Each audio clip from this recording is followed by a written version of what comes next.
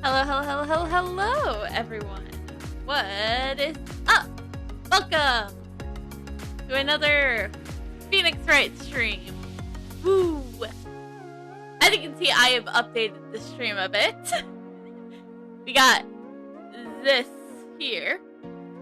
And we also have I am inverted, so it's over here.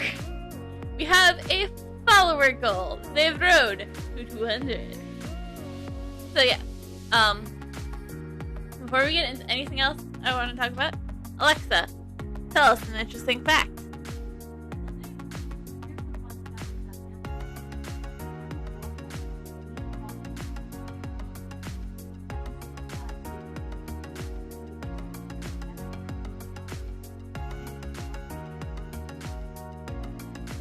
Well, there's our interesting facts about animals. So, tonight we are doing more Phoenix Wright, Ace Attorney, Trials and Tribulations.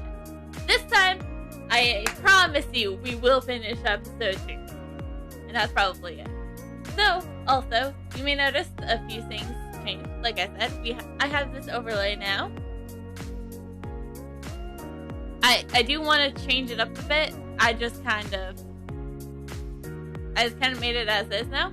So, yeah. So, but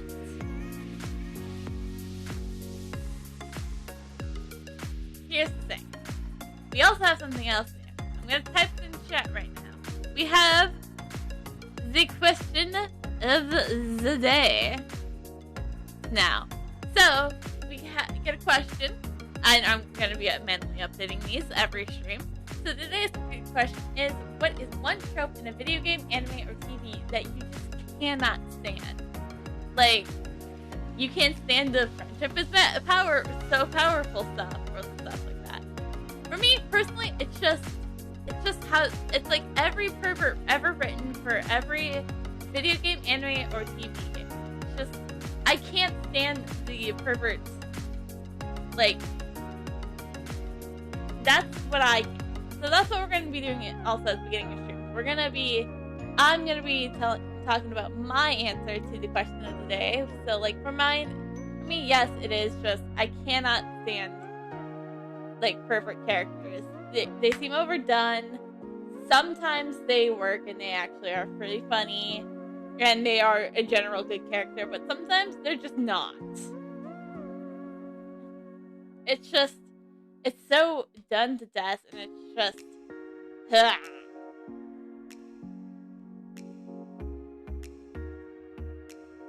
So, anyways, other than that, we have the notebook with all of our notes. And I was looking at these, studying my notes, like this is a test, even though it's not. And I think I have figured something out. But I will not be revealing my answer yet. I'll just tell you if I was right or wrong at the end. Also, if you haven't noticed, I got my hair colored. I should have said something about that on Tuesday, but I was a little confused because I got it on Monday. And I thought somebody might be like, oh, a nice haircut or something. But yeah, my hair much shorter now. I think it's just time to jump over to the game. Ta-da! And yeah, that's just something how it is with the overlay. I don't know. I'm gonna see if I can. I'm gonna.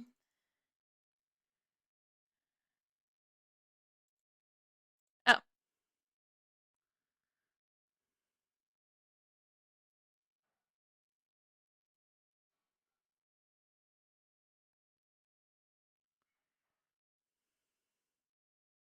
Okay.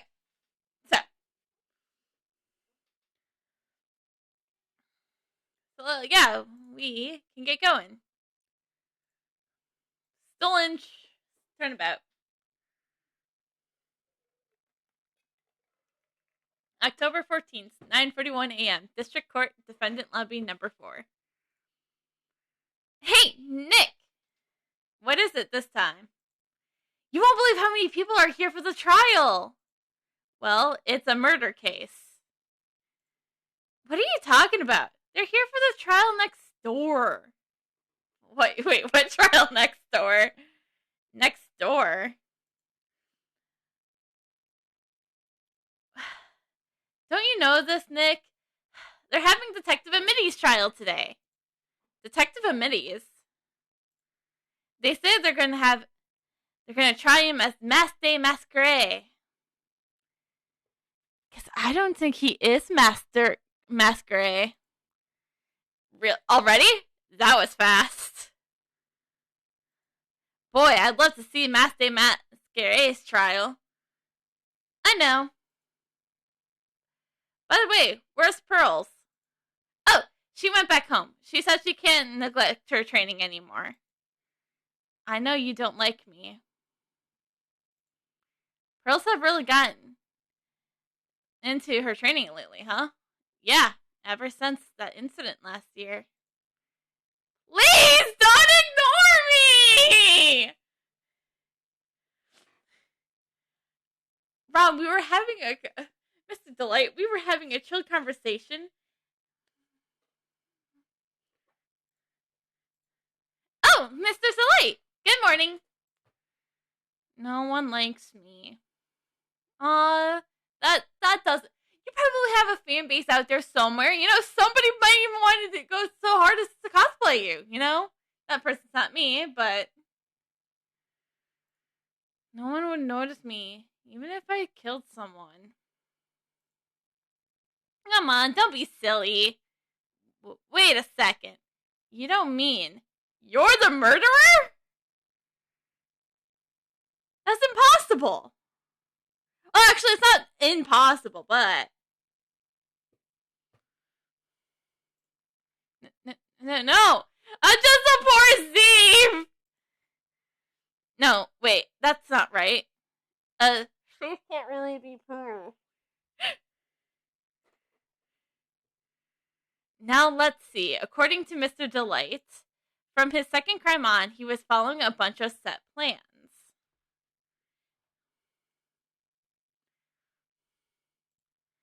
Plans that someone has been sending to him to help him commit the heist.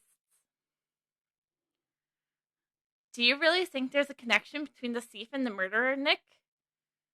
This is the Phoenix Wright game. Of course I do, Maya. It's possible, but today's trial is a race against the clock. Huh? How come? Let's just take our time like always. Last time I had to buy time, Maya, you almost died. So let's not do that. Let's just hurry this up. I'm afraid that's not an option.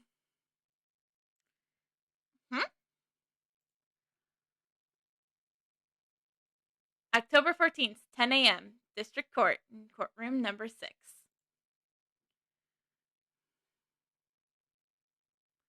Court is now in session for the trial of Mr. Ron Delight. The defense is ready, Your Honor. You're ready? Preparation's is their last refuge of the week. Okay, settle down, everyone. Let's begin with your opening statement, Mr. Godot. Ugh, he's got the judge in the palm of his hand. Yet again. As always, the prosecutor knows the way to the judge's heart. Ron Delight is simply too young to be sent to war. That's all. What are you talking about? Cryptic as always, Godot. Cryptic as always. I'm not blushing.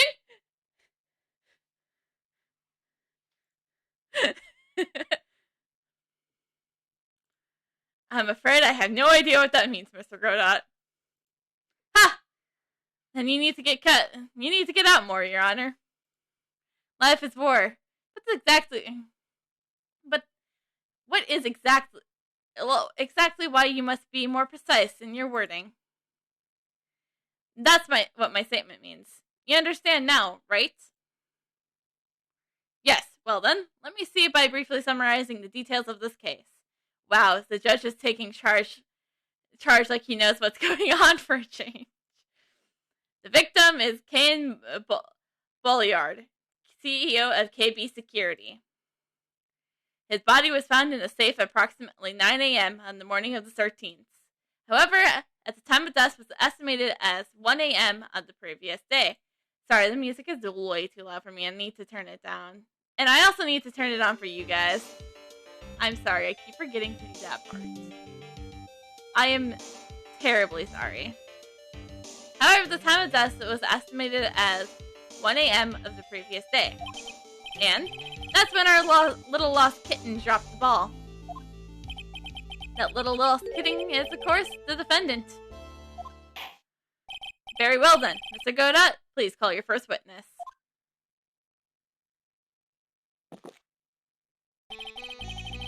I never drink more than 17 cups of coffee during any given trial. Okay, let's see. You went through at least 3 yesterday, so you gotta get like at least 14. Get your 17. So good luck, Godot! But the first one always is the best. The Godot, your witness. Okay then, let's hear what the defendant, Mr. Ron Delight, has to say for himself. The defendant? Well, Mr. Wright, does the defense have any objections? It may be a bit of a disadvantage having the defendant testify, but I remember when Mia was defending me. She allowed me to testify so she could do the cross-examination. She put a lot of trust in me back then. We have no objections, Your Honor. The defense will allow Mr. Delight to testify. Ha! You got guts, Trite. I'm just following in the footsteps of my own chief, who is now dead. Alright then, Mr. Ron Delight, please take the stand.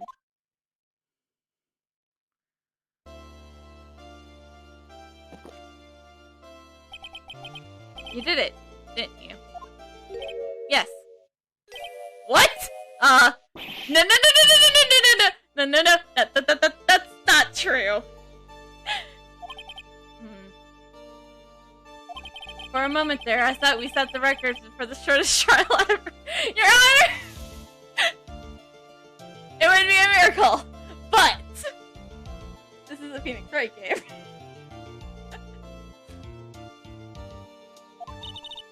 Well, Mr. Delight, it already looks plenty guilty with that face he's making.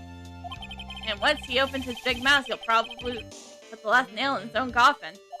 Ha! Very well. Now then, can you tell me something? If you didn't kill Belliard, why did you go to KB Security? Well, that's kind of hard to say. Boy, I wish I could go home.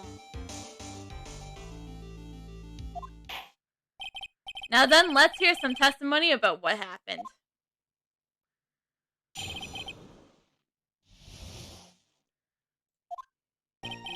That evening, around 1 a.m., I went to see Mr. Bolliard in his office at KB Security. The blackmail letter I got, it ordered me to go there. I've been working for KB Security until a year ago, so I knew where his office was. 1 a.m., the exact time the murder took place. The weak get washed away in the tides of fate. The strong drink it up. Cryptic as always. I swear I'm not blushing. You can't prove anything. I am not falling for Godot. You can't prove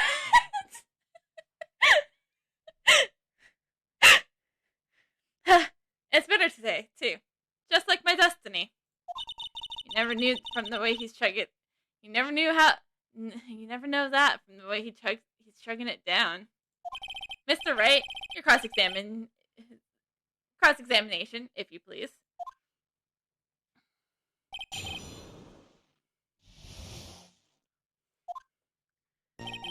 That evening, around 1 a.m., I went to see Mr. Bolliard at his office in KB Security.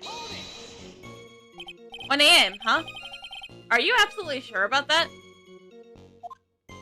Yes. That's what my watch said when I entered the CEO's office. No. Actually, I'm not really sure. My watch was slow, and my My internal clock is off for a bit. 1 a.m. That's the exact time the victim, Mr. Bolliard, was murdered, correct? It's too late for a coffee date, that's for sure. I don't really like coffee. No. The blackmail letter I got, it ordered me to go there. It ordered you there? It was the first time I've gotten a blackmail letter that ordered me to go somewhere. Does that mean you've got other blackmail letters then? Oh, of course. They said things like, steal this, or take that. Aha! Why didn't you save those for later, Mr. Delight? Please don't say any more. Now, what should I do? Well, we gotta press harder. So what does the blackmail letter in question say? It said, bring $50,000. Money, eh? A perfect motive for committing murder. Oh, but wait! Wait! I never intended to pay them that money anyways. Oh, is that right? After all, he had nothing to hold over my head. I had nothing to be afraid of. An important point indeed. But he was fired, is the thing.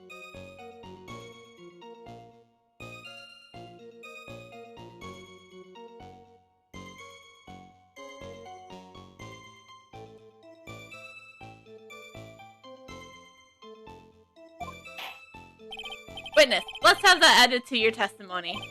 Yes, sir. Ha! A muddy skipper in the outer spaces has a better chance of surviving than I do. The blackmail threat didn't scare me. It wasn't gonna cause me any trouble or anything. Just what were you being blackmailed about anyways? The blackmail letter said if you don't want your identity revealed, correct? I'm sure it was referring to the whole mask day masquerade thing. I wasn't worried. Mr. Bolliard didn't have anything on me. He didn't? Anyways, I don't care what anyone says about me.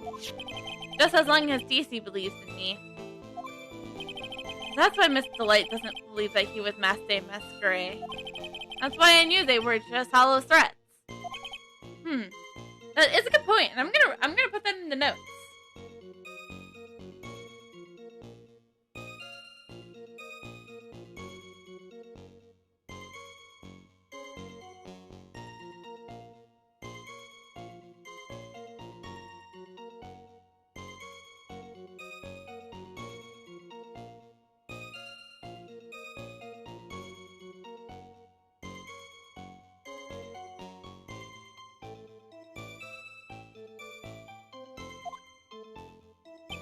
I've been working at KB Security until a year ago, so I knew where his office was.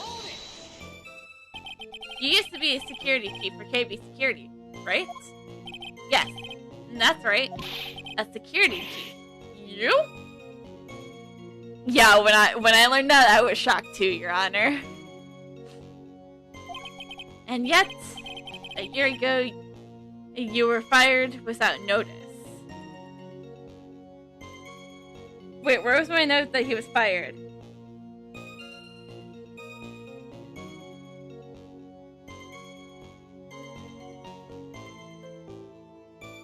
Because I need to add...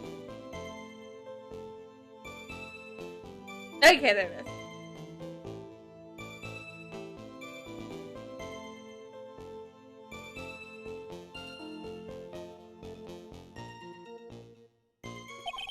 Revenge for an old grudge. A perfect motive for a murder, wouldn't you say?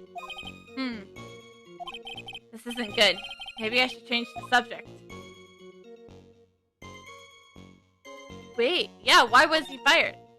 Mr. Delight, please tell us why you were fired from your job.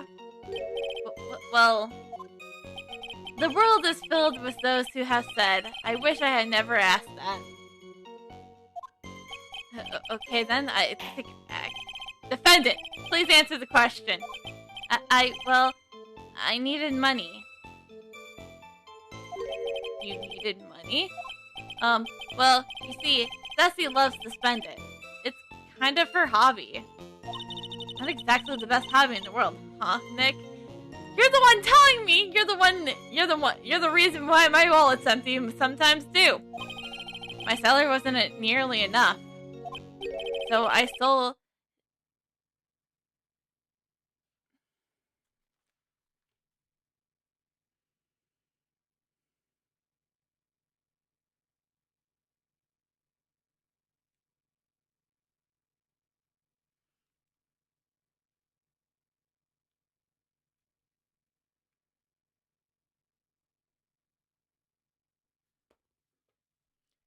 Alright, cool. Come again? KB Security has lots of security info on all sorts of companies. And since I was a security team chief, you stole some data. And sold it. Mr. Bulliard found out, and I was fired immediately. What? I wish I never asked that! But I think it's important. I was somehow able to keep it a secret, and made it seem like I quit on my own. What is it, Nick? You don't look so good. Someone who brings harm to their company is fired as punishment. You do well to remember that. He sure told you. So you admit that you stole data from your company. Is that correct? Yes. I'm sorry. That's a very important fact. Please add it to your testimony. Oh man, this whole thing just took a big turn for the worse. Crashed and blew up. It's gonna take the jaws of life to rip this case from the clutches of disaster.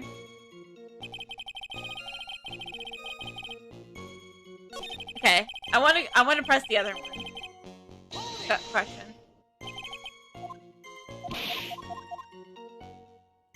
Oh, okay, so I can't, because I guess I clicked the right one. So, why would you do something like that? Well, for Tessie's hobby. Well, what else? Wasting money, huh? Is that a waste? Maya, can you do me a quick favor? Channel me up real quick. Because I need to ask her a question. Were we this bad? Oh, yes, we were. Oh, yes, 100%. So Miss Delight doesn't know that her husband was fired, does she? It would seem. I'm not sure what to think about a couple who keep secrets like that from each other. I can't believe it. This case has gotten even Maya to think seriously about couples. Please try to stay focused, Mr. Wright. Alright, Your Honor. There wasn't much to his testimony, was there?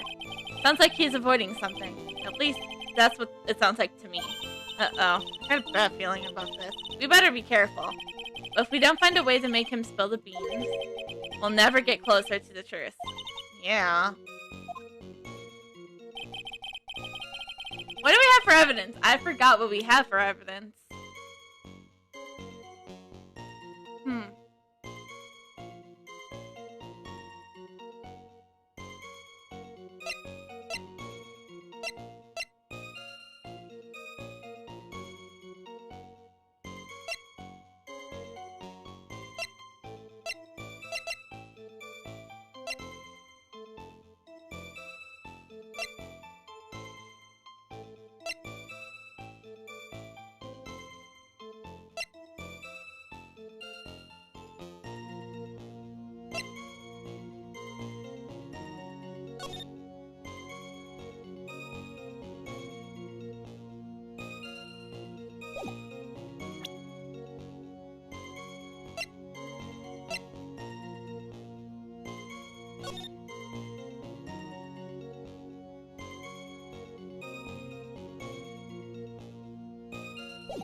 Oh, right, that was the...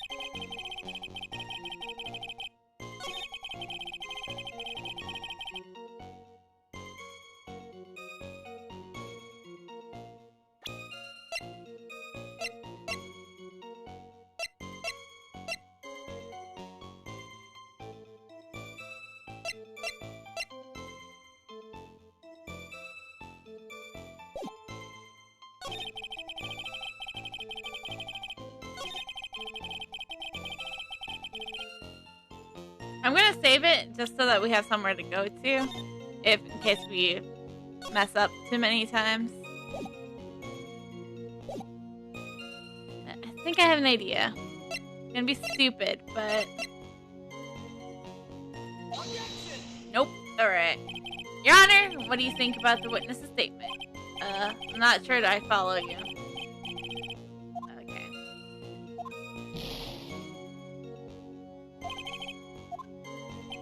Oh, right, I also can present profiles. I keep reading that part, too.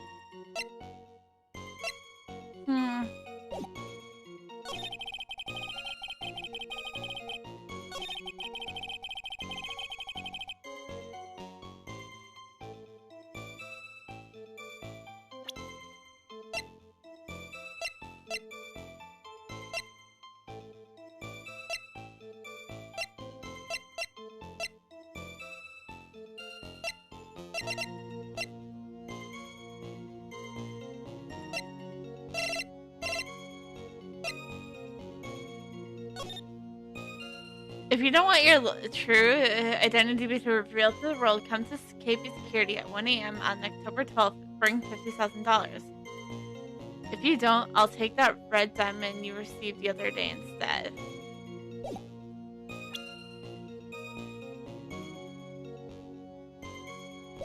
Maybe.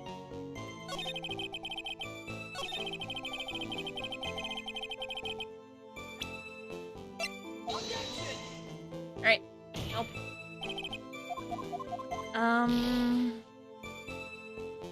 Okay. Maybe I should talk out my...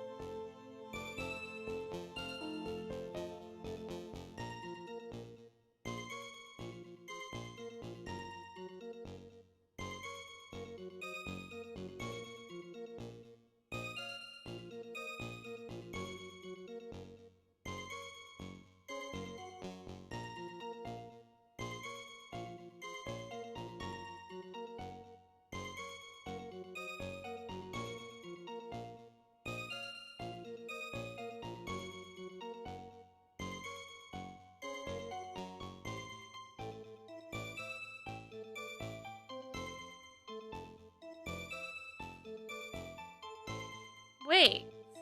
Hold up. Oh, shoot. So, why go?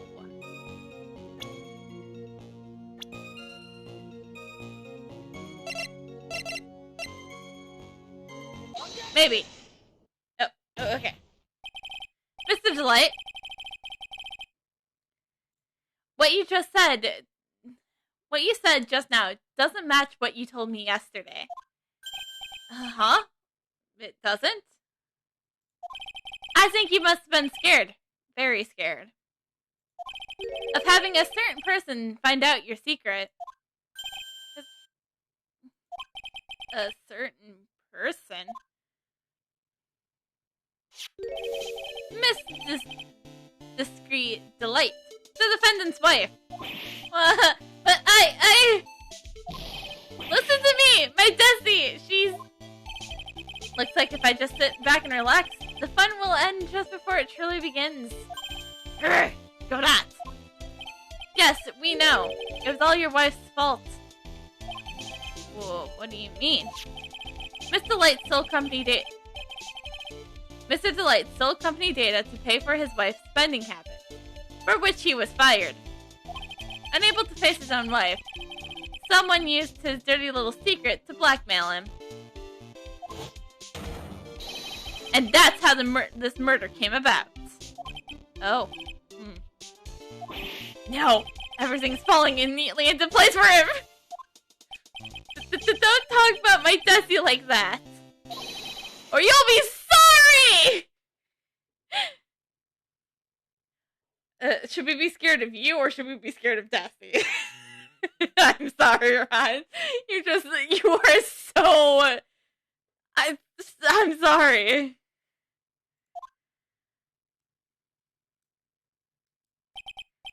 Well, it seems that we've learned a great deal of things here so far. What do you think, Nick? I didn't think it was possible to get thoroughly wiped in just 20 minutes. It's a new low for me. It's a new low for me, Maya. New low. Actually, that's a lot. Second lowest I've been.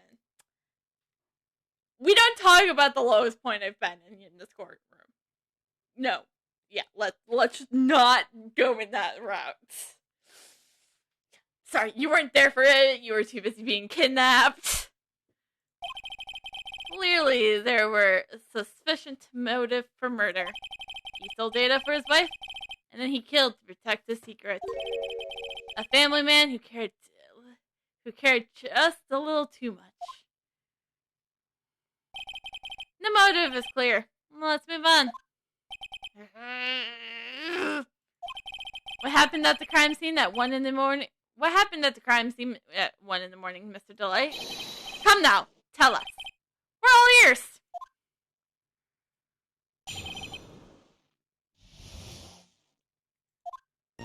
Well, when I entered the office, there was a suspicious shadow there. Suddenly, I was hit on the forehead. After that, I remember being a bit dazed. If I hadn't been wearing that, I would have been killed. When I came to, Mr. Bulliard was lying there, dead. I know there wasn't an extra stutter, but I wanted to add a stutter because I felt like it would be wrong. I see. Suddenly hits on the forehead, huh? I believe the detective from yesterday provided a similar testimony. And he said that Mr. Delac, Mask de Masquerade, struck him on the head from behind. Of course, since the attorney turned out to be the culprit himself, that was a lie. I don't think... Here's the thing. I don't think Amity is actually Mask de Masquerade. He's just covering for the fact that he's the murderer! Sorry, sometimes I get overly passionate about when I feel like I figured something out. It was one note. It was one part of these notes. It's this one. That Miss Andrews did not actually see Amity that night. Possibly because was he hiding? Maybe. But it also could be that he wasn't even there. He was at KB Security. Flawless victory. But now I just have to prove it. Ha! No one's going to believe a pathetic lie like that. Well, what are you saying? I really was attacked! And it has to prove that he was attacked. We'll find out whether what you're saying is true or not during the cross-examination. Got that, Mr. Trite? Don't go easy just because he's your client. If I see any sign of that, I'll treat you to another cup of my special blend. Are you gonna throw another blend at me? Because the blend 202 was super bitter. Wait, 102 was super bitter. You don't need to worry about that, Mr. Godot. I have faith in Ron. I know he didn't do it.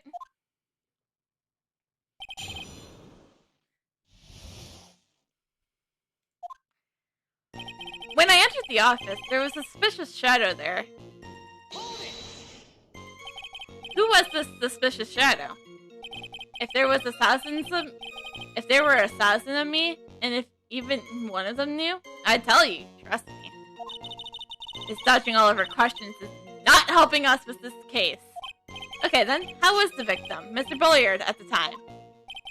What do you mean by how was he? Was he already dead? Was he still alive?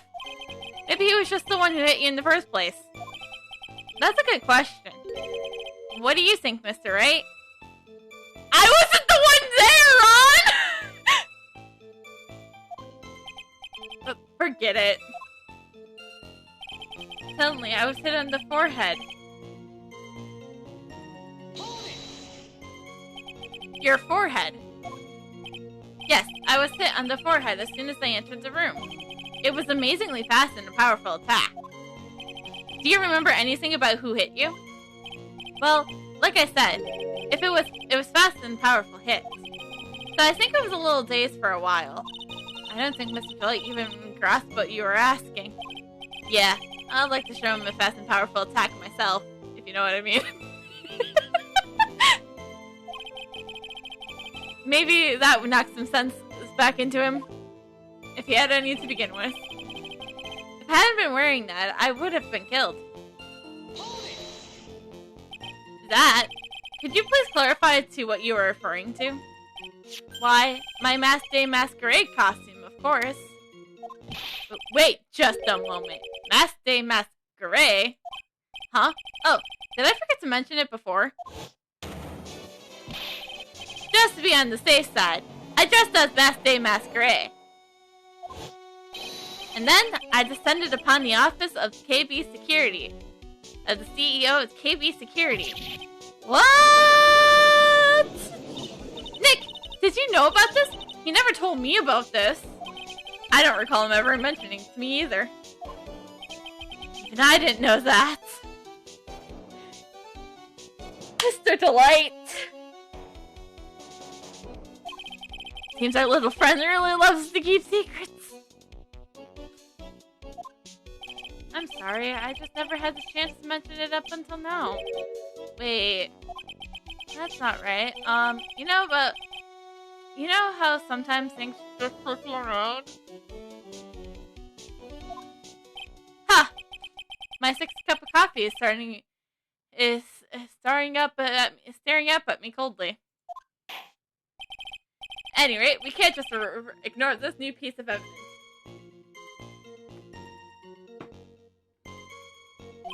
Witness, please correct your testimony.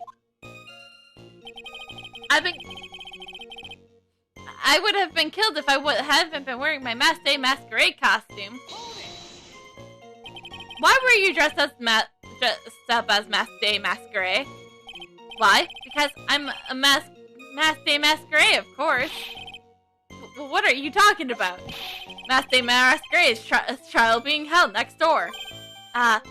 Yes, I guess so. Anyways, at that time, I thought I was being blackmailed over the Mask Day Masquerade issue. So I thought I should go as him, just to be safe. Oh boy. Let me tell you, it's a real pain to move around with that cape. To quote Elda from the Incredible series, no capes.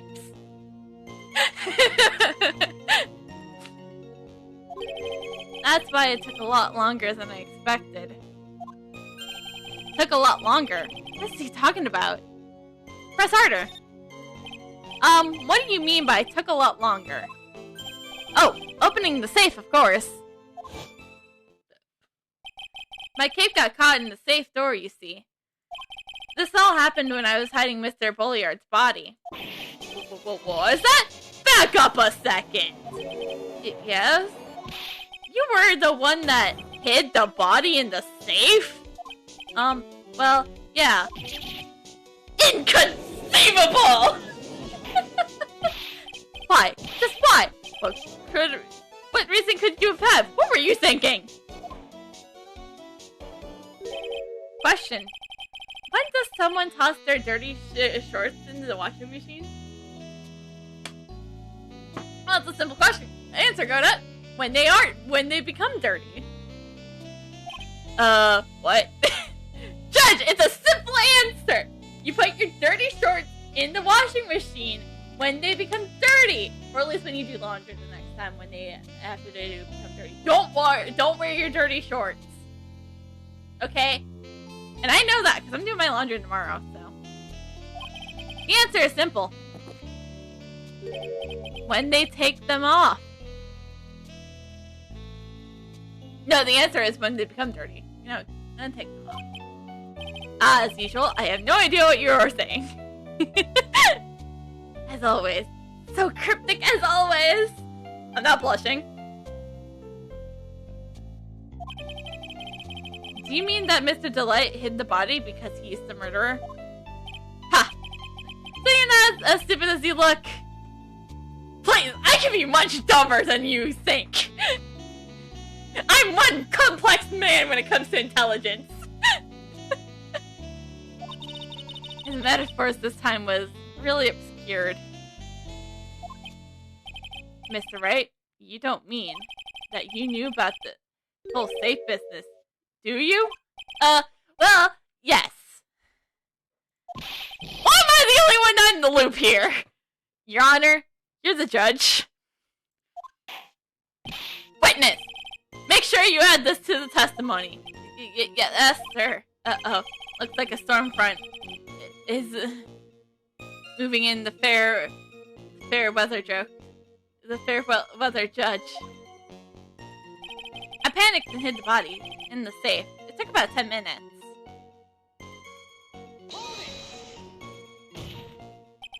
Why did you hide the body in the safe anyways?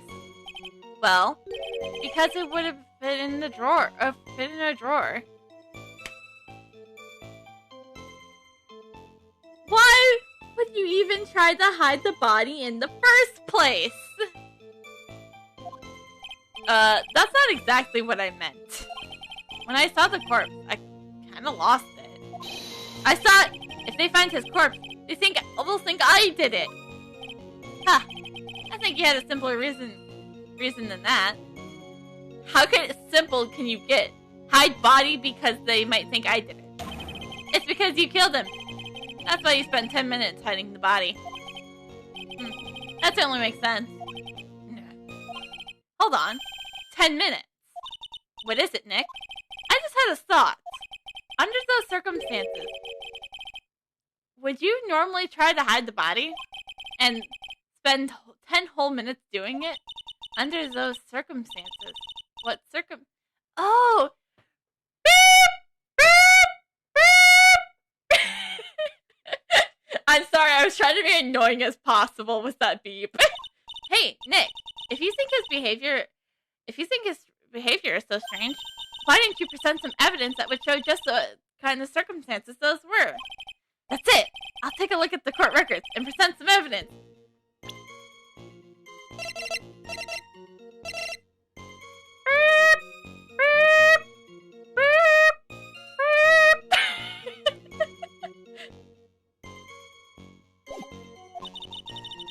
We heard this from Mr. Delight yesterday, didn't we? There's not much in his testimony either. He's still hiding something. I wouldn't be surprised. He just has to draw it out of him. I just hope he doesn't make things any more complicated.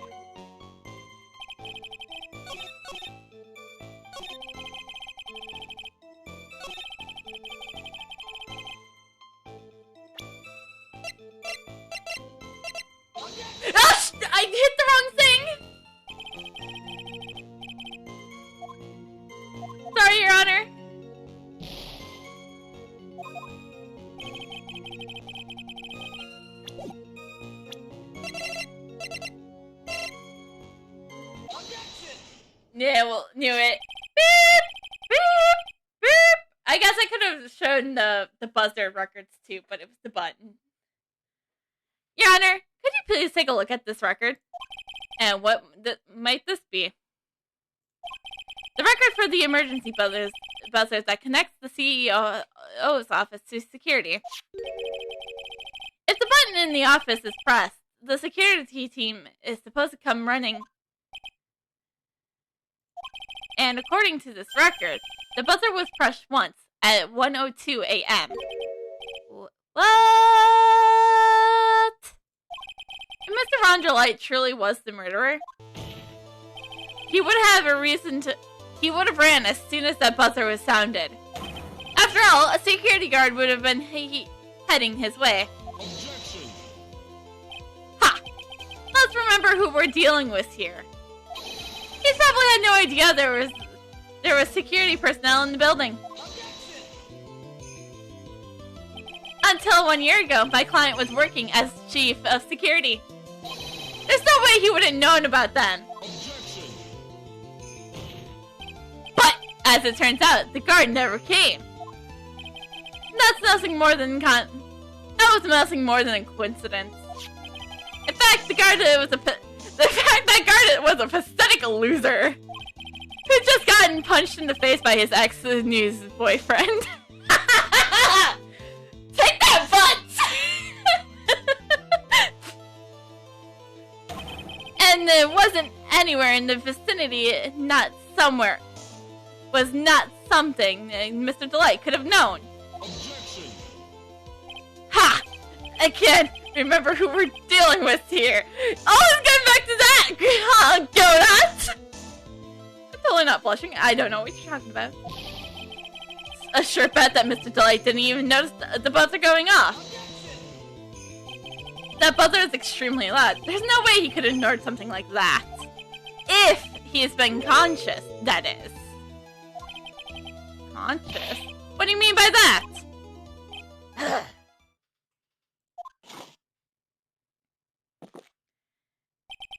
You know what? Starting next chapter, I'm going to take a note of how many cups of coffee Godot has in a trial. Now, I want to make sure he has at least 17, like you said. Might start keeping track of them. I have not done that with day one of the day one. So, sorry.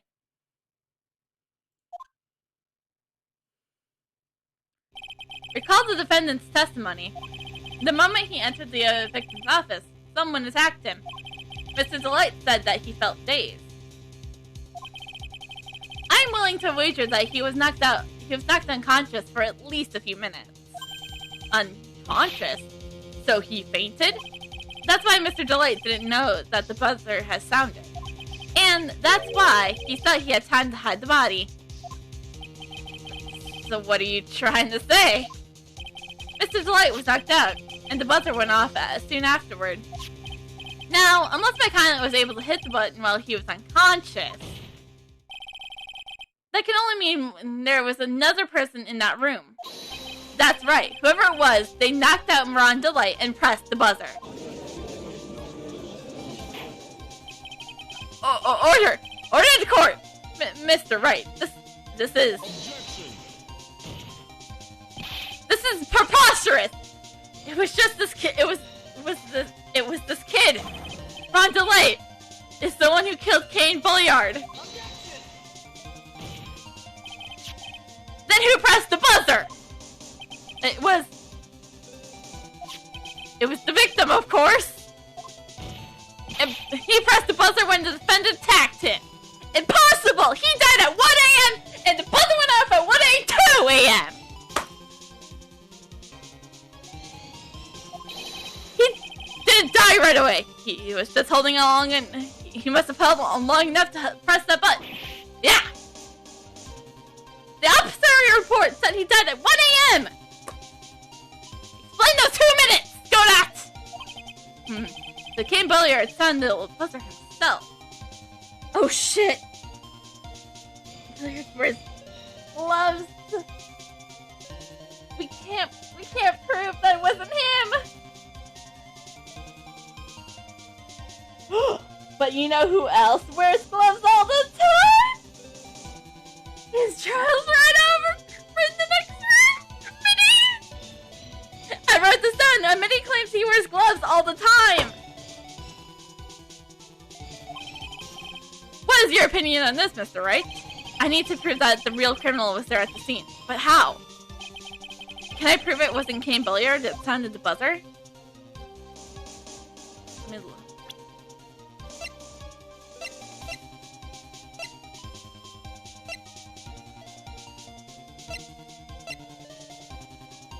There are no fingerprints on it.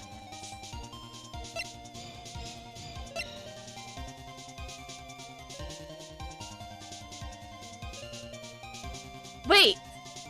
Cerebral hemorrhage from blunt trauma. You usually die instantly from blunt trauma, don't you?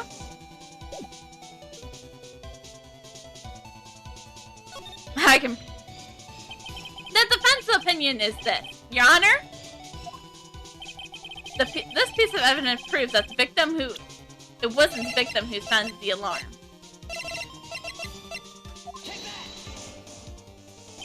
Well, what do you think, Mr. Godot? Ha! I can't hear it. I can hear it. The sound of the buzzer. Huh? It's going off inside your head this very moment. The emergency buzzer of your heart. Is it really? Maybe it's just a little. Mr. Wright, you need to think more carefully. I was thinking carefully, Your Honor! Oh shoot, I also forgot to save. Whoop.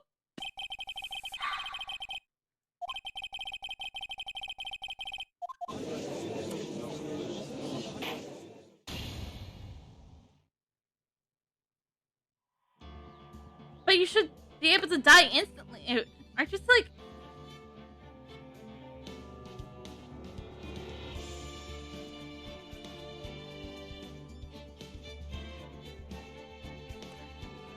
So, that's the thing that's always... That's what's giving...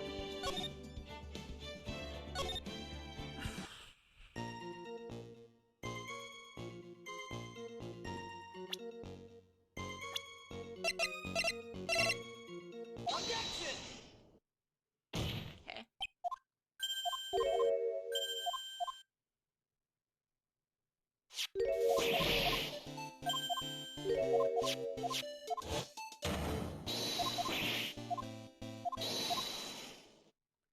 Okay.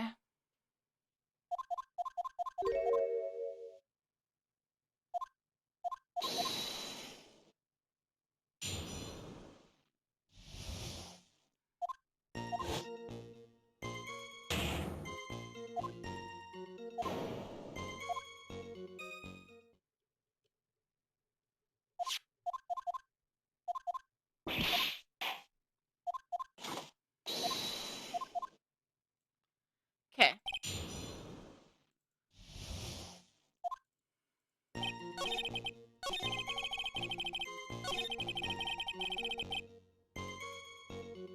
Press. Quickly go through all of this.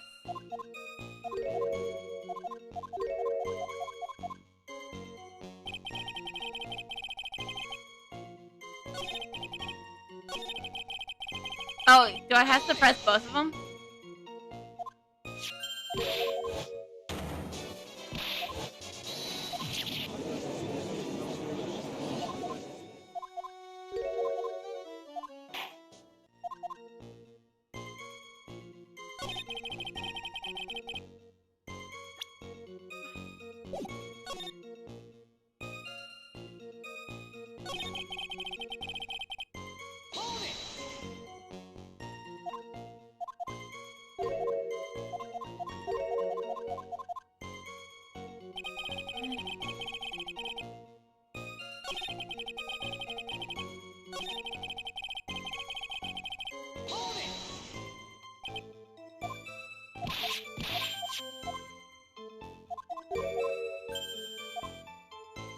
Press harder.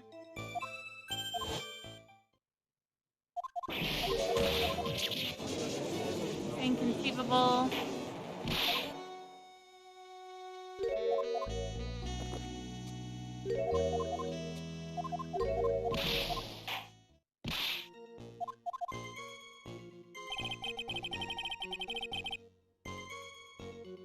No.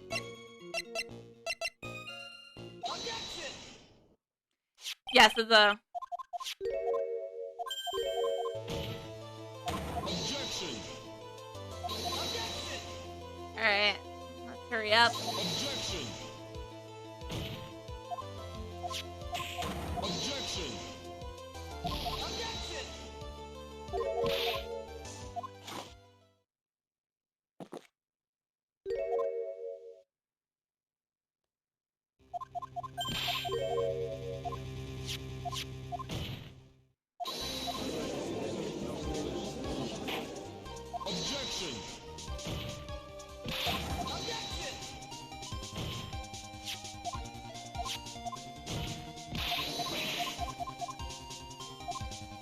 Hey, can I prove it that wasn't Kane Bollier defensible? Let's just present the buzzer, see if that was...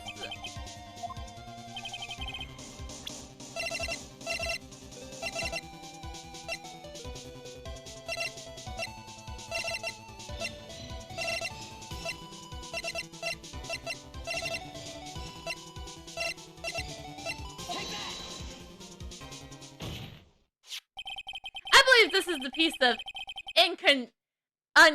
uncontrollable evidence we were looking for.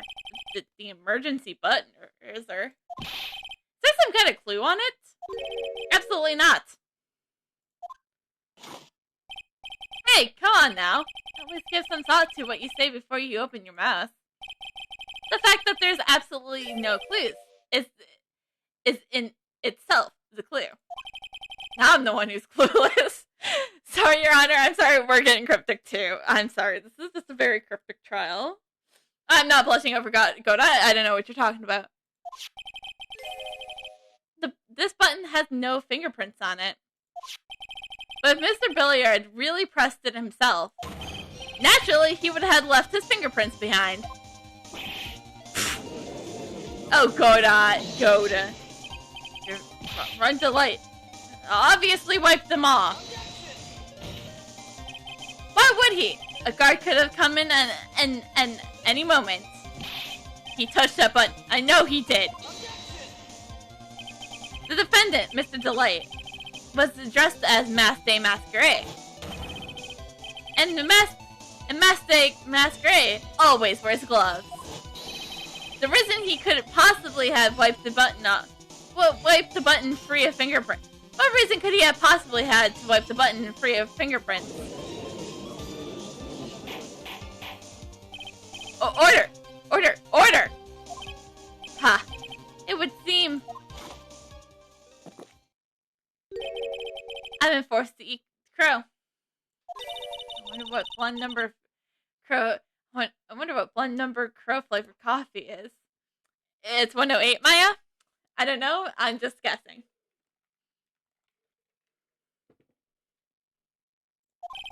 However, if the real killer was there at the scene, why would that person press the emergency browser?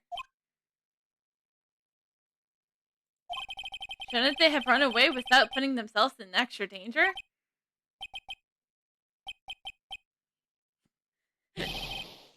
Well, what's this awkward silence all of a sudden? Because, Your Honor, you for once actually brought up a good question. It looks like you were fresh out of parlor tricks. You're on to you, Nick! Quick! Defendant! Give me a moment to collect my thoughts!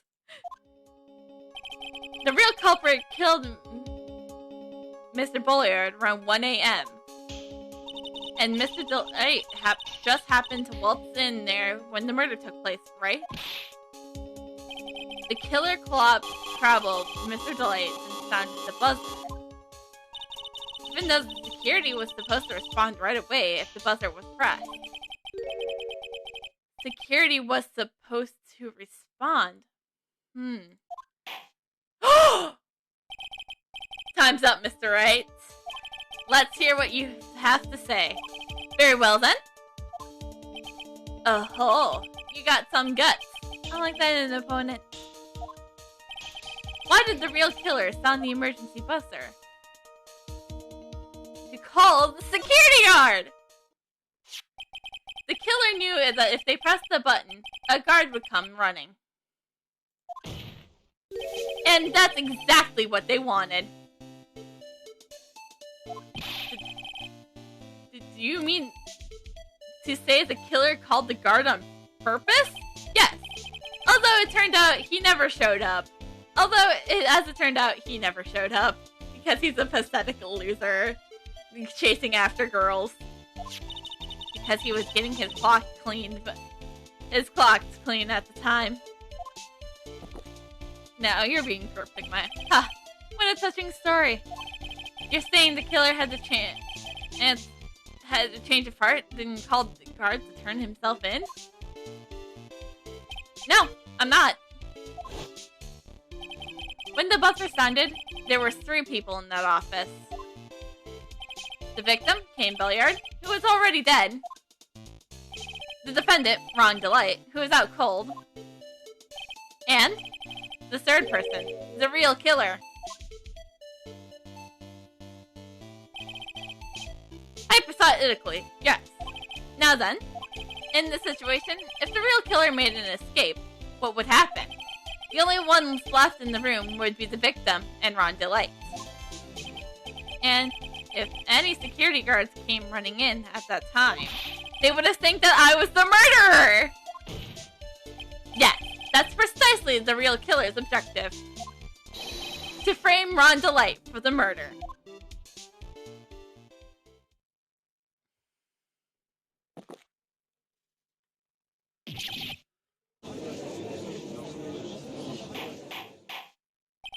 Order!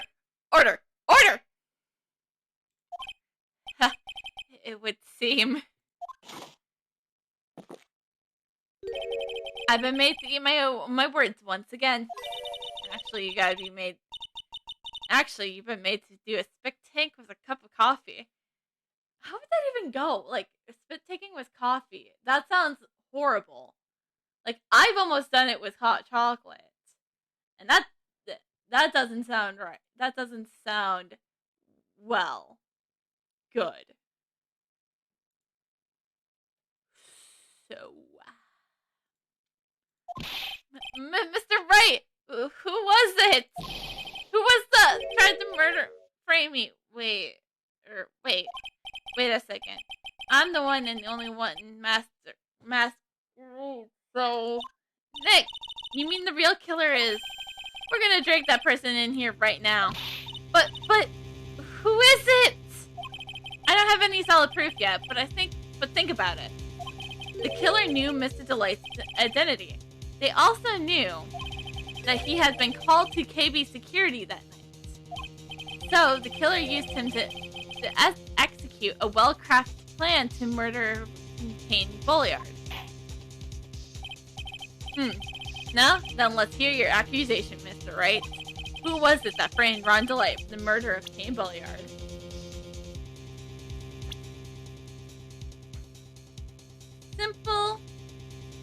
Simple proof. And he claims he wears gloves all the time. Miss Andrews didn't see him that night.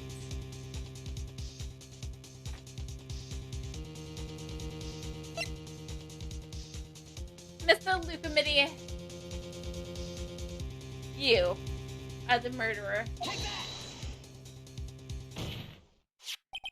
Detective Lucamidi. He's the only one who could have done it. Ace detective? Lucamidi? You mean Day Masquerade did it?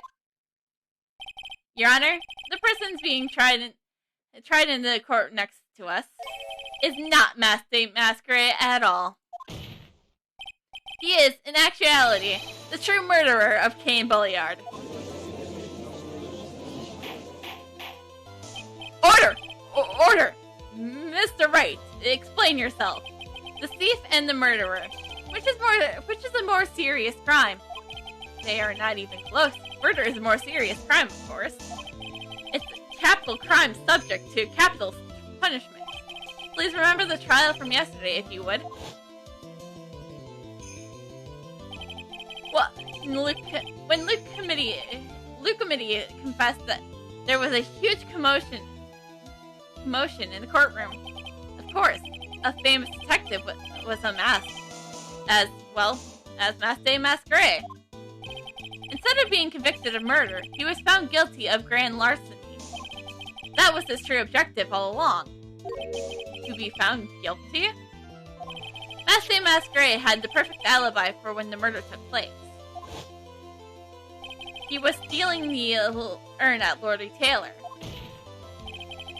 In other words, being found guilty as Masked Day Masked Gray was Luke Committee's airtight, watertight, unassailable alibi. A guilty verdict. As an alibi? It's crazy to think, Your Honor.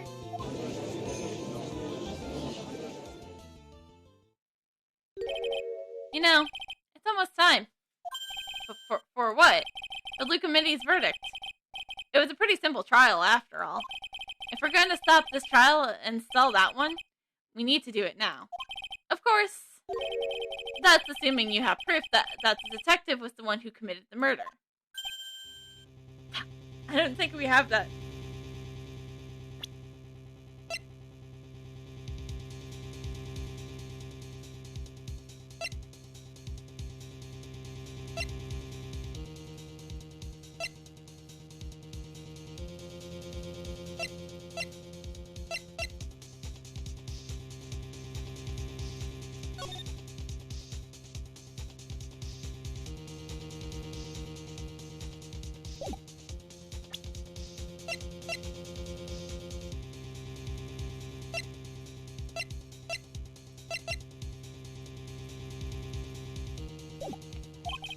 The committee's trial has indeed attracted the attention of the entire country. If we were to interlude and fail to provide etiquette proof for his true crime, Mr. Delight would be left with no grounds for appeal. Am I really sure about this? Huh. I bet it's only good when your life is at the ante. Mr. Wright, I believe in you. Mr. Delight. So, please. I'm begging you! Thanks, but my decision would determine the rest of your life. Can I really risk your life like this? Phoenix. What was that? Don't stray, Phoenix. For your client, take the path of trust. That voice. It sounded like... Mia! Your Honor! The defense requires immediate recess. Ha! So that's your answer, huh? Very well. I decided as well.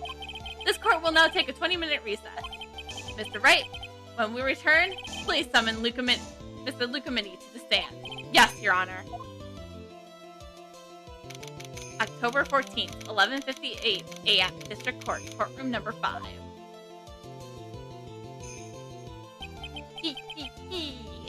Well, sure, Detective Amity. I have to say, Mr. Payne, you performed splendidly. Oh no, Sir Detective Amity, you were the one who... That's enough! This court sees no reason to prolong this trial. This court finds the defendant, Luke Amity. Hold it! Wait! Don't hold on your verdict yet, please! Well, Sir Lawyer, welcome to my courtroom! Who's this hoser, eh? My name is Phoenix Wright, attorney at law. And I wish to file an accusation against this man, the committee. Accusation? You accuse Masked Day Masked Gray? This man is not Masked Day Masked Gray. He's just a ruthless murderer. What? I don't like the look of this judge, okay? This judge is glad we always get the same judge, because then we don't have to look at this man. I'm sorry, he doesn't look. He looks really weird. He's sweating.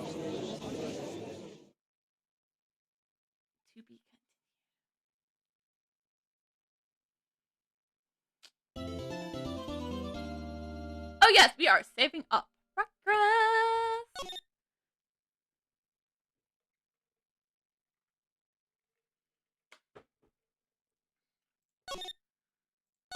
Saving. Back. Gonna get to some music. October 14th, 12:14 p.m. District Court, Defendant Lobby, number 4. Okay, so we're gonna take a quick break because, it's our because, we're taking a recess as well at the same time as everybody else this time in court. So make sure to get up, go to the bathroom, get something to drink, do all that jazz you need to do. But we shall be back.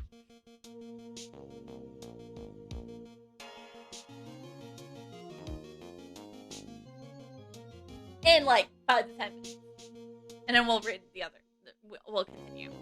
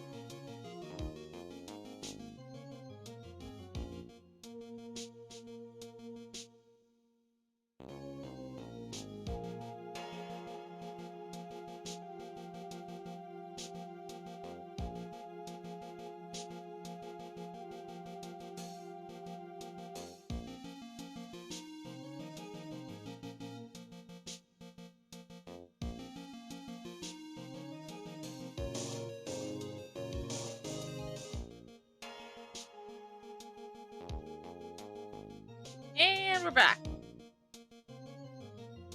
Sorry, I'm trying.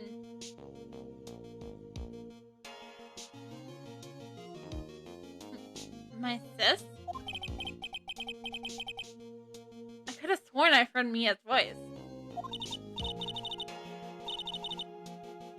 So then she's still alive. Oh, sorry. Inside your heart. Nicky boy! Oh, Miss Delight.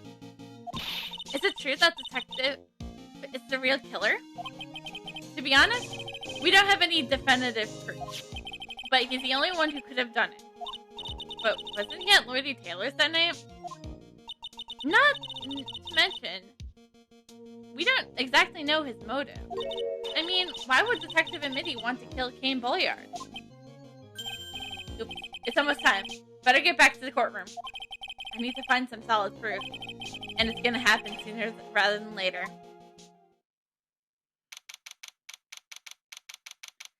October 14th, at 12:21 p.m. District Court number 6.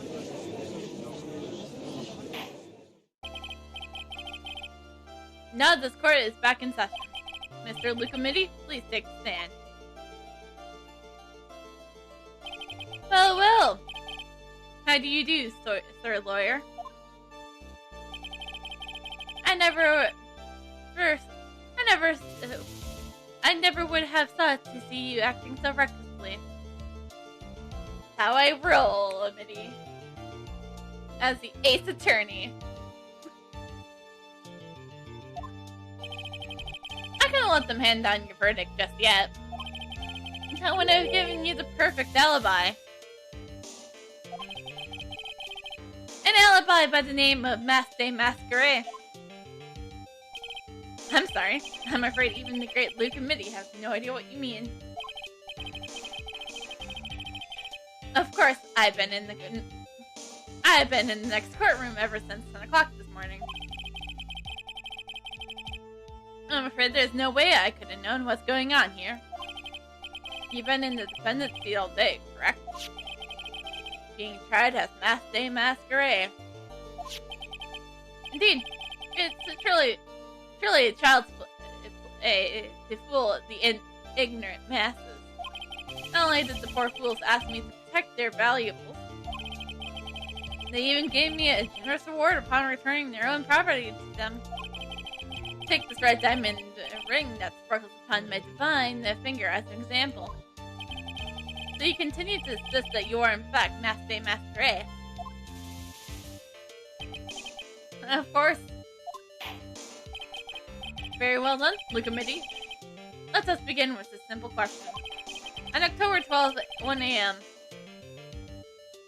At 1 a.m., Kane Bolliard was murdered. Where were you at that time? One without knowledge lacks even the knowledge that he should be ashamed of himself. But don't worry, I will not hold it against you, Sir Judge. Thanks.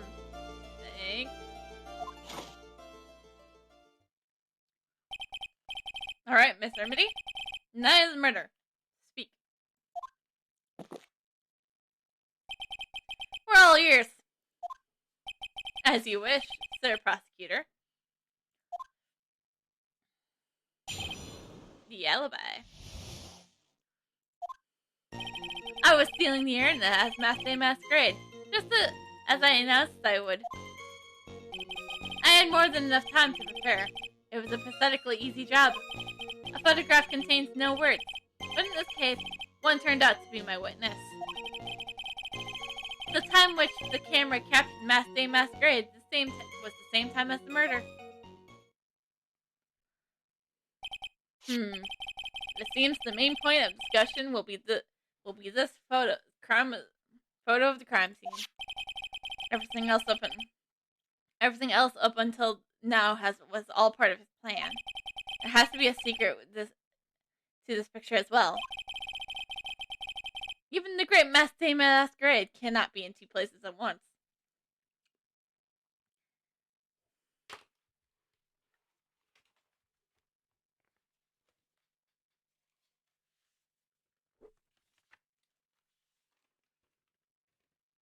I don't think I wrote anything about the notes, about what actually happened, because I forgot.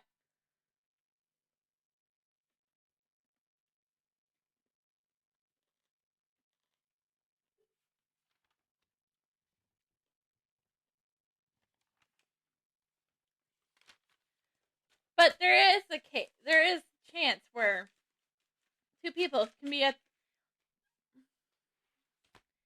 where it can seem like somebody is in two places at once. Now then, if you excuse me, I have a verdict to receive.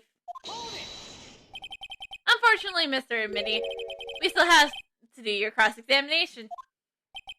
A fool is too foolish to know that he is a fool. Okay, now you're just speaking in Francesca terms. She would refer to me as a fool so many times. Let me see if I can do it right. A foolishly foolish fool who foolishly dreams foolish dreams. Nailed it. Or something like that. I think he's trying to say you're full of it, Nick. The only thing that is full of it is his alibi.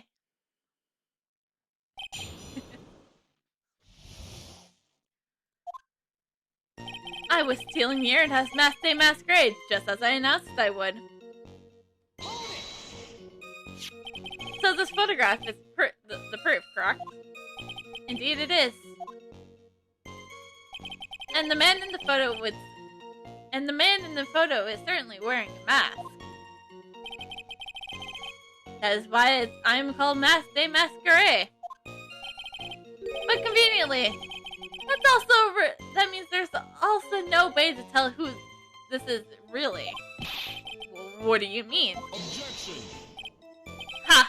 Are you saying that this is not, in fact, Luca Mitty? It could be an accomplice dressed up as Mass.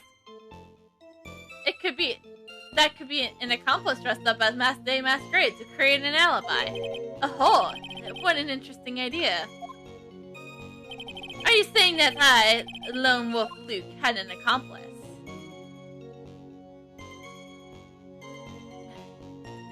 Who would be his accomplice? Oh.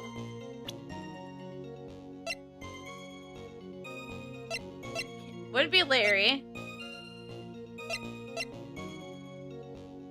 No way in hell it would be Gumshoe.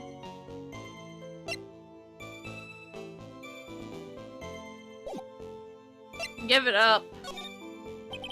If Luca Mitty was at KB Security during the murder, then Mass Day Masquerade in this picture has to be a fake. And there really was an accomplice. But right now, I have no idea who it was. I don't have any idea right now either. Faceless objections are just what the guy wants. There's gotta be another way. I'm gonna find it. I had more than enough time to prepare. It was a pathetically easy job. I believe Andrew and Andrews hired you at one point. That's right. It was over 20 days ago, if I'm not mistaken. But the killer card came out 10 days before the crime. You sent the calling card to Lordy Taylor 10 days before the heist. That would mean you sent out the card after you began your security watch, right? Indeed. There's no reason why I couldn't do both jobs at once. It was a perfect opportunity to steal my latest target. I see. You truly are evil, aren't you? Yes, evil is what I am. Hey, Nick, isn't there something odd about this? Detective Mitty was always proud of his ace detective skills, right? But if the urn was stolen from Lordy Taylor's while he was the only one watching it, he would have no way to maintain his perfect ace detective persona. You know, that's true. It's kind of odd.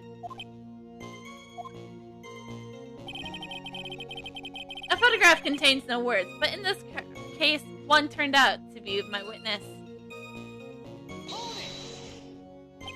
So by photograph, you mean this piece of evidence here. Is that correct?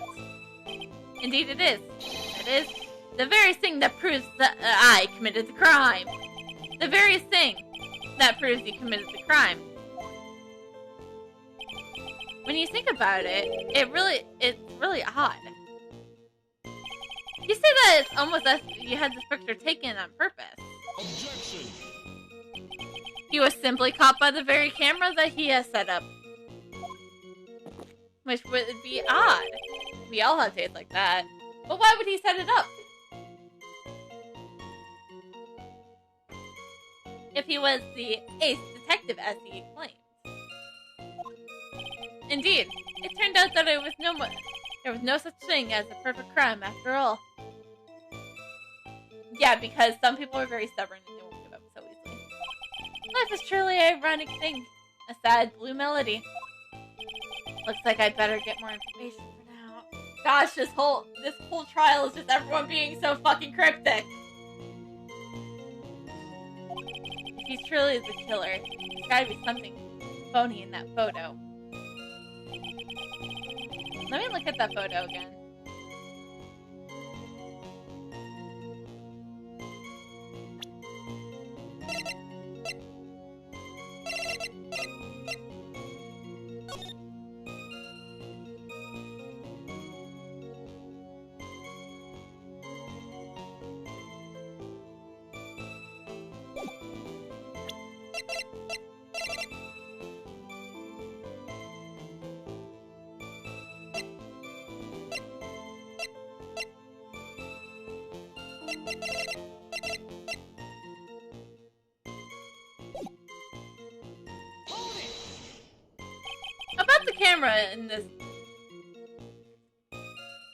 About the camera that took this photograph. Oh, come on. It's all too clear what you're thinking. Huh? You think I altered the stamp on the photograph, don't you? I'm afraid that's impossible. The camera was set up by Lordy Taylor. And on top of that, it was Lordy Taylor's staff that printed the picture data. Unfortunately for this defense, there's no way that picture could have been altered. I see. Looks like I better find something else to be suspicious. So, this alibi is false? It has to be, or he couldn't have killed Mr. Bulliard at the KB security. But I'm not really spotting anything unusual. There's two possibilities.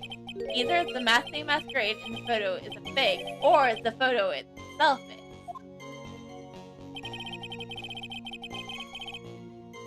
I'm gonna save just so that we have something to go back to.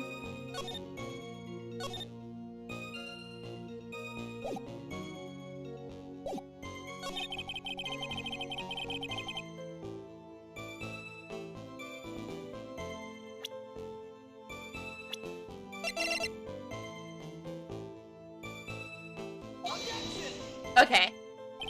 Your Honor, what do you think?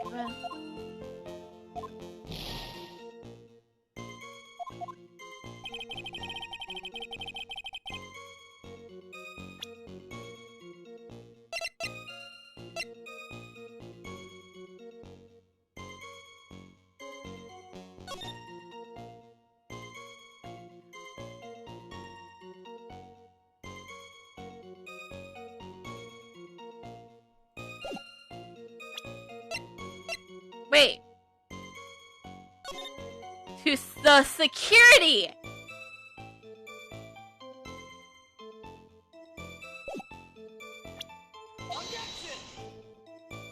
Ah.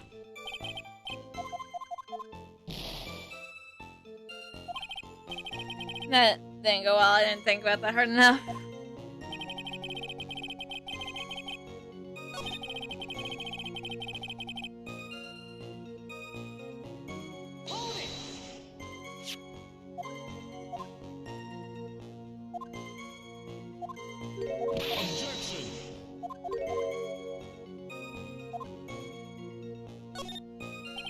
If the committee was at KB security during the murder, then the masquerade in this picture has to be a fake. Exactly! Yeah, an accomplice! Good! Good, now remember you said that, Mr. Trite, because there's no going back. If you're making baseless claims, I'll treat you to a penalty myself. The penalty is probably boiling hot, too. So who is it, Mr. Trite? Who was the accomplice?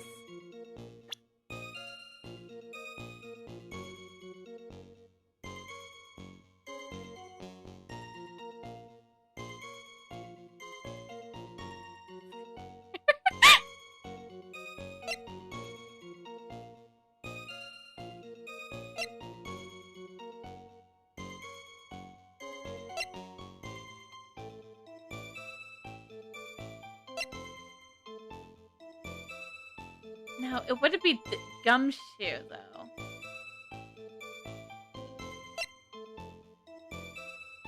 We can't present the Masked Day Masquerade profile. That would be stupid. Can't be Mitty, because he was at KB Security and is also the one we're accusing. Ron was also at KB Security, so it can't be him. No way in hell it would be Desi. Larry was too busy getting the shit beat out of him.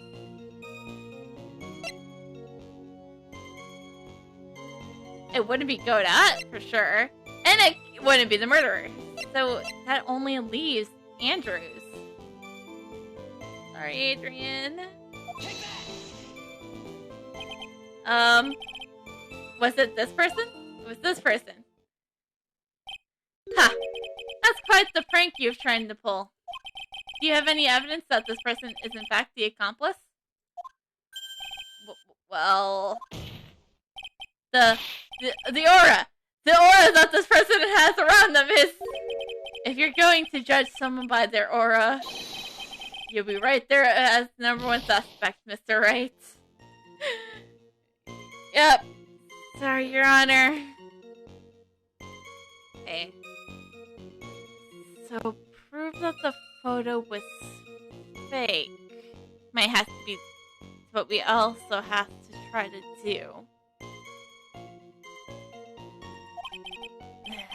I jumped the gun on that one.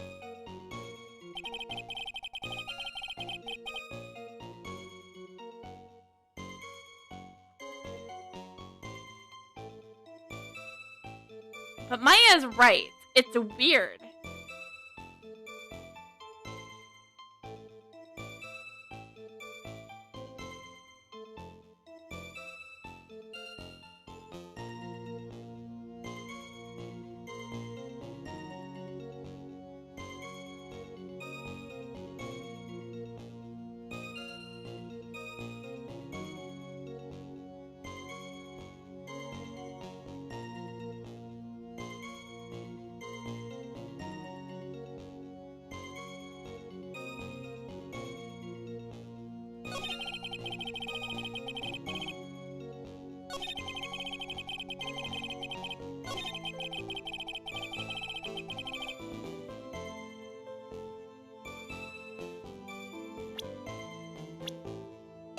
That's the right idea.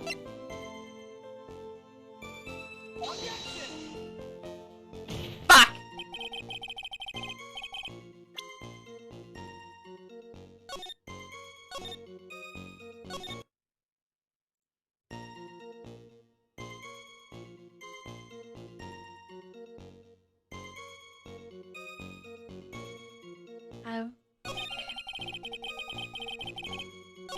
A photograph. So by photograph, you mean this piece of evidence right here, correct? Indeed it was. There it is. The very thing that proves I committed the crime.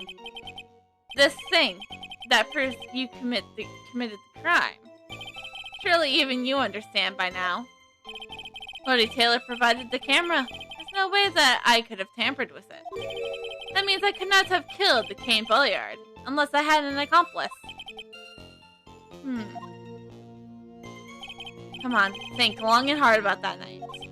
The basement warehouse, and the picture that supposedly captured it.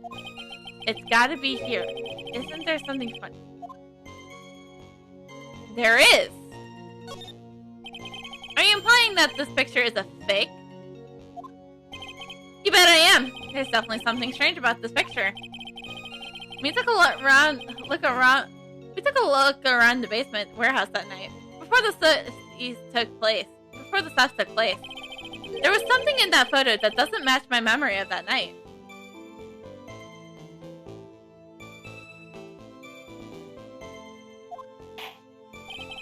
Very well, then let's hear what you have to say. What about this photograph that you find funny? The funny part is right here. Why, is this a blood stain? Ah, blood. Now Now this case is getting interesting. Your Honor, it's already been interesting. Not exactly. That stain is actually pink paint. It would be blood if it could have been blood if it was Danganronpa. Oh, just paint. And peach colored at that. From blood to peaches. The judge sure loves going on his wild tangents. The problem with this photograph is not the paint. The problem is when you consider the layout of the basement, layout of the basement warehouse. Turns out that something should be there. Something that should be there is now nowhere to be seen. Well, Mr. Wright, what's supposed to be in this? So the paint stain.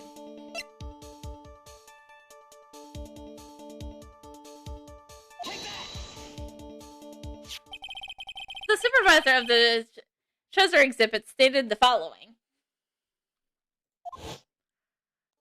Well, there's a good reason for that.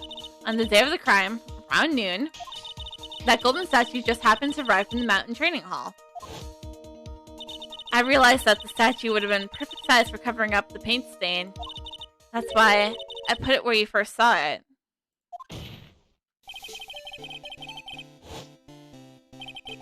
I myself was there the night that the thief took place, and saw the statue in that spot. If this picture was truly taken on that night, then that statue should have been there. Objection. But when I went there the day after the theft, that statue was sitting right in the corner. Perhaps it was somehow pushed there accidentally. Your Honor, this statue is slightly larger than yourself, and quite heavy. It would have taken more than an accidental push to move it that distance. Ha! In that case, can you prove it? Can you give us the rhyme and reason? As to why that statue was moved that night? Can you do it, Nick? Never mind who moved it. The real question is, why did they move it? Well, Mr. Wright, I hope you are prepared with your answer. Now then, who was the one who moved the golden statue the night of the crime?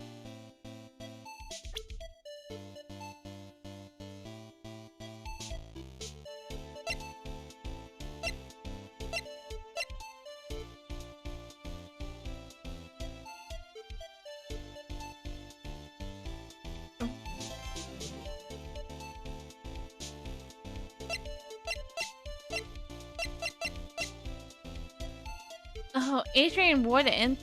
Here's... Like I said, Butts is too busy getting the shit beat out of him. Wouldn't even be there, can't be the accomplice. Was that KB security? Also was that KB security!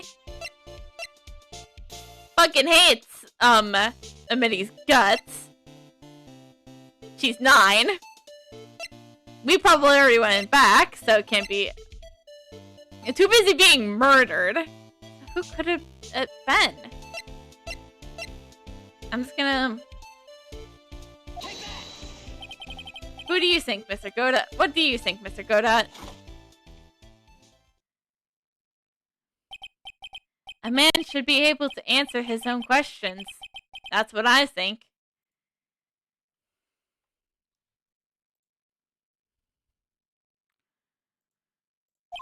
Right now, I'm busy trying to come up with 2 answers of my own. Why is coffee black? And why is it bitter? Maybe if it wasn't so bitter, I would actually like it, you know?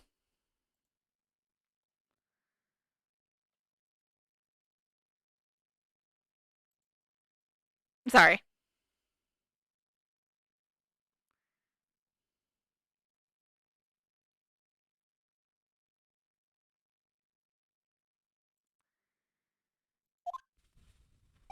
Mr. Wright, to put it simply, you messed up. What are you doing, Nick? You need to think about why the statue was moved. The good thing about when everyone chews me out like that, it gives me time to think. Right, it does. Mr. Wright, I hope you are prepared with your answer. Now then, who was the one who moved the golden statue of the night of the crime?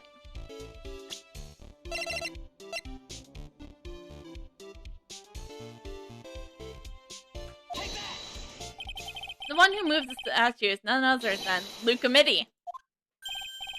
Come on now, Sir Lawyer. Here you go again on one of your strange delusions.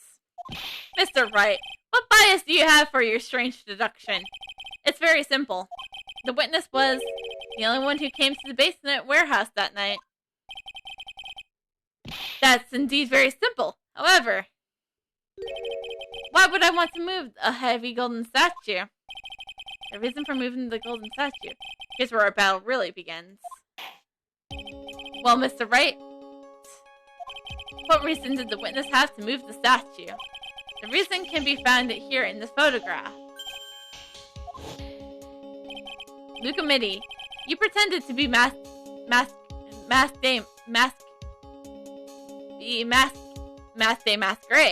to create an alibi showing that you were at Lord Taylor's that night. But in this photograph contains a single flaw, a fatal flaw.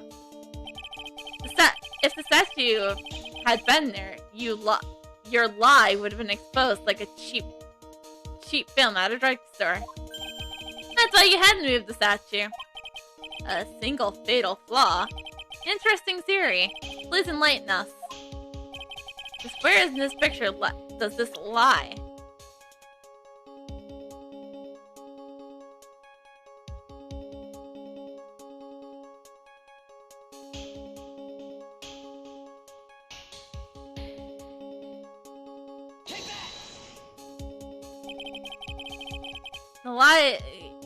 The lie is in this photo somewhere around here.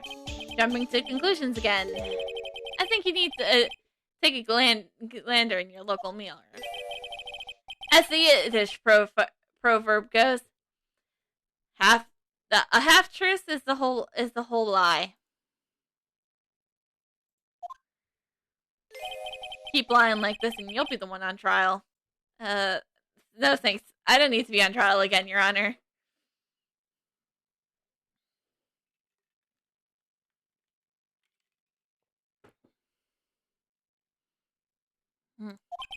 Oh man, now they're calling me a liar? The question is why the statue was moved, right? There has to be some reason the culprit didn't want the statue in the picture. At least that's what I thought. I'll see you again, Mr. Trite.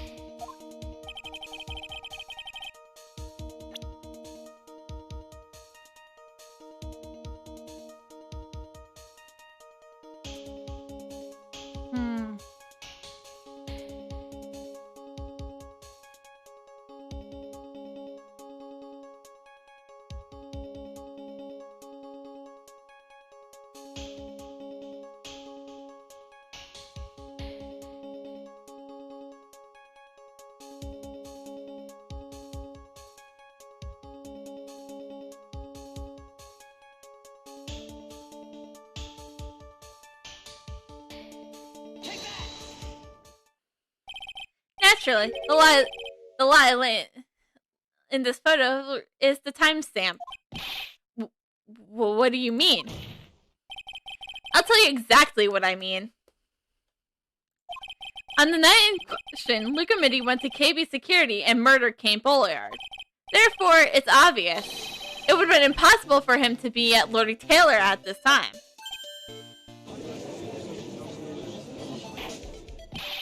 But what does this have to do with the statue being moved? Remember, if you will, Your Honor, when the statue was placed beside the warehouse door, well, the statue was taken down to the warehouse the day of the crime, and it was placed there to cover up the paint. Exactly. Lucamity has already decided on the time when he was going to kill the victim, and so in order to create an alibi for that time, he took the pictures days before the murder took place. What the? Of course, the statue hasn't been brought down yet to the basement warehouse yet. Ah. So on the day of the crime, Mr. Amity must have been quite nervous. As nervous as a long-tailed cat in a rocking chair factory, so to speak. Why? Because of something that wasn't supposed to be there, has been brought down in place where it wasn't supposed to be. And that is why Lucamidi had to move the statue of the night of the murder. He did it to make the room match the way he had in his photo. Yeah!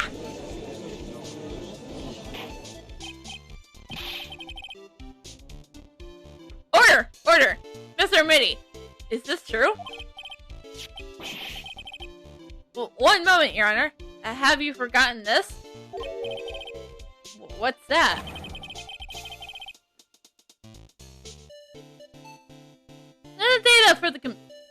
The data for the basement warehouse computer. According to this, the camera did indeed go off on the night of the crime. It's true that the camera has been set up by Lord Taylor's staff. However, the program used to manage that data was yours. That alone would have allowed you to tamper with the data. Ah! I don't know motive though. Order! Mr. Godot! What is the meaning of this?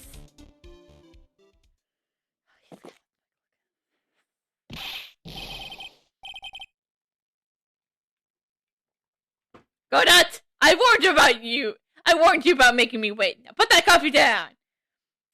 Now what cup of coffee is he on? Is he on? He's gotta be at least in the double digits of cups right by now. My 11th cup. Ah! I was joking about that. I was thinking maybe 11 or 12, but it was just when I said the least double digits.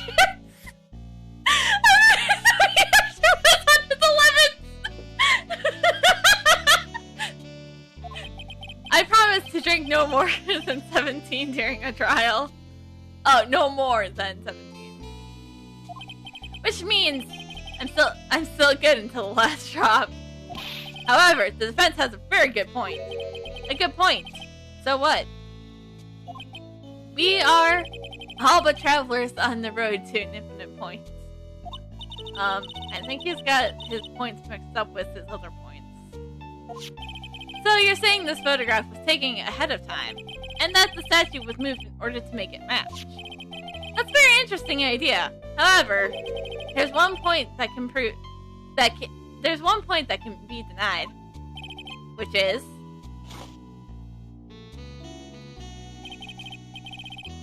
that is only a possibility. Men that are trapped by chains of memory can never reach their dreams. That's very true. Do you understand what he just said, Your Honor? Because I don't! No, wait. Don't fall for that, Your Honor. Hey, Mr. Masquerade. Yes? If there's no funny business about your actions on Masquerade, there should be no problem with your telling us your strategy. So let's hear it.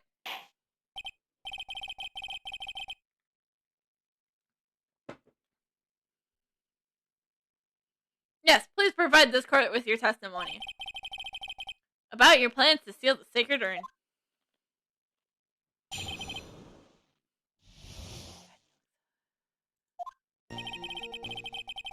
I first received the request from Lord Taylor about 20 days ago. Then the urn was placed in the box. Then Shava! It was sent to the warehouse. Hence, I was unable to see the urn for myself until the day of the crime. I knew it was an extremely valuable treasure, so I sent my cards 10 days beforehand. I handled security by myself to ensure that my crime would go smoothly. At least, I held the urn in my hands for the first time at 1 a.m. on October 12th. That's pretty much all the stuff we heard before, isn't it?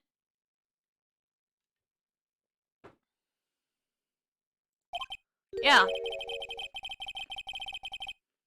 But we'll find the hidden truths and the nuggets of new information he gave.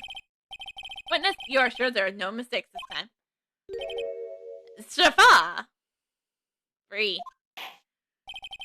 Very well then, Mr. Wright, you may begin your cross-examination.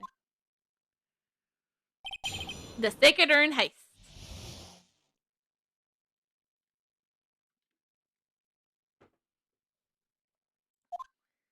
I first received a request from Lord Taylor about 20 days ago. You were asked to guard the urn by Miss Adrian Andrews. Is that right? Indeed. It's like they have hurt my sparkling reputation. I see Miss Andrews is still attracting the weirdos. You better watch out too, Maya. The urn was placed in a box, and Jin Shava! It was sent to the warehouse.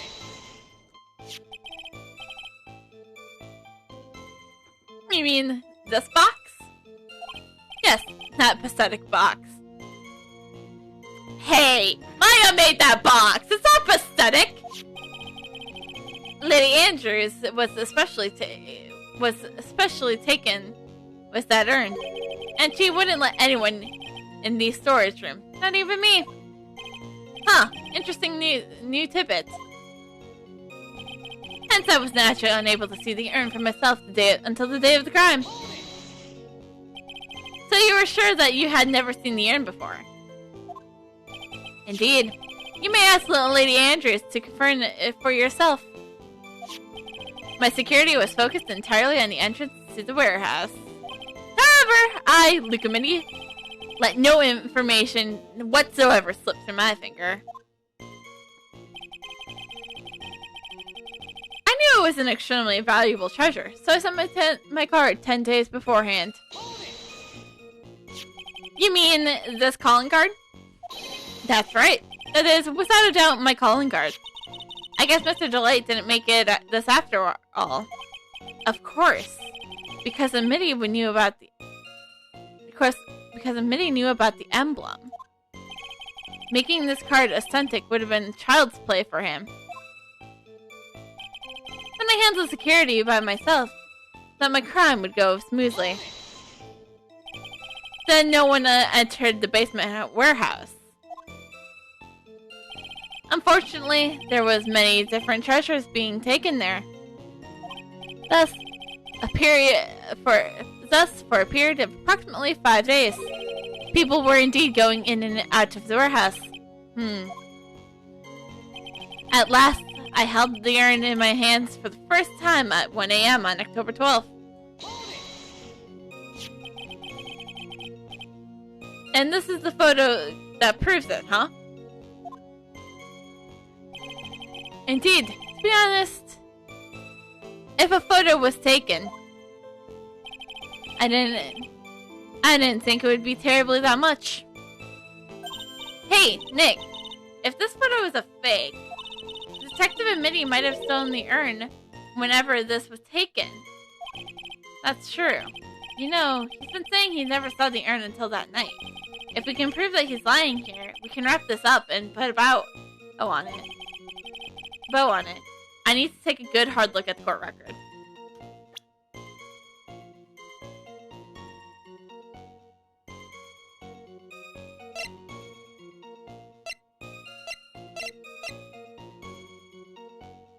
Camera went off at 1 time, around 1 a.m. the night of the crime.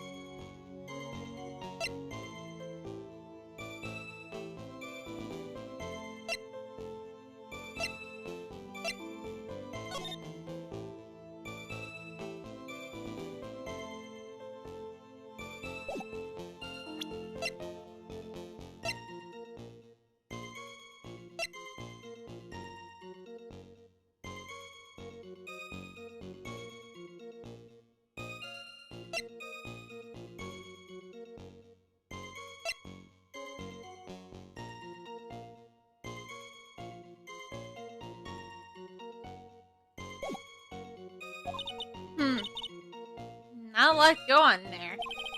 The detectives have been covering his tracks. There's only one thing we can prove in this cross-examination. That he took this photo well before the actual night of the crime. Alright then, how do we do that? There's one thing that Mitty stated very clear. That he had never seen the urn before he stole it. We need to prove that he's lying.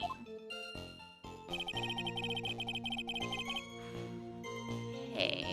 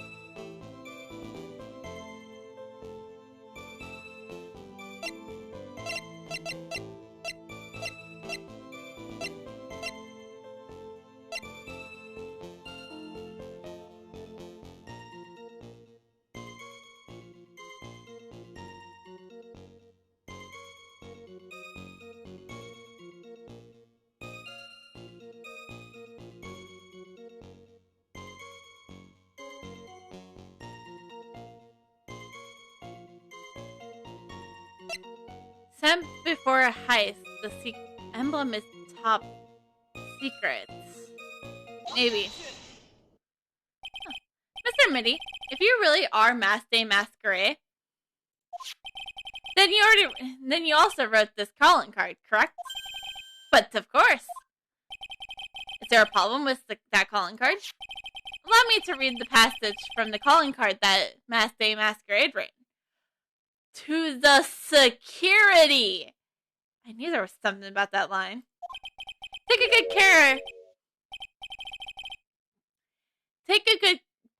care of the speckled urn. Now the speckled here surely refers to the pink pattern on the sacred urn. Yes, that is true. But so what?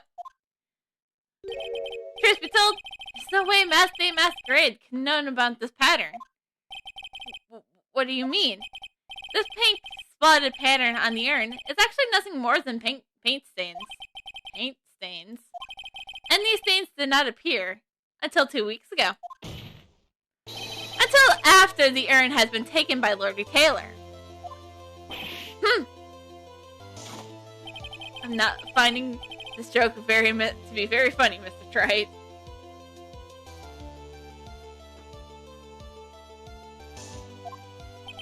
The day of the sacred urn has been taken to the warehouse. The urn was broken due to human error. Or should I say, error-prone human. Sorry, Adrian. And that's when the pink paint got on the urn. You can't be serious. And yet this calling card clearly mentions the paint split pattern. Which means Detective Mitty has seen the urn long before the crime ever took place. In fact, he saw it when this fake photo was taken. And because this photo is a fake, your alibi for that night of the murder no longer holds water. Yeah!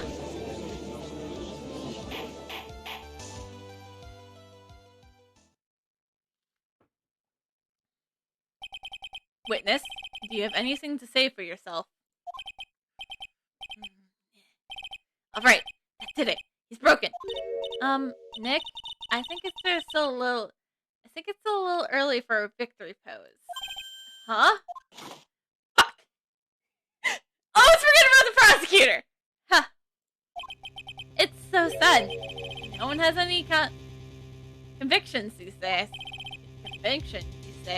Yesterday, we all decided unanimously that this man was Mask Day Masquerade. And now we're calling him a murderer. You don't think we are being a tad fickle? That's a good point. No way, don't fall for that too, Your Honor. You say that Luca Mitty was the one who killed Kane Bullard? Then let me ask you this. Why would he do that? shit. The one thing I don't even know.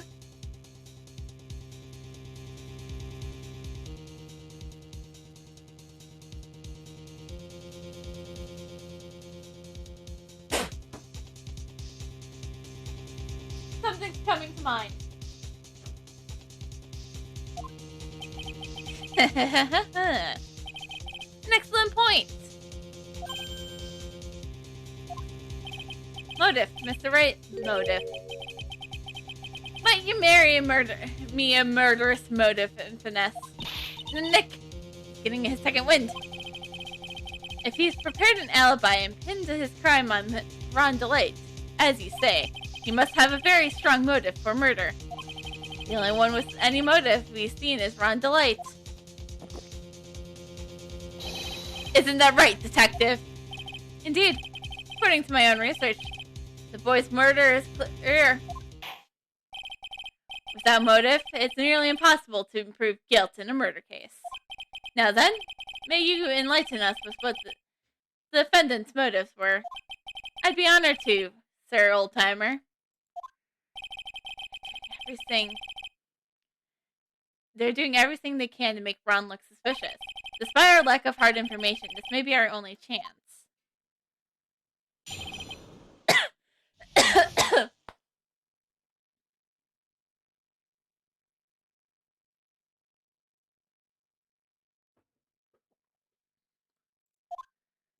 I, Lucamidi, had no point of contact with the victim whatsoever. Kay Bulliard decided to investigate Math Day Masquerade and simply mistook who he was. It was Mr. Bulliard who wrote the blackmail letter that sent it to Ron Delight. And it was again Mr. Bulliard who harbored a grudge against Mr. Delight for his betrayal. Mr. Bulliard's mistake was quite excusable. The defendant truly believes he is Math Day Masquerade. And that's why Mr. Delight thought to kill Kane Bulliard. Truly a tragedy. So the victim, Kane Bulliard, blackmailed the defendant. This letter blackmailed found in the defendant's apartment. Handwriting test confirms that Mr. Bulliard was indeed the one who wrote the letter. What? Blackmail Letter update.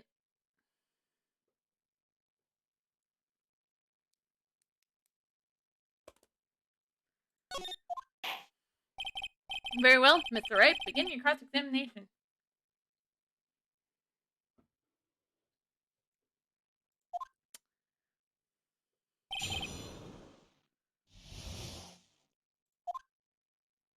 I, Lucamidi, had no point of contact with the victim whatsoever.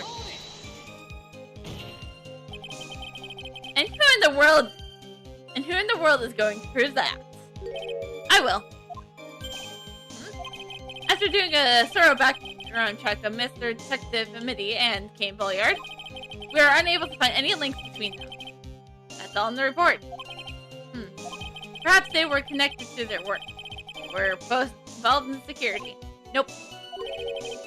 That was blunt. It really was, Your Honor! In any case, the only one who has the motive was Mr. Delight. Kane Bulliard decided to investigate the Math Day Masquerade and simply mistake who it was. Mistook.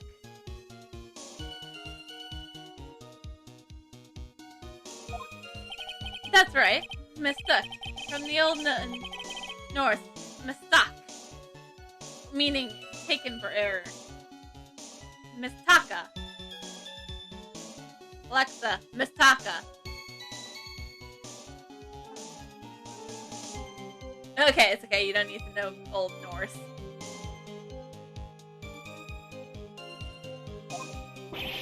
That wasn't what I meant. Just who did the victim mistake Math Day Masquerade to be? Why? The answer is obvious. Ron Delight, of course. Boy, I'd like to wipe that smug look off this guy's face. Press harder. Why would the victim mistake the defendant for Math Day Masquerade? Don't you already know that? Aziz! Take a look at this newspaper. Oh ho! That's the famous Tears of Elmonda, magnificent jewel. But it shows a magnificent detective as well, does it not? Furthermore, it also shows an ugly guard, namely the defendant. The defendant, the victim, clearly misread the article, and Shava! He got the wrong impression. The impression that this ugly security guard was in fact a masquerade. I see. That was unusually unreasonable. That was unusually a reasonable deduction. It was Miss Bulliard who wrote the blackmail letter and sent it to Ron Delight. You mean this blackmail letter right here? Say, it says, bring $50,000. And the handwriting is, without a doubt, the victim's. There's no mistake. We have an official report to prove it. But I don't see an addressee on this letter anywhere. An addressee.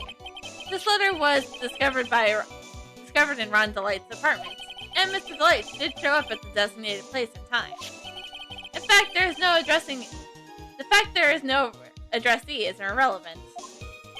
I wonder. What's up, Nick? I just had a thought.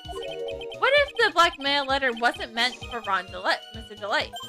Whoa. Do you have any evidence of that? For some reason, I just can't shake this feeling that there's something not quite right about this blackmail letter. Well, everyone, are you quite satisfied? And it was again Mr. Bulliard who harbored a grudge against Mr. Delight for his betrayal. What do you mean by that? Oh my, I was certain. And you were already aware. As a V! KB Security had lots of security info on all sorts of companies. And since I was security chief team, I stole data from the company. King Bulliard had yet to forgive young Mr. Delight, which is why he sent him that letter upon mistakenly believing he was the thief. Here's the file that we discovered in Mr. Bulliard's office. Evidence that Mr. Bulliard was receiving money through blackmail. However, isn't this a bit odd? Why did the defendant pay Mr. Bulliard the money, even though he wasn't actually Master Masquerade? On that point, there was an unfortunate bit of chance. Mr. Bulliard's mistake is quite excusable. The defendant surely believes he is Master Masquerade. Do you really think that story is gonna hold up? The assertion is not merely my own, I'm afraid. What do you mean? Here's a memo from Ron Delight's wife, Doris Delight.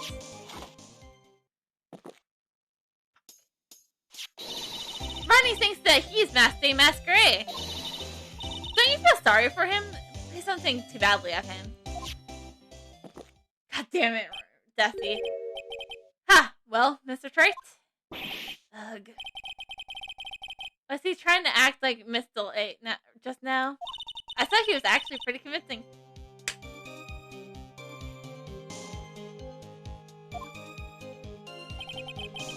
That's why Mr. Delight saw it fit to kill Mr. Krillin.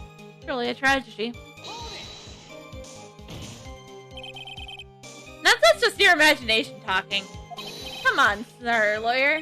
I'm afraid imagination isn't the right word for it. This is a deduction, the result of carefully applied reasoning. Can we hear that careful reasoning for ourselves? It is a long story, and better saved for another time. Very well, another time. Those so long called stories aren't actually that long. At least, not in my experience. So you're gonna try to connect the Detective Amity to Mr. Bulliard, right? Yeah, that's right. Hopefully it won't require a searcher either. In that case, you have to talk about you'll have to talk about the blackmail. That's true. Was that blackmail letter really intended for Ron? Since we don't have enough information, you should press him for more testimony. Maybe I'll be able to shake some contradiction loose that way.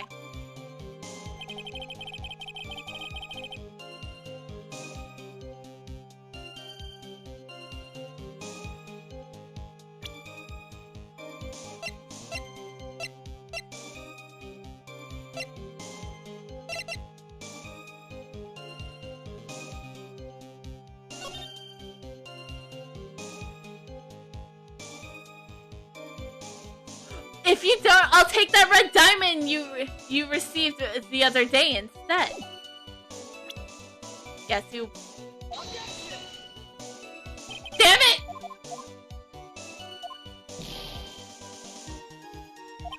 I don't think that won't make any points.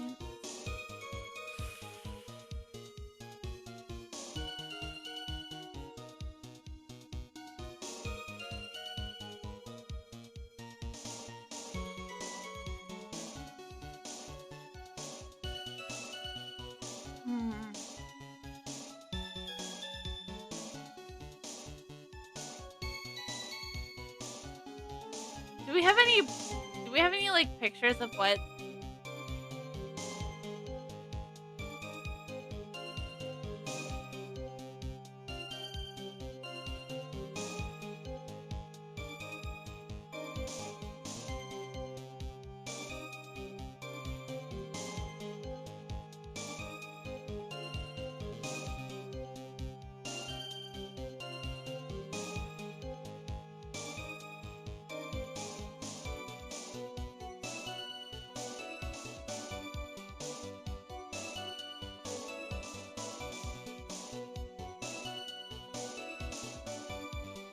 Let me read these. The committee had no point. King Billiard decided to investigate the matter. It was Mr. Billiard who wrote the Blackmail Letter and sent it to Ron DeLite.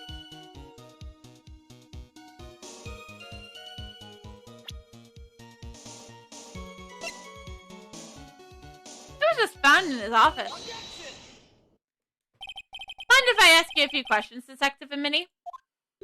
Well, if it's just you, I guess it's alright. When you said this letter was addressed to Ron DeLite, I couldn't help but notice one major contradiction. Contradiction? I don't know where a walking contradiction gets off saying things like that. You're one to talk! At times like these, men are made to express themselves with their fists. Why don't you show us what you got there, Junior? Indeed, it's time to meet up, Mr. Wright. Show us the contradiction evidence that contains the Blackmail Letter.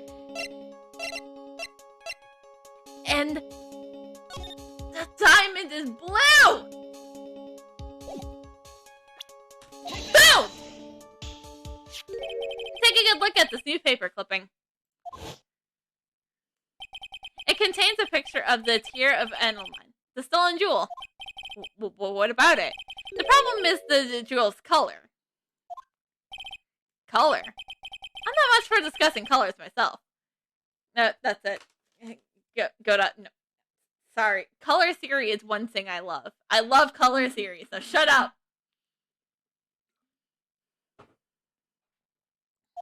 According to the clipping, the color of the stolen jewel was blue. However, in the Blackmail Letter, it's a totally different jewel is mentioned. I'll take that red diamond you received the other day. Red. Which means the red diamond described in the Blackmail Letter is not the Tears Imana that Massey Masquerade stole at all.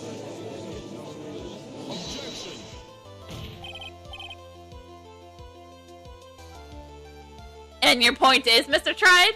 So you're trying to say that the Blackmail Letter was intended for someone else? Is that what you're trying to say, right, Trite? Is that what you're trying to say, right, Mr. Wright? Right, Mr. Wright? Well, is that what you're trying to say, right, Nick? Yes. This is who King Billiard was actually trying to blackmail. He has a red gem! Naturally, it was you, Detective Amity. Do you have some sort of bias for that claim? You have been personally involved in every single Mass Day Masquerade case. And in the last case, you recovered what was stolen. And received a jewel as your reward. A jewel? Probably the one wrapped in conspicuously around your finger. That red diamond ring. That little is that the diamond referred to in this letter? Which means that Kane Bulliard wrote that letter in order to blackmail you. Yeah! Order! Order in the court! Order, I say! It seems you've gotten too far with your childish pranks, Mr. Trey. Uh-oh. I don't like the way he said that. Kane Bulliard blackmailing Luca Mitty? Are you for real? Yes, I am. Nick, come on! Stand up to him! Then answer me this. The blackmail letter contains the following passage. If you don't want your identity to be revealed to the world. Yes, certainly it does. Kane Bulliard threatened to make Luca Mitty's identity public knowledge. An identity he wanted to keep secret. So just what was that identity? Mitty killed Bulliard because he was afraid his secret would be known. What was the identity he wanted to keep secret? This is all what it comes down to, Nick. The identity that Luca Mitty he wanted to desperately keep is that his identity as... Okay.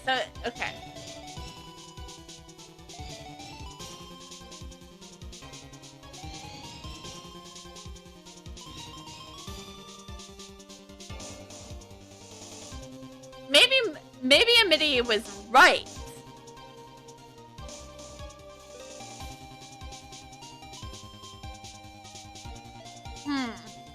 His identity as a blackmailer? That wouldn't make sense,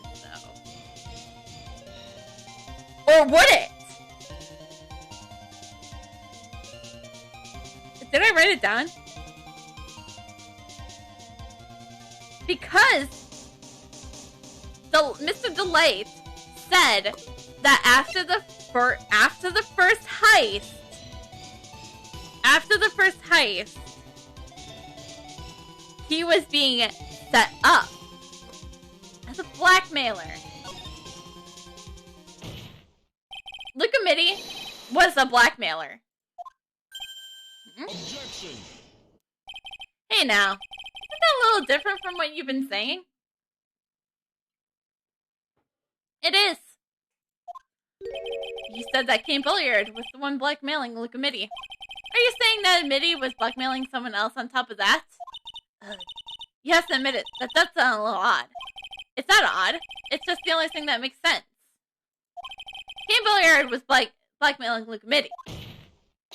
But Ron Delight was also being blackmailed, but also by a certain someone. So, did you start receiving blackmail letters after this incident? Yes, just a few days after the Tears of Amanda heist. After that, I started getting the plans in the mail. I received plans from some very kind person. Incredibly detailed plans. Detailed plans? In which case, that would mean Ron Delight was actually a masquerade. That is what we are claiming. Someone else came up with the plans and had Mr. Delight steal his targets for him. And that someone is none other than Luca Mitty. Silence.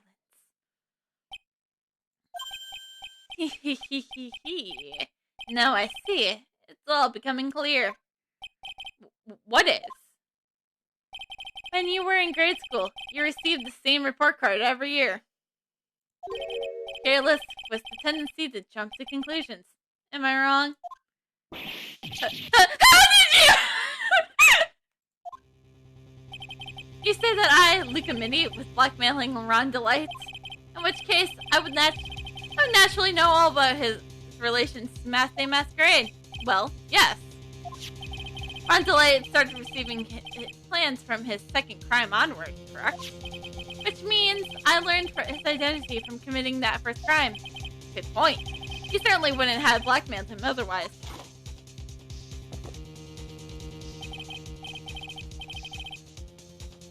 In that case, let's see some hot, bitter evidence. During the first crime, how did Luca Mitty know that Ron Delight was the masquerade?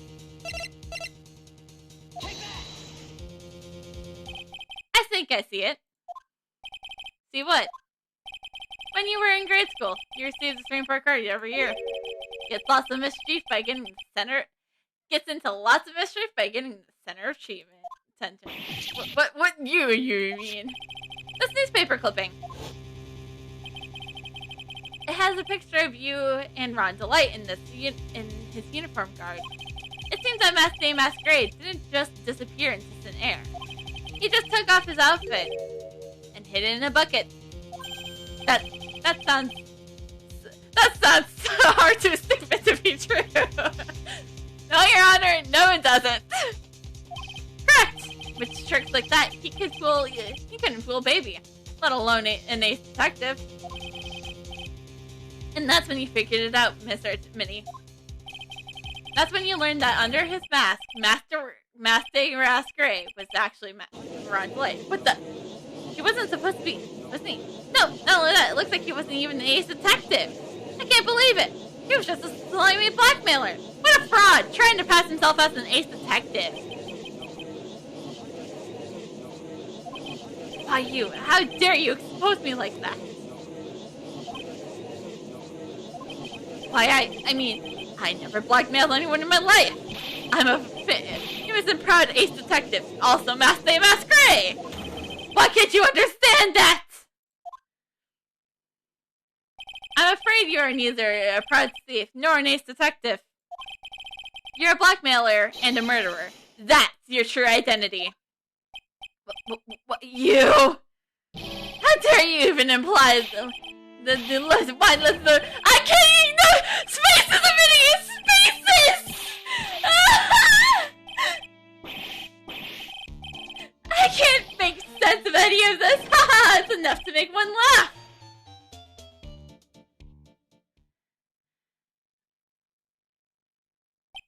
It would seem we are finally revived at the real answer.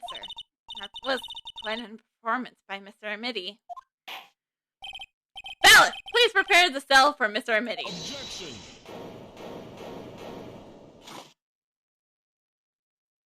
Huh? The hammer that strikes too fast has no time to aim. What do you mean? I'm already prepared to deliver my ruling. Allow me to say one thing. I will be the one to judge. You're the prosecutor, though! You don't get much more than your face than that. In your face than that. It appears that your claws weren't quite sharp enough, Mr. Trite. What do you... It's true that you have proven a lot of things. Things like Lukamidi was a filthy blackmailer. And that he wasn't at Lordy Taylor's that night of the murder. That's right. That's why he was the one who killed Mr. Bull. But there's still one thing you have yet to prove. What is that? Just because he wasn't at the warehouse doesn't mean he was at the murder scene. Therefore, if you cannot prove this pitiful excuse for a man without KV security, then I don't see how a verdict can be delivered. No, wait!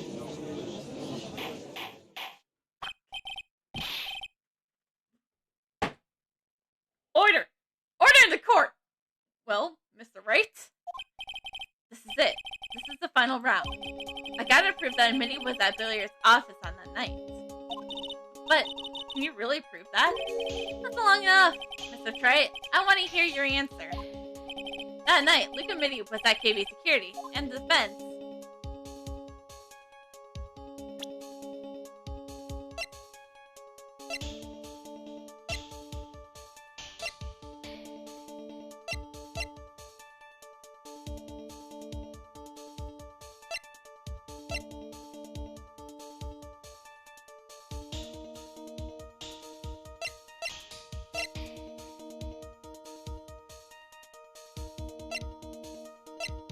I don't have...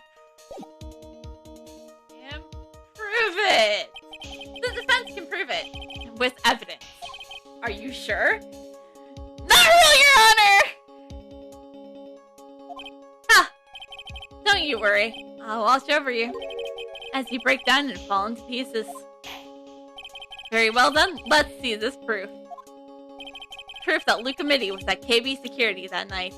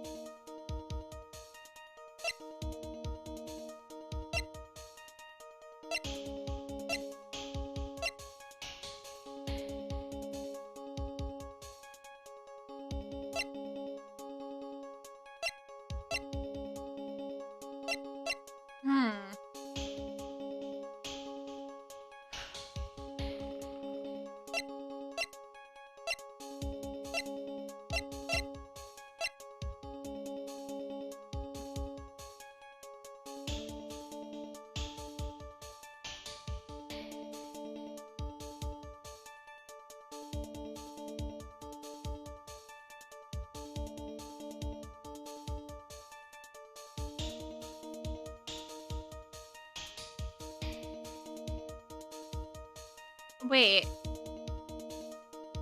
We...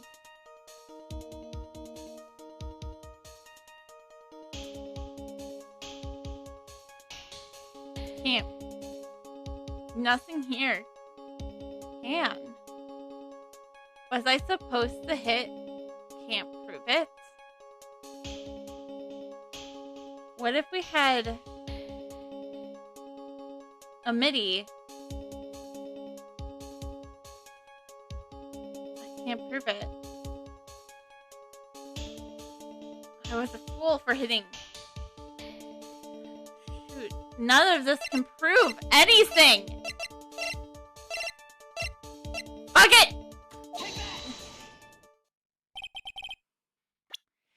How far back is our...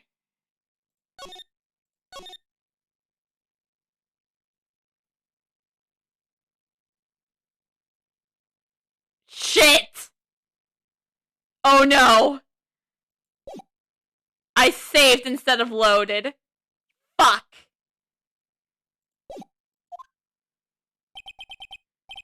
True, that's very important. However, I'm not foolish to think this will pass as evidence here. Mr. Trite, it's time you learn the true flavor of life. The flavor of my special blend, Godot blend, number 49. Well, Mr. Wright, it's bitter. Very bitter. That's enough. No!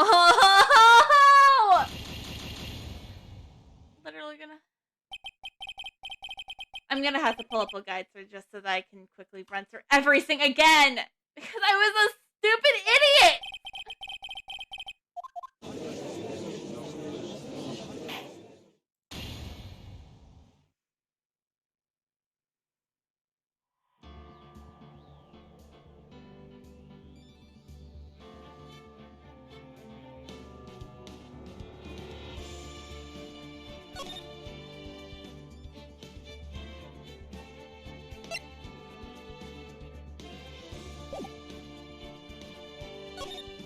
Yeah, because if we open this again, it's just gonna...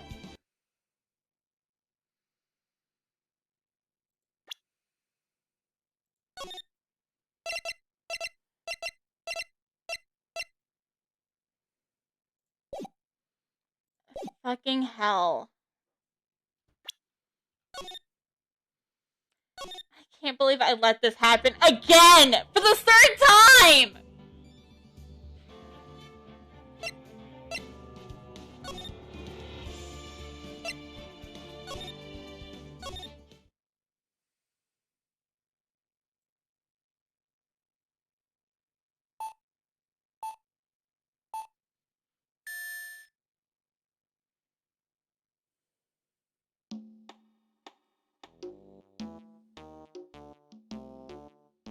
I'm so sorry, everyone.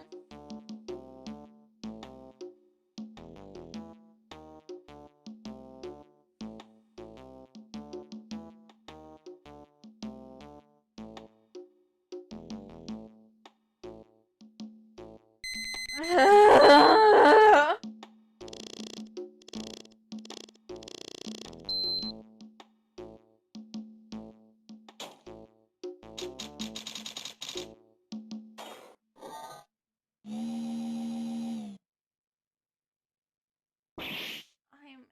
such a...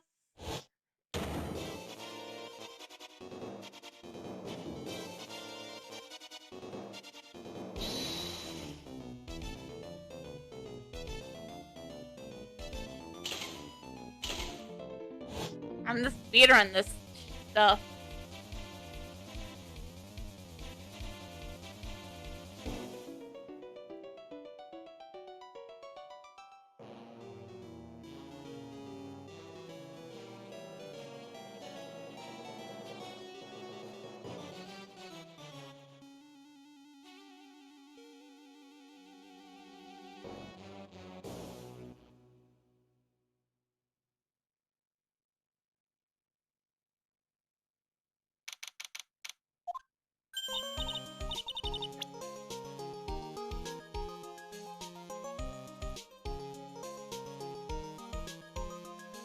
Can make it all go fast.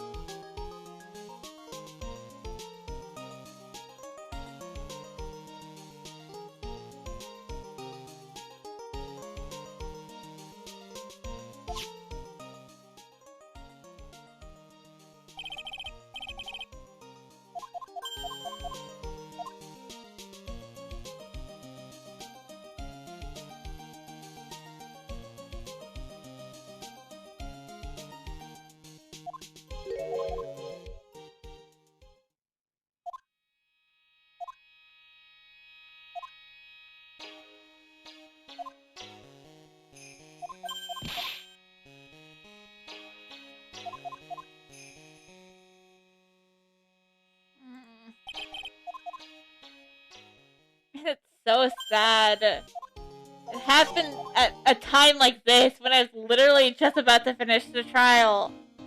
I feel like we were down to like the last bit.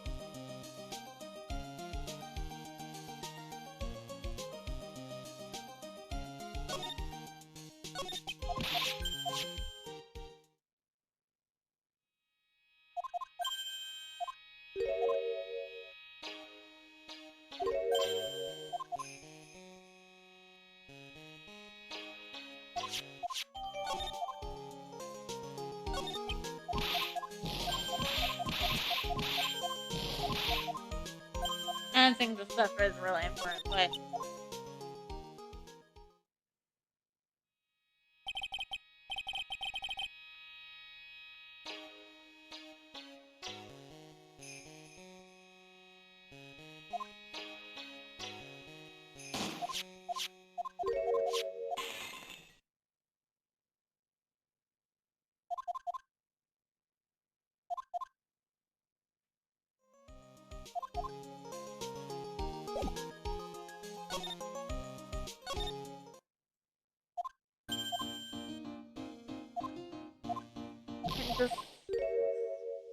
I'm so disappointed in myself.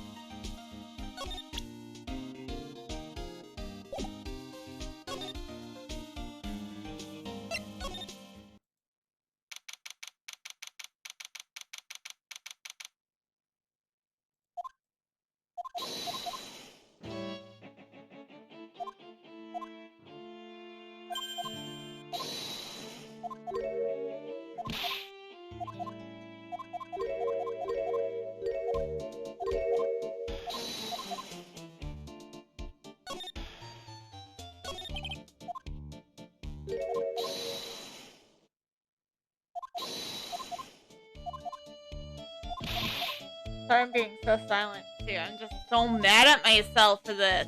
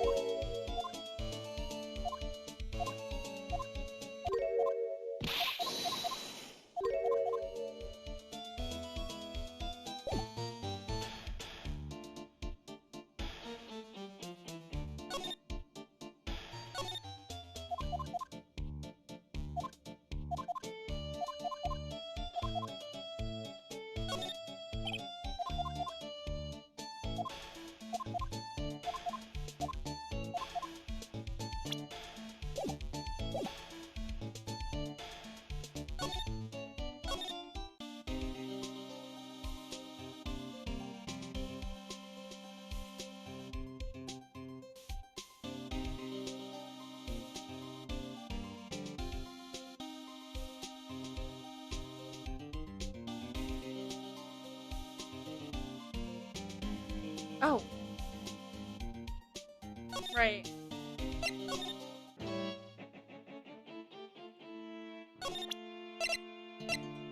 Sorry, I am just looking at a guide through so that I don't have to like look at everything again. So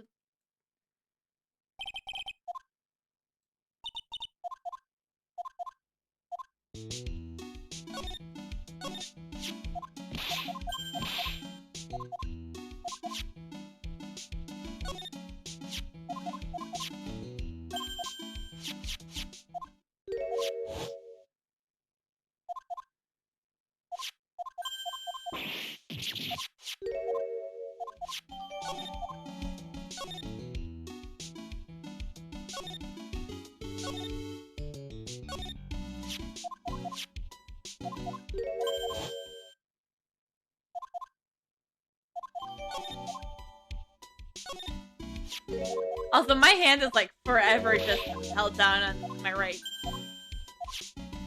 Just so that we're...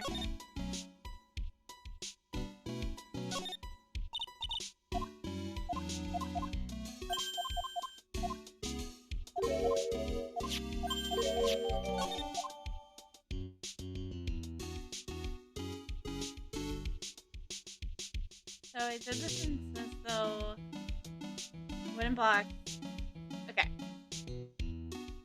covered everything, so let's move on. Main exhibit.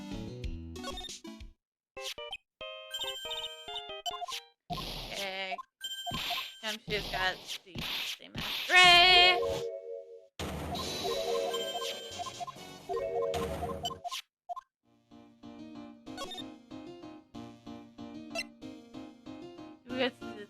Okay, so it's saying the detention center next. So back to the office.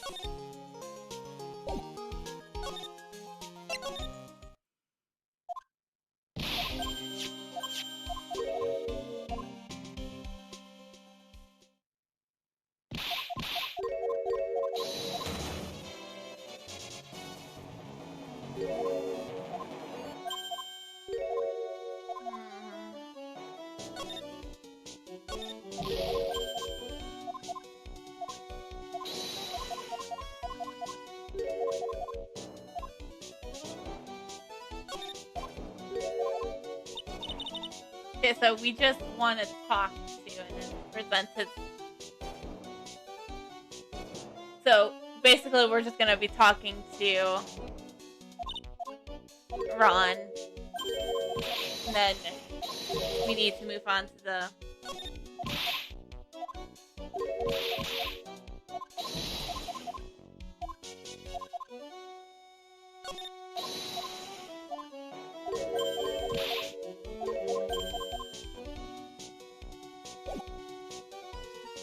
Move to the hideout.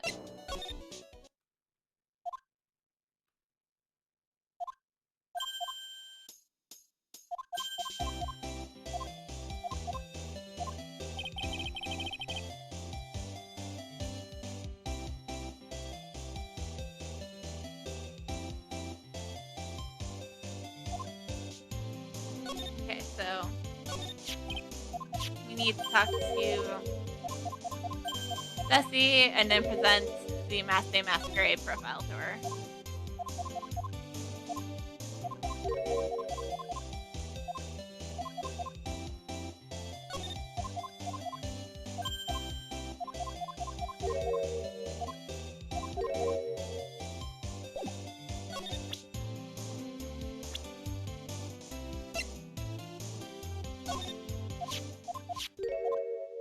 Okay, delusional. And now, solution.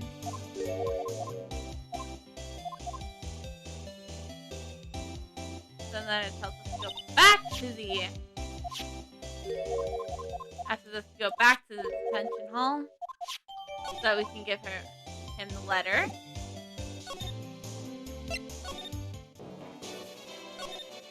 And then just present the letter.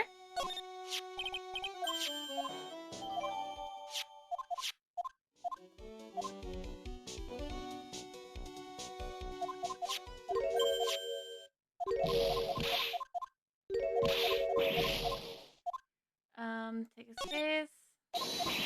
Part of me wanted to say refuse it just to see what we get there. Okay.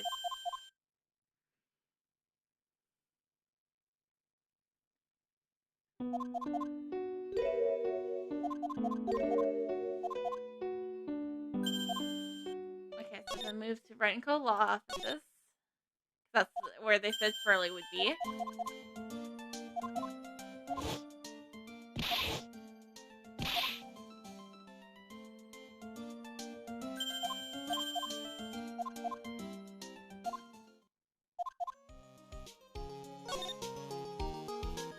Okay. Okay, so not to waste any time, we don't need to talk to Maya. So back to the main exhibit.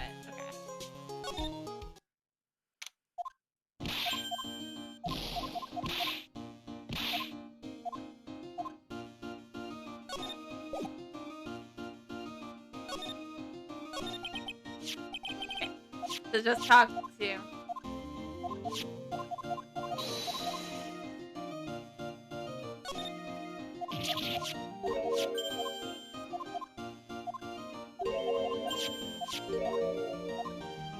Okay, so that's all we need to do here. So we're on to Amity's detective agency now.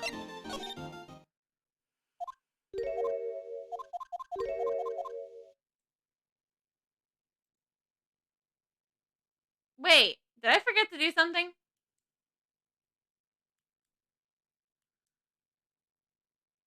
Oh, it did say to talk to Maya. Okay, fine.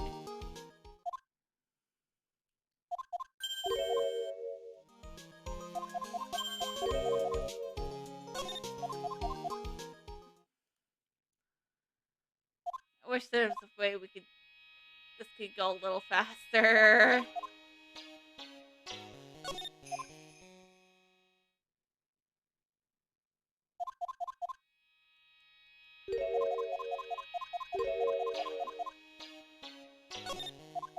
Oh yeah, because the walkthrough I'm looking through right now says talk to Maya about all the available topic. It's just a brief mention of what you already know about her and Pearls, unless you are a newcomer to the series. Pearls had a father who came and left some time ago. Oh yeah, because Pearls will apologize for what she's done.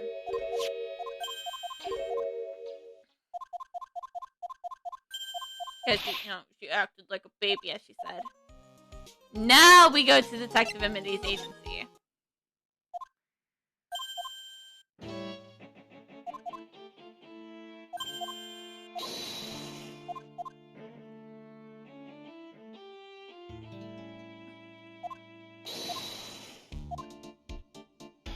Talk.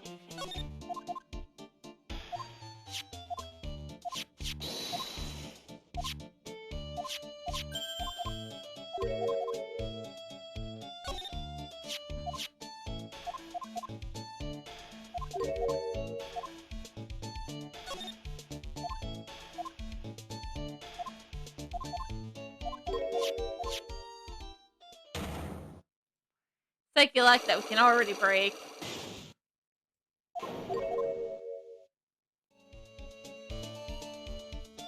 Okay, then Psyche-lock, just so that we know, just so that it can't say us for not. Okay, so we can already break the Psyche-lock. It's like the easiest Psyche-lock ever.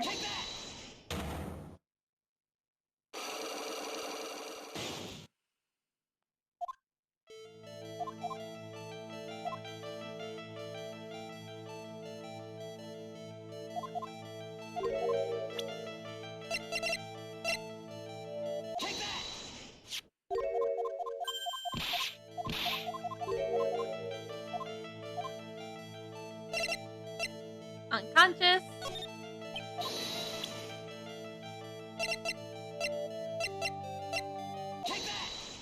And such an easy Psyche-lock to break.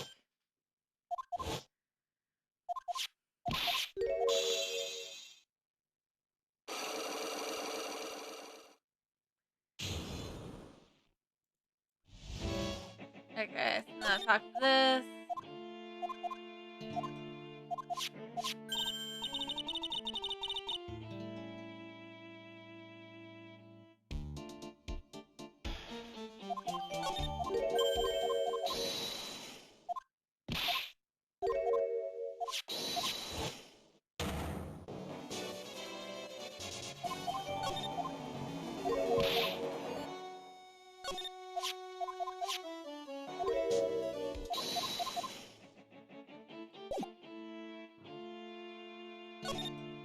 Back to the hideout.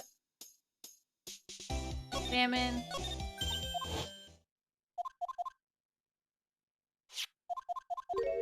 Hurry up and enter the door, but...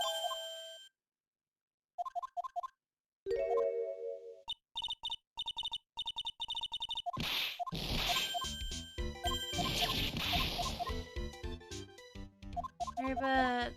When something smells, it's usually the butts. Now, if anyone, this is your first time watching me play this, here's the quick running down of everything that happened. If you can't read it, well, I'm sorry, I have to go quick because I'm not reading over all of this again because I've already did this in the last two his streams. If you can't.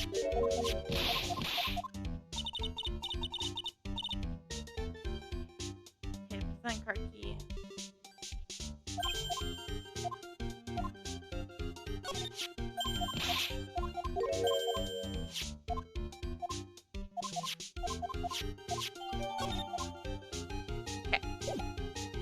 sense.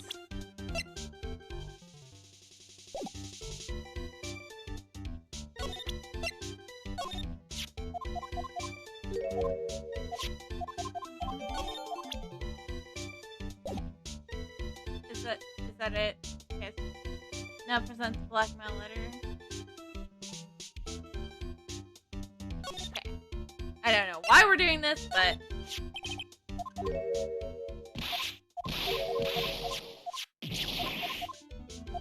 oh yeah, that's how we.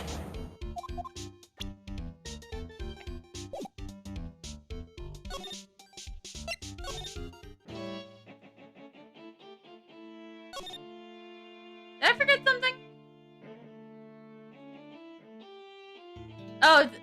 Oh right, he had something else to talk about.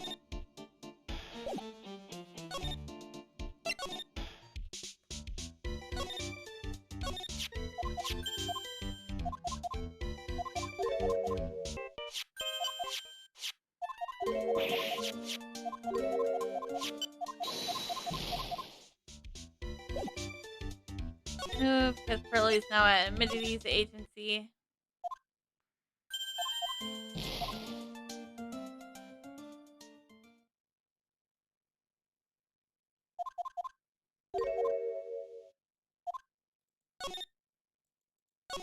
Okay, so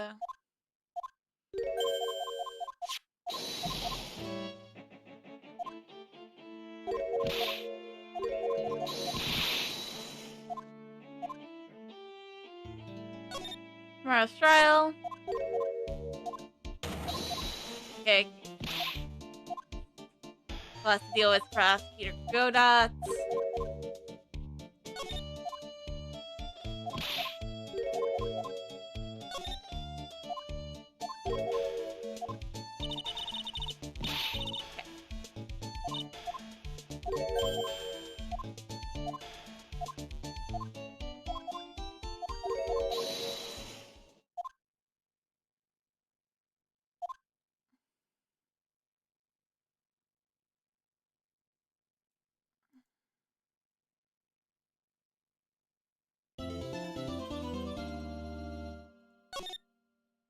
Get the scruffed. Trial over. Once over saved.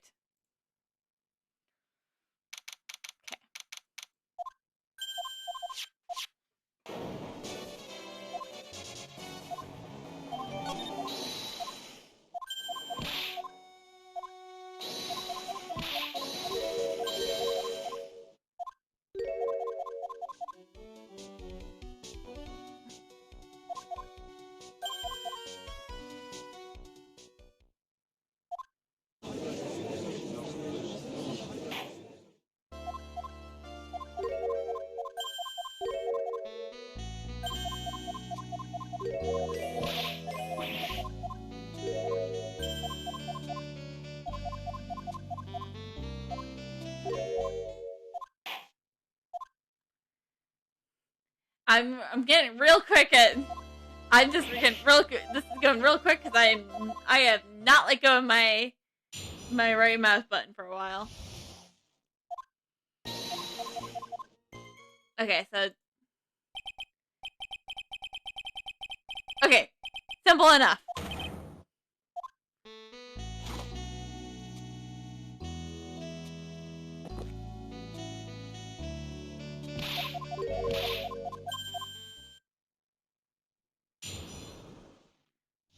So, fourth or fifth statement.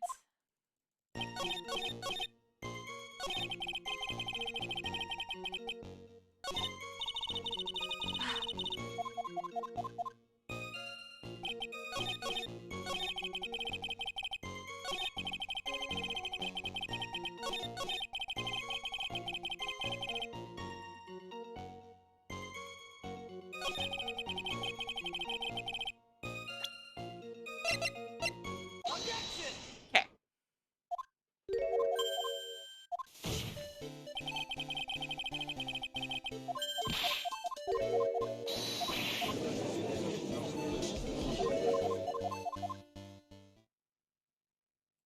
I'm sorry, I'm gonna have to take a quick break from this speedrun, but I gotta go to the bathroom. It's not really a speed run per se, so I'm gonna leave you guys with this music because it's kind of slow. So, I'll be right back because I gotta go.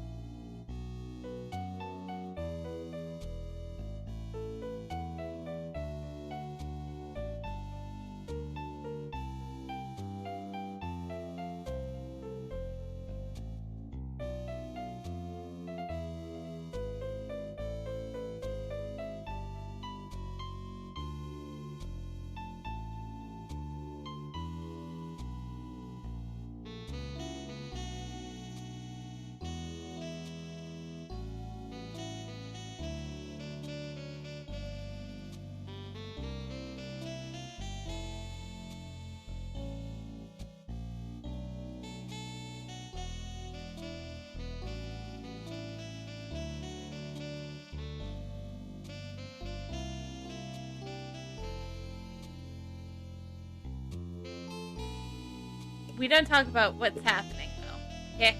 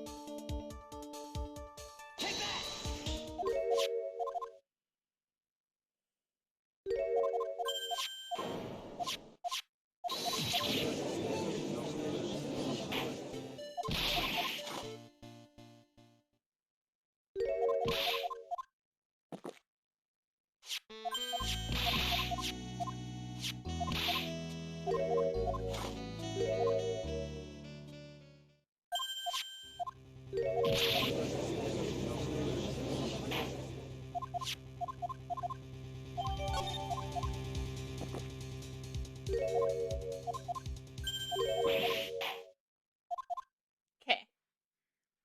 Already to MIDI.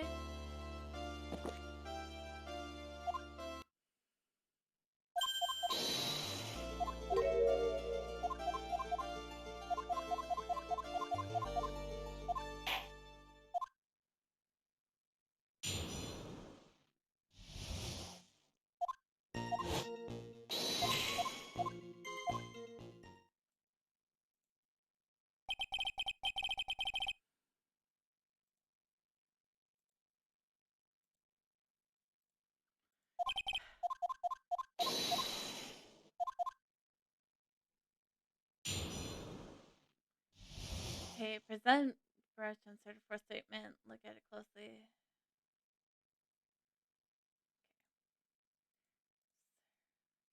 Just as my gain to turn.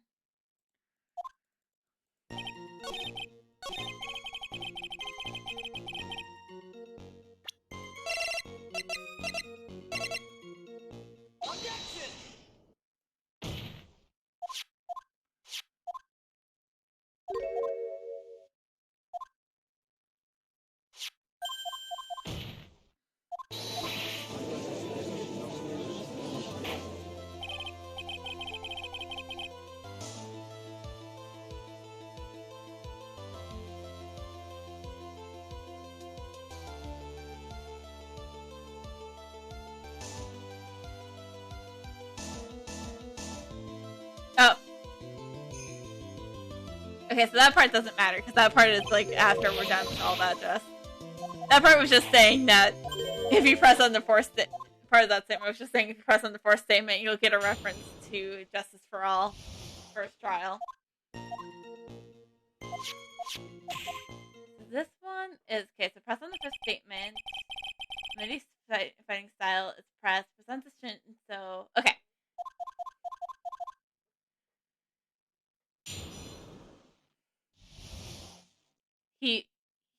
He first struck Bloom and Bloom doomed. That's all she wrote.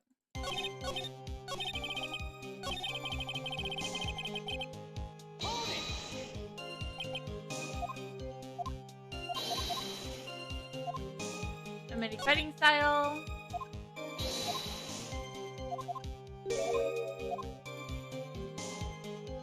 Very important.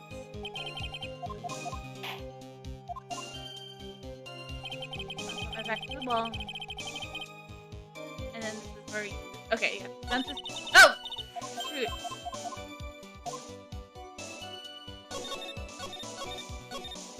Ah, I keep clicking through it.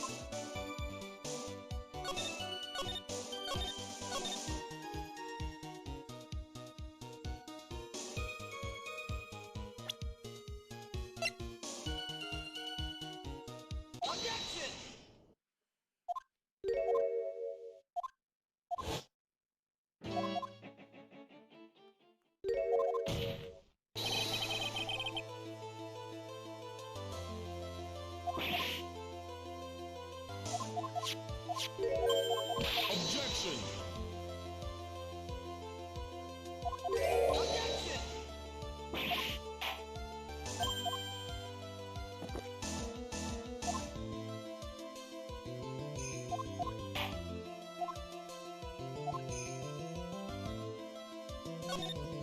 It is Masquerade.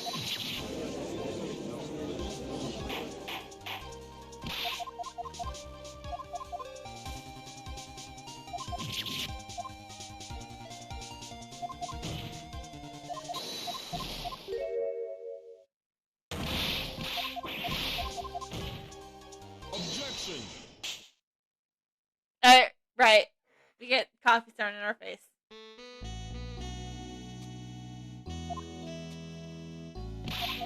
And that is 100, line 102.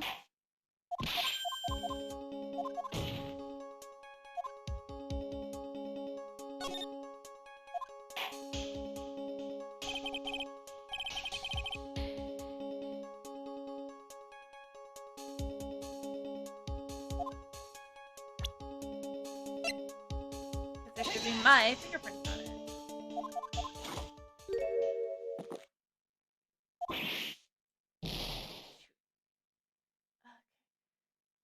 Oh, it has to be found.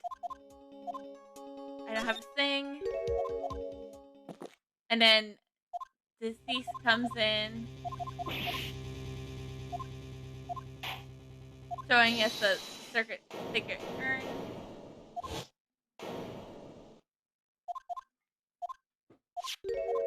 I jumped the gun a little bit.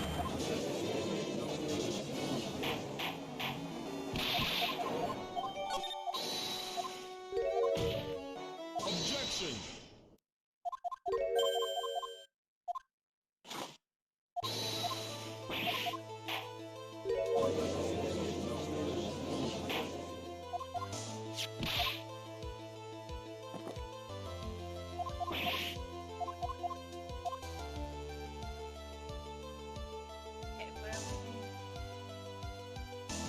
Those fingerprints on the urn.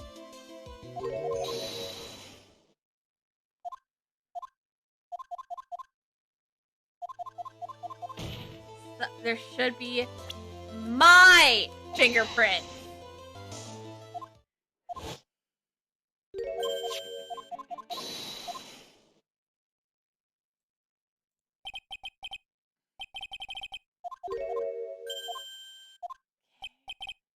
Present Wall's wallet and statement to receive personally.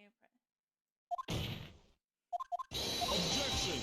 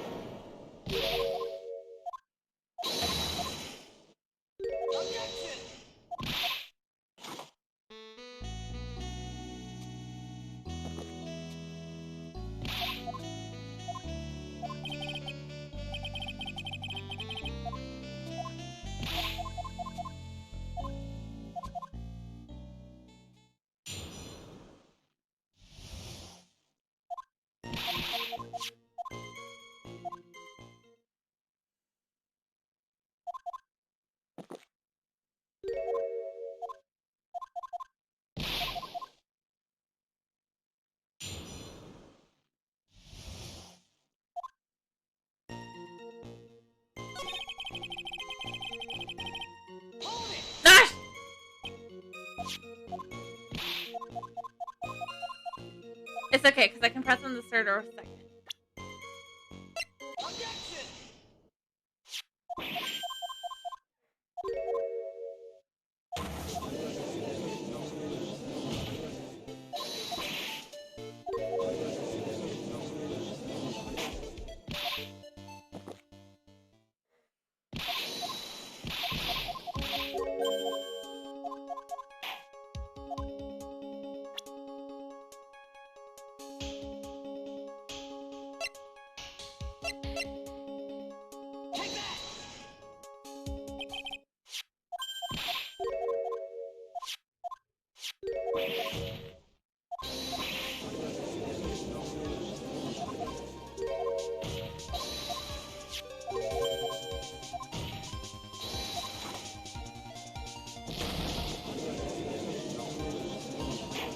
Alright, and then... Objection!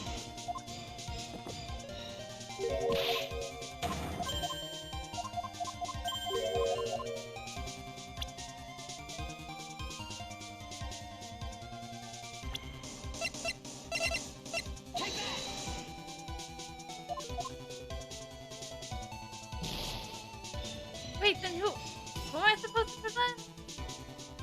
Oh, but.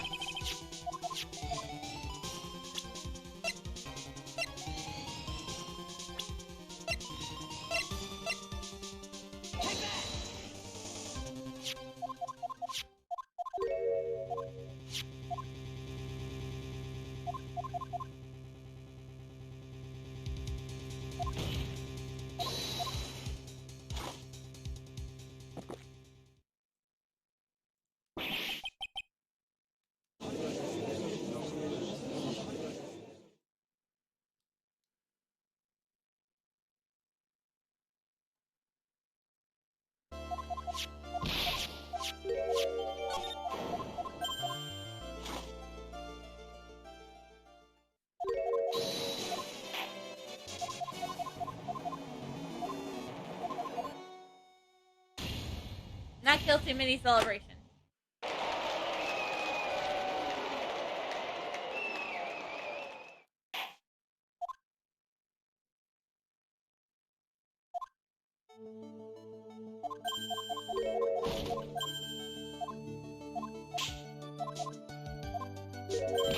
Oh yeah, Pearly forgives us. Or slaps us. Not forgives. I don't think forgives.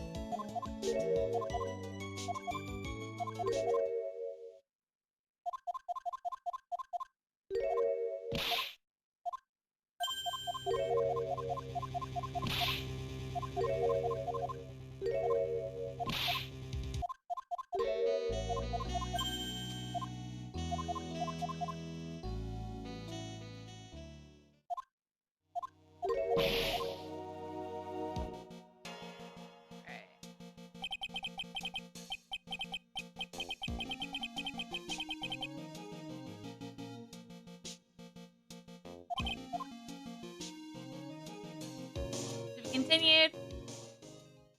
Honestly, if anybody here is like needing to go, make sure you go up, get your drink.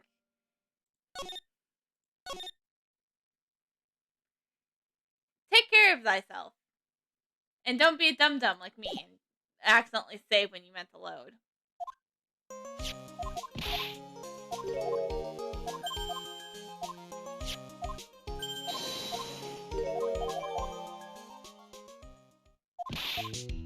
Okay, so talk to Maya.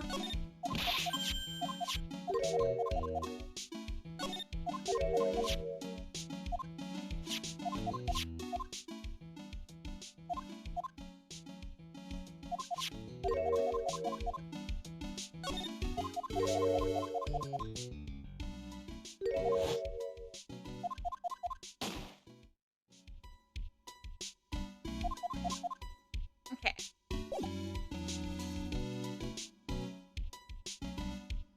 It's a... Okay, so to the hideout first.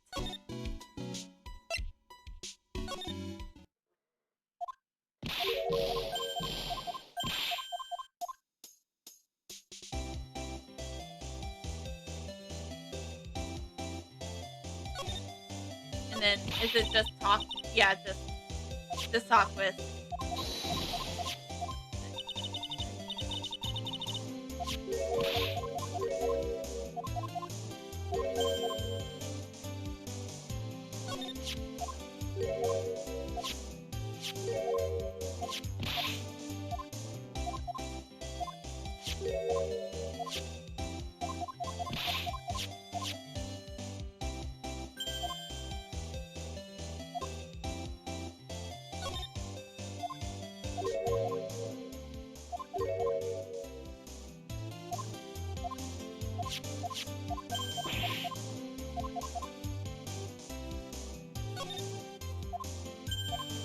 Also, I think my middle finger might get a real workout here.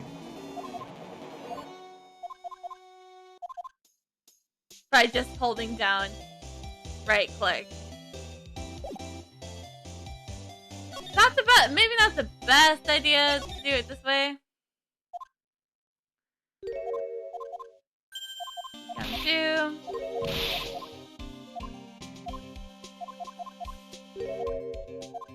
Sorry you're being replaced as second best as favorite character.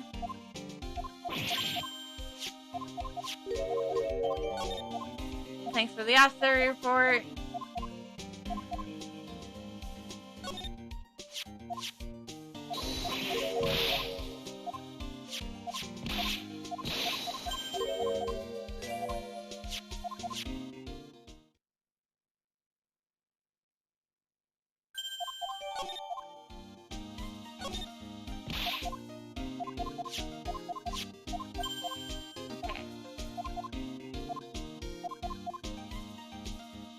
Do we need to present anything, or do we just need to?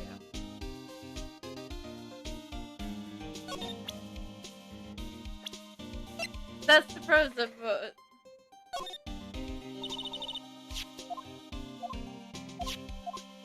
And that Gumshoe has no info about him, so... So the buzzer is something we also need to talk about.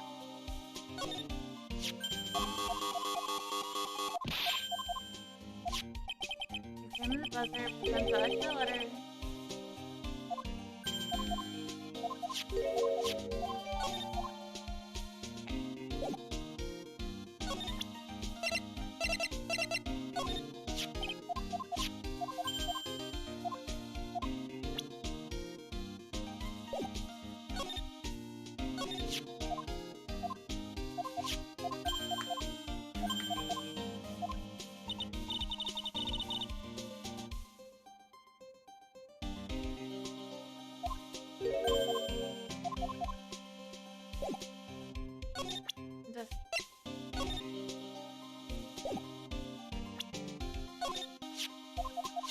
Okay, so I already did that. So move to the security room.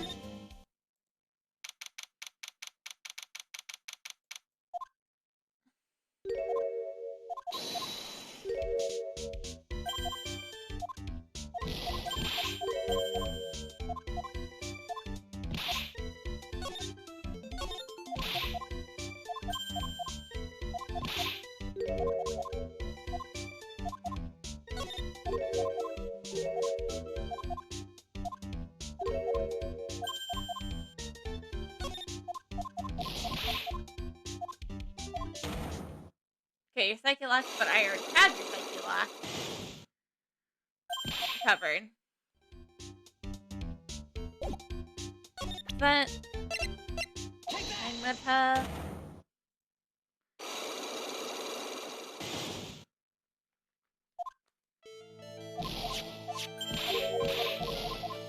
okay.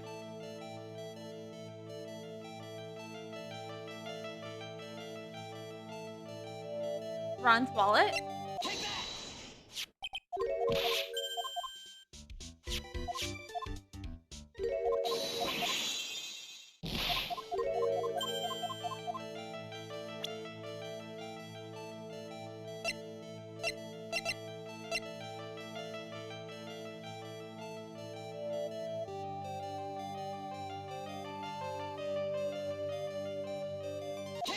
Alright, cool. Easy enough.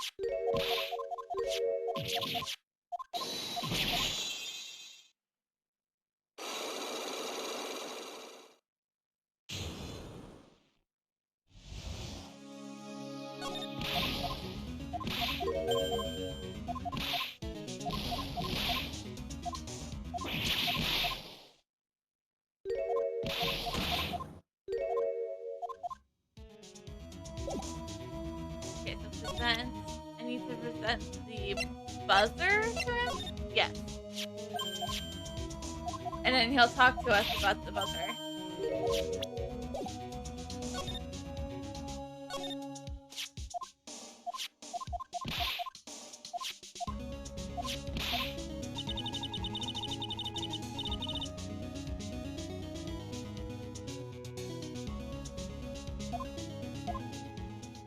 Okay, thanks for everything you got, but thanks for this, but now I need to head off somewhere else.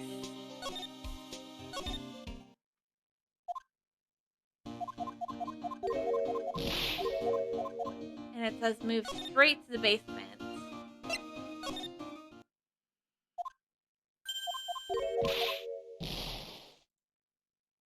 Okay, so it's just talk to.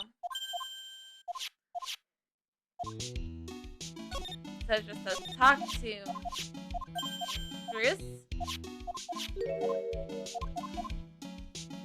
Because the secret urn will give her two sticky locks.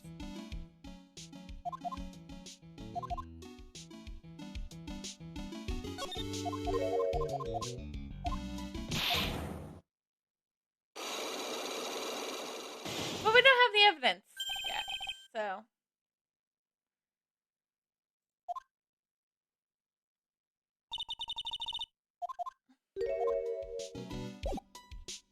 So move to the detention center, that's where we need to go. Fortunately, we have to go all the way back to the office just to get to the detention center. I don't understand why we can't just go to the main exhibit hall. Okay, so talk and then present the newspaper clipping.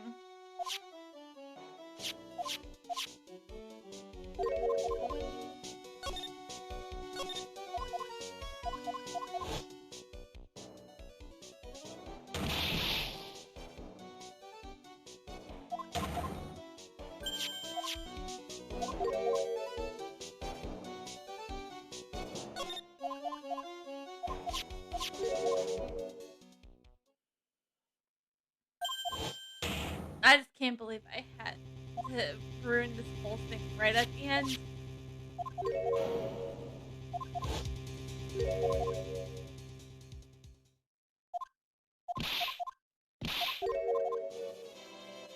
Okay, we're fired.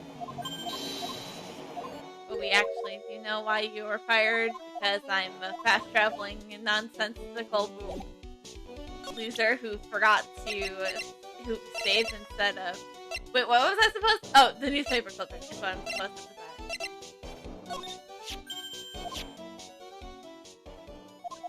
Then we.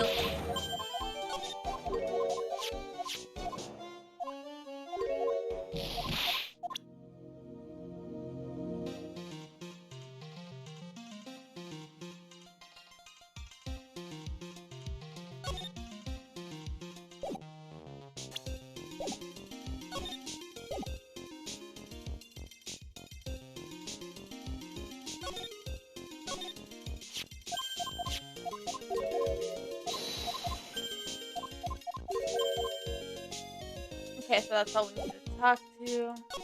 So back to.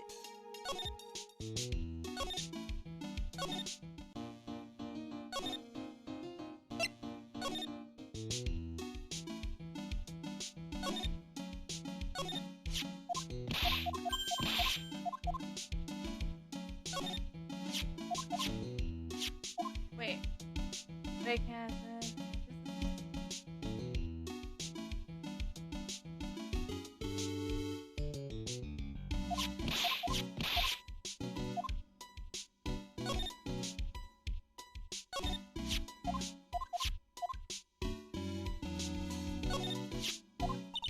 Did I forget something?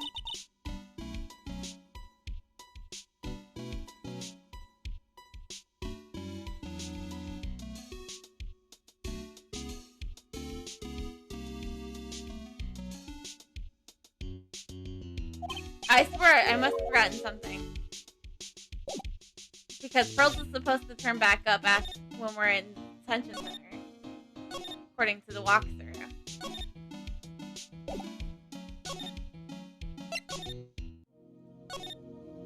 Oh, Heist Lands.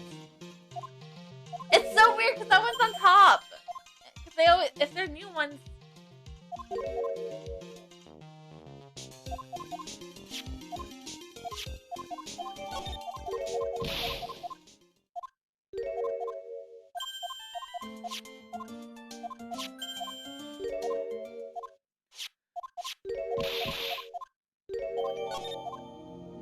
Okay, now we go back to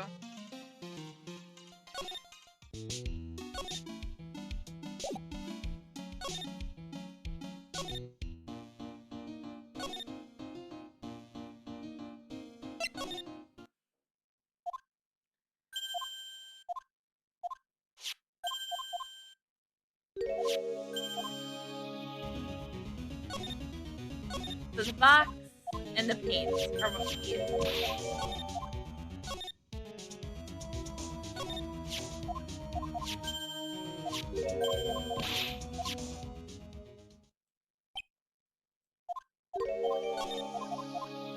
Okay, so now back, present, signature.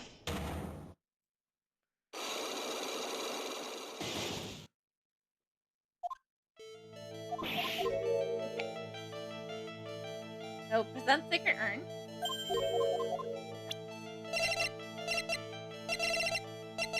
Take that!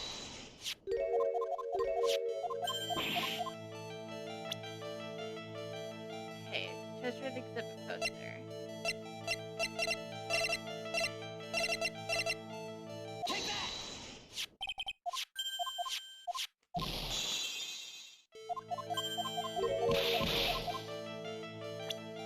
Okay, but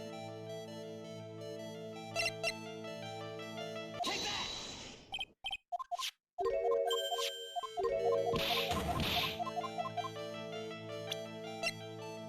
Take that!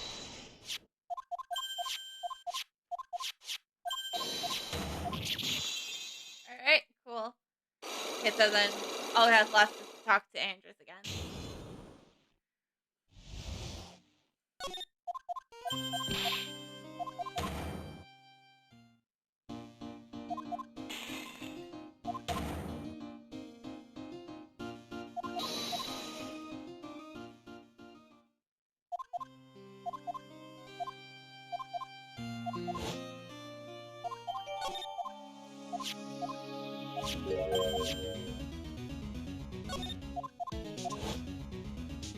And yes, so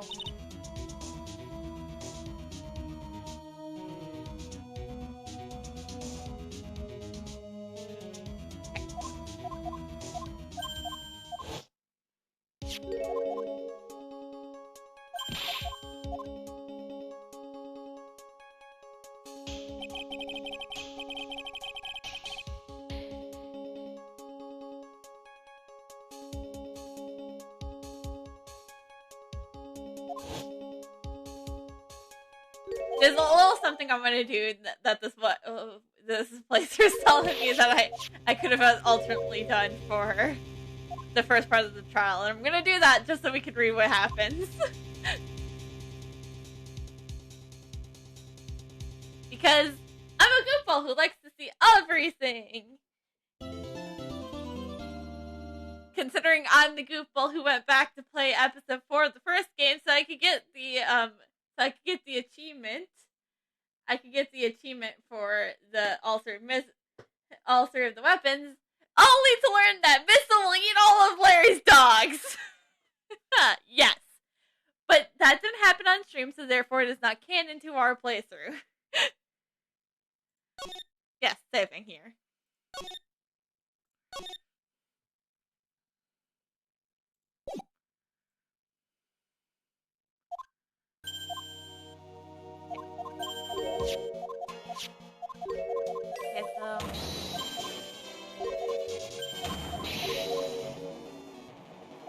murderer. I promise you that.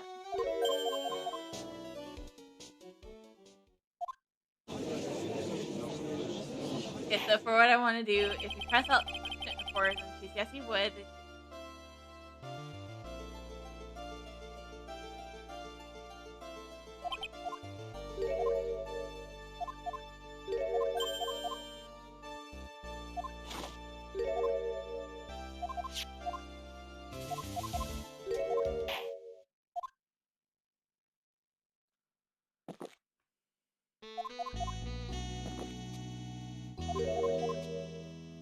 Okay, so fourth. Okay, so I need to open up on.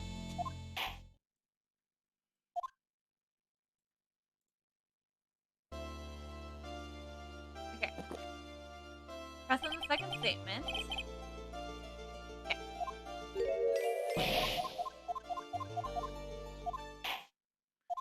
I need to make sure I do that part first. I need to press on. The blackmail letter I got.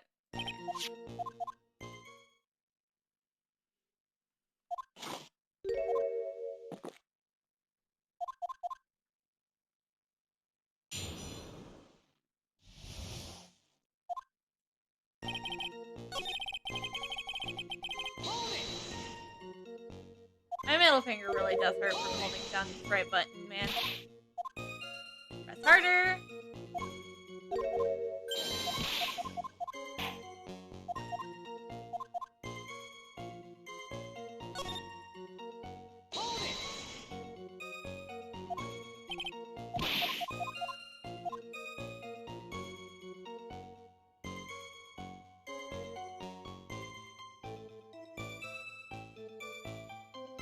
Oh, right.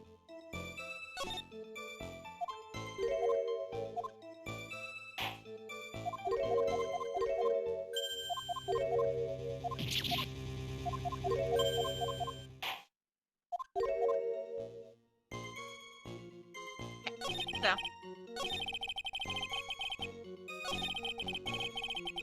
Okay, so that's statement 2, 3, 4.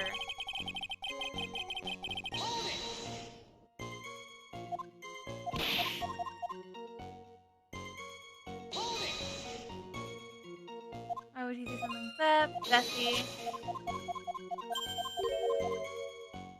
Okay, so, okay.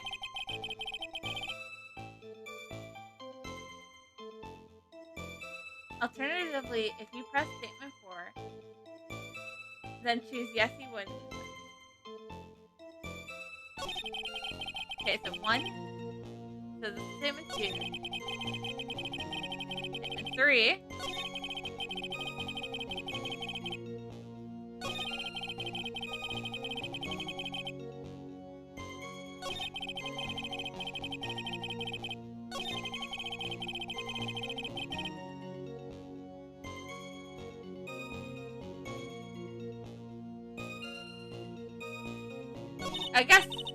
I guess that one, it's not coming up for it, because we did press it, and we didn't get the option for yes, he would.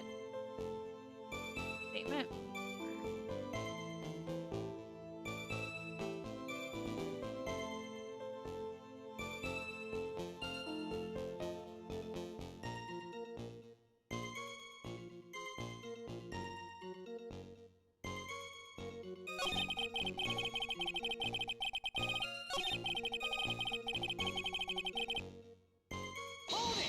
This would technically be,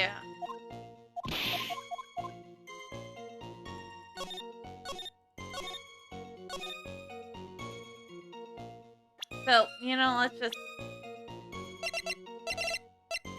I'm gonna stop being cryptic with...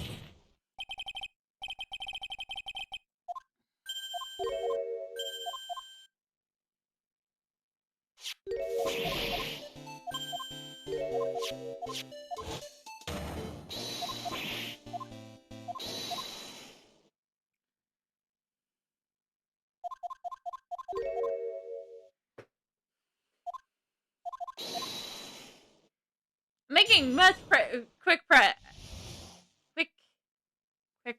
here, which is good. Good.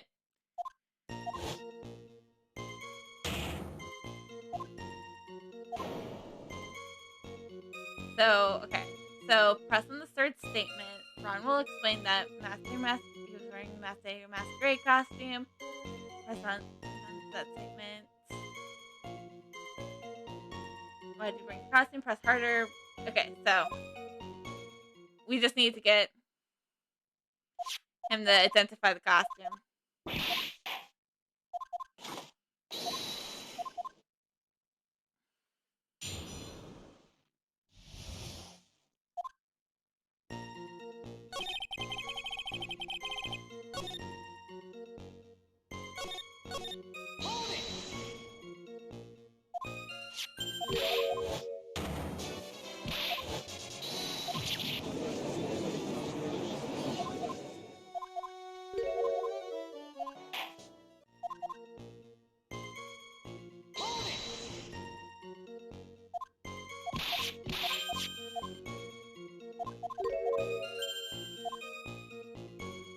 Press harder.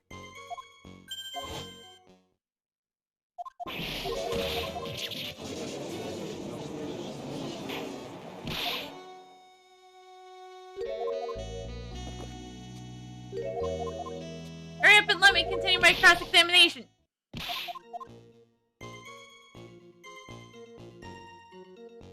I meant to hit tab.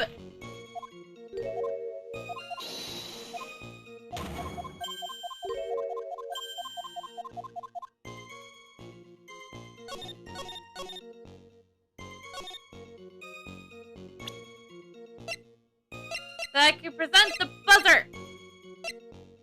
Objection!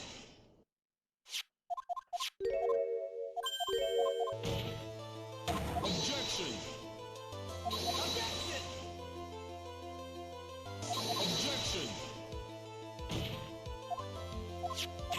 Objection! Objection! Objection! Objection!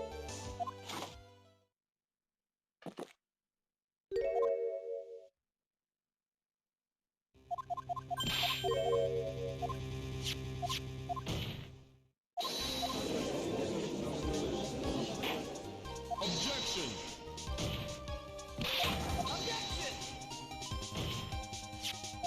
I'm here for friends.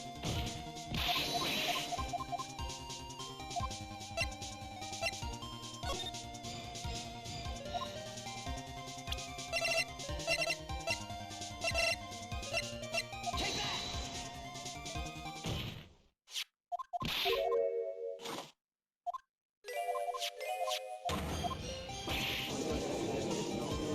Objection! Objection!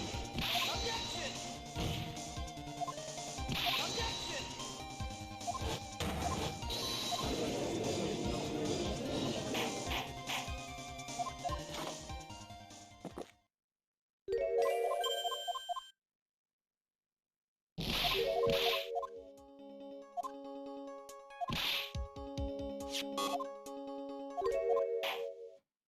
Okay.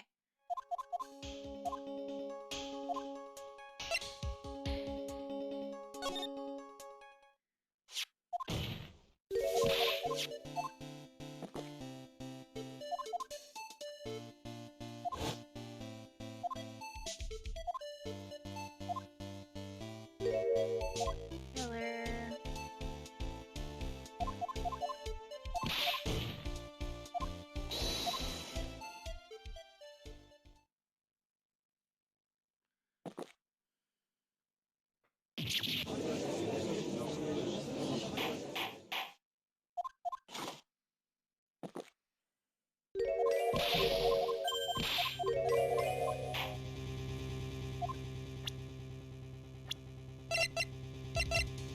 Take that!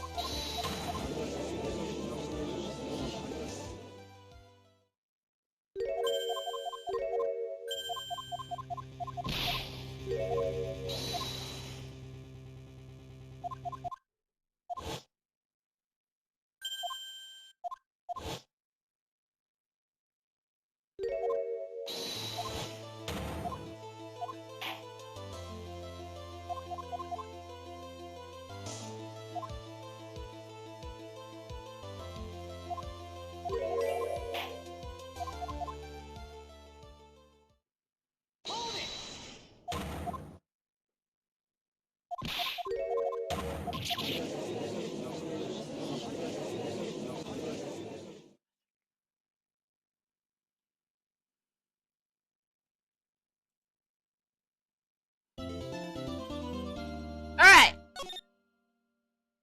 Save.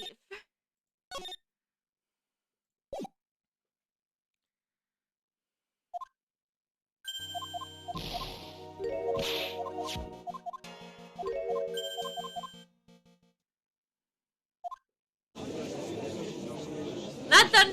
I'm not closing the guide yet. Not until we get back to where I was. Just so that I can mindlessly, you know, not have to deal with so much.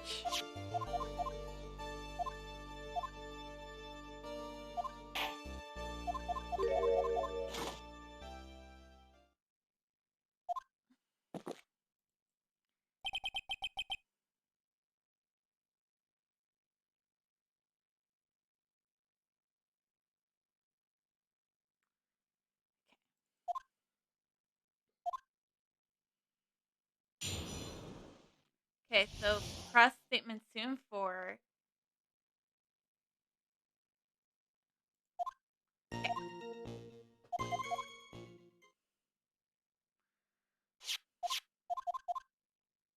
Hold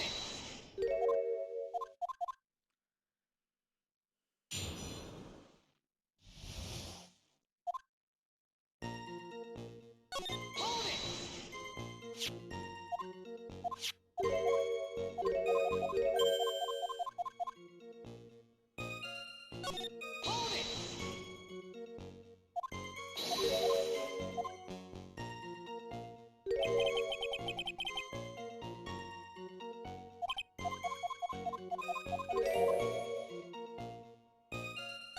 Hold it! Hold it!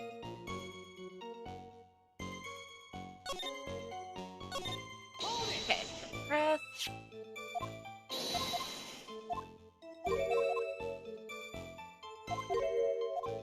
You bet there is.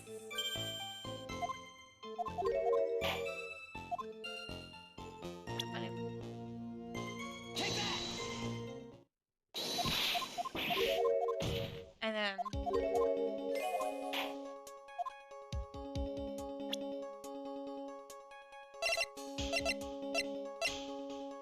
Take that!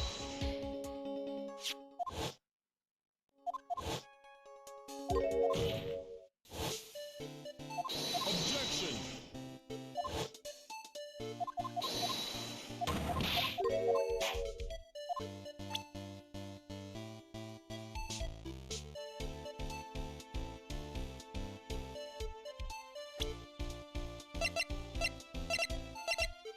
Take that!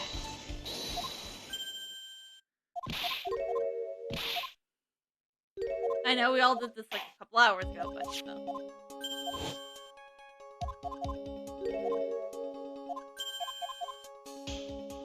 And it's the timestamp! Okay, statement 2, 3, or 6, just calling card.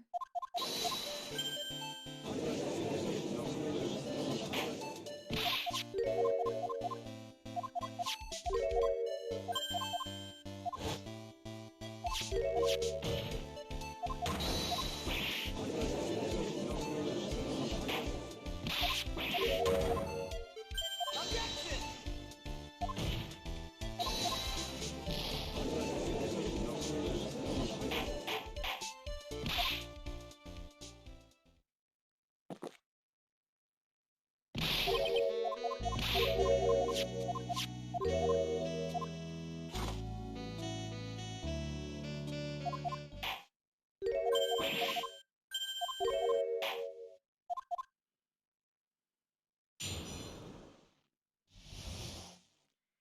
Hurry up and let me press something!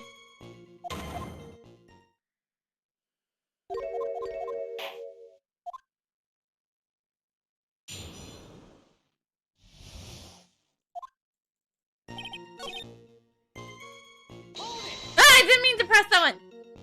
Oh, it's okay, because I can do it literally any of the calling cards. Objection! Alright. So. Okay, so present a blackmail letter at statement 3 for the next one. It also says I can present the newspaper clipping, but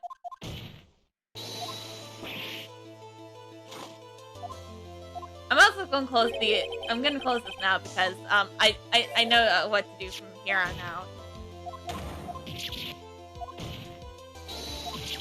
It's not like we've done this like an hour ago.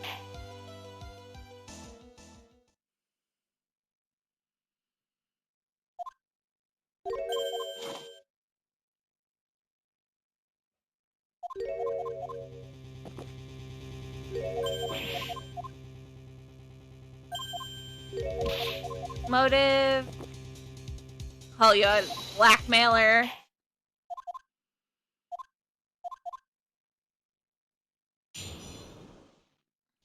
Okay, so search, present.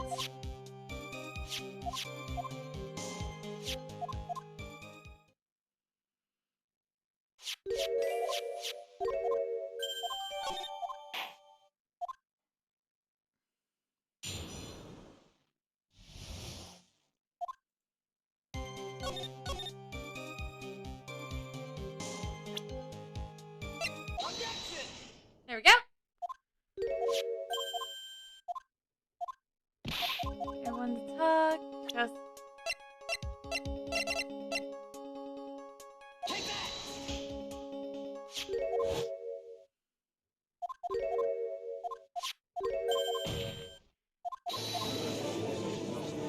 Objection.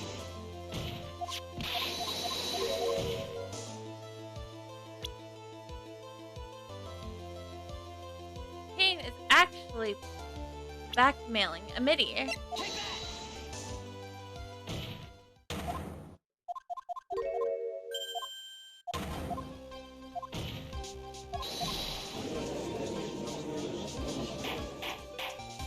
Objection.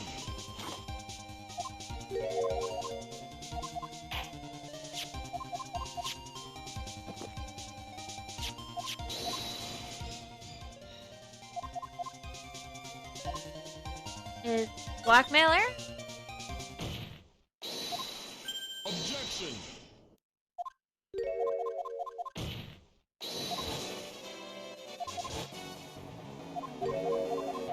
Detail plans.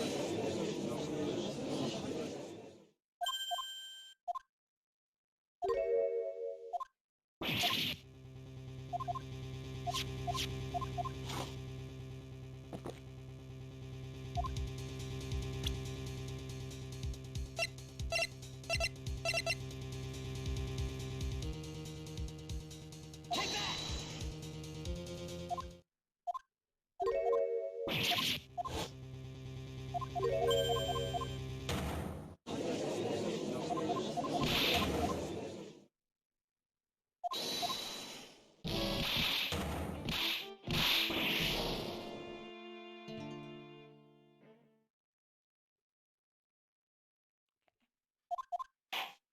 Objection.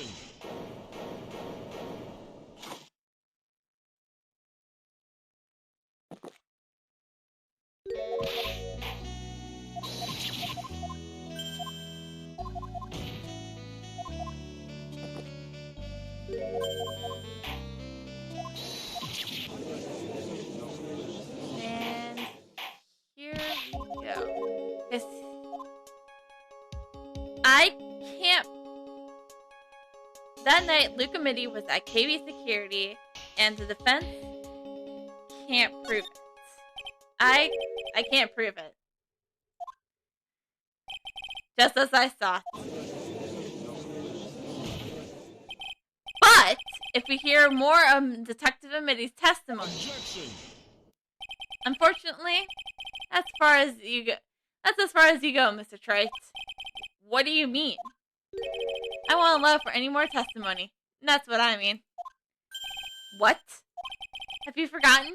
Luca Midi here after we is here after we interrupted his own trial, and you have to fail to prove that he committed the murder. I think it's time for this witness to return to his own trial and face his guilty verdict as Mass Day Masquerade. No. Well now, Sir Lawyer, it seems that love wins out in the end after all. I, the ace detective, as well as in Master Masquerade, my verdict will verify that. Just as Ron Delight will verify that he is the true murderer. I declare that with the full force of my ace detectiveness. Order! Order in the court! That's enough deliberation with this witness. I can't believe this. At this rate, Ron is... Don't give up now, Nick. We still have tomorrow. We can look forward to more evidence and by then it will be too late. Huh? Why?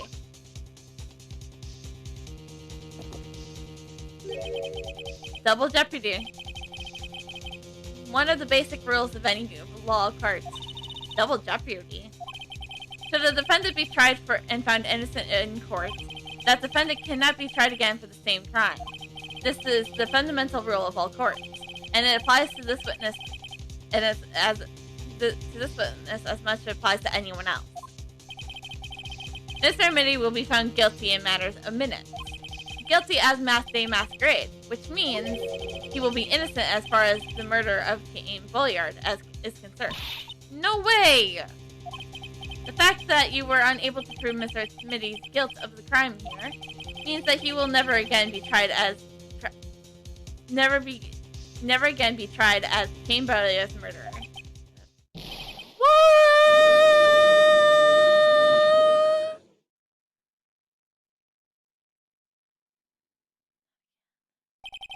Now there's nothing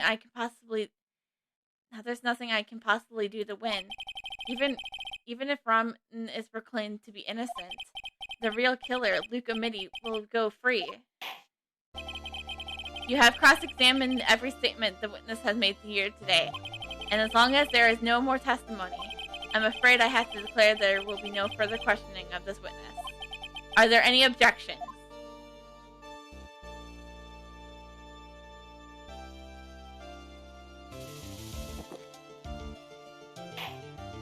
Then I hereby end the cross-examination of Luca Mitty.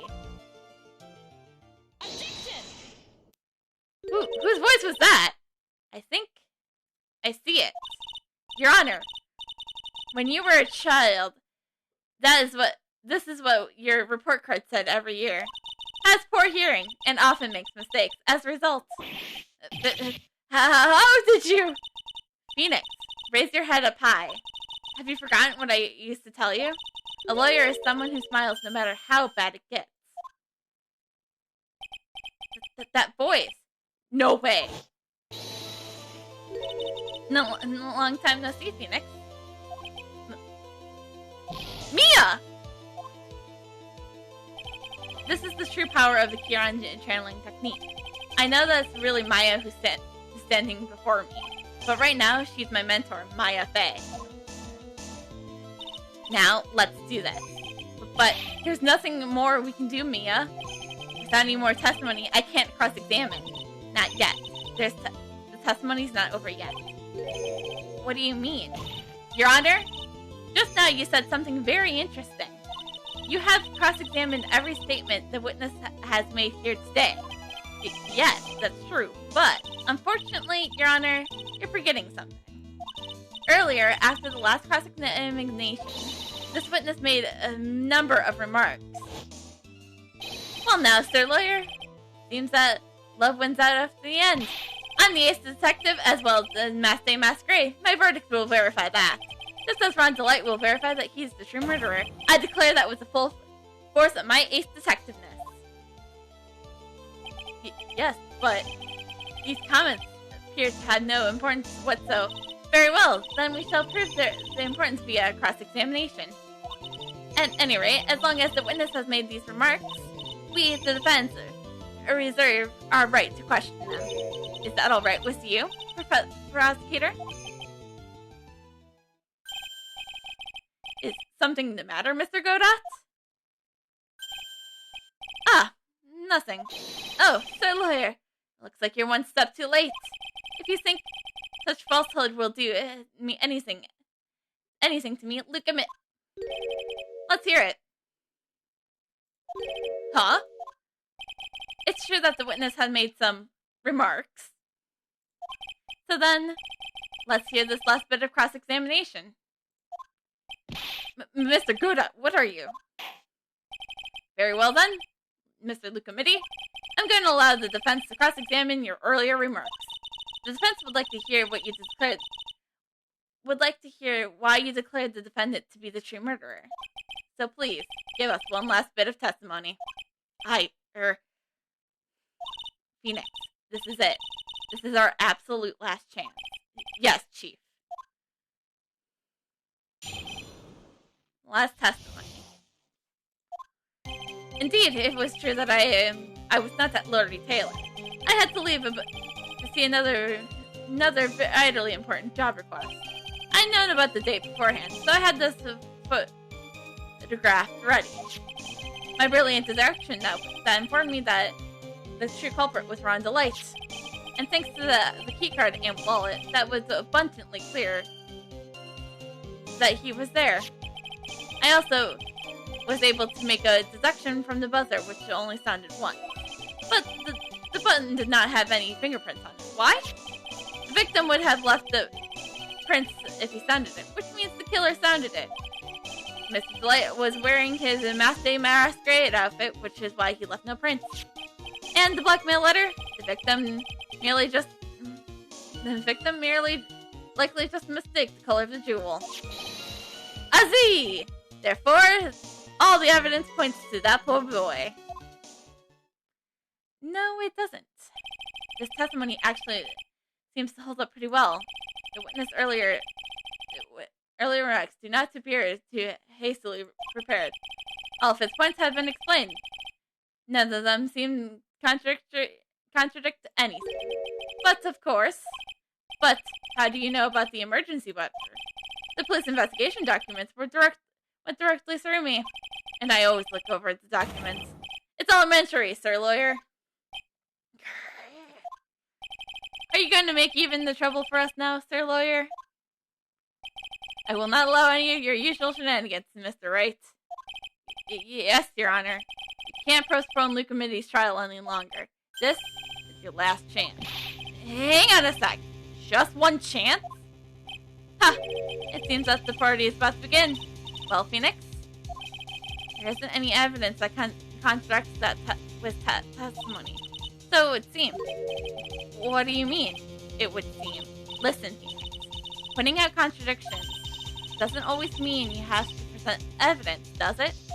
At any rate, this is our last chance. If you can't point out a case-breaking contradiction, you lose.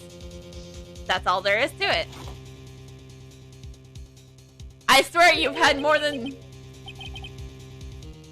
I was about to say... Cup 17. The last cup. It seems like this trial has put an end to this trial.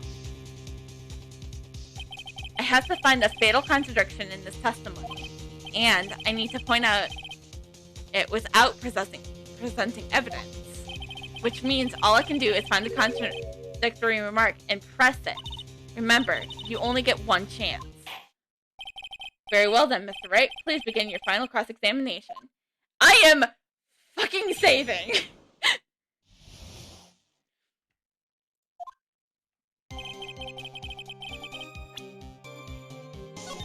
Just so we don't have to do all of this over again.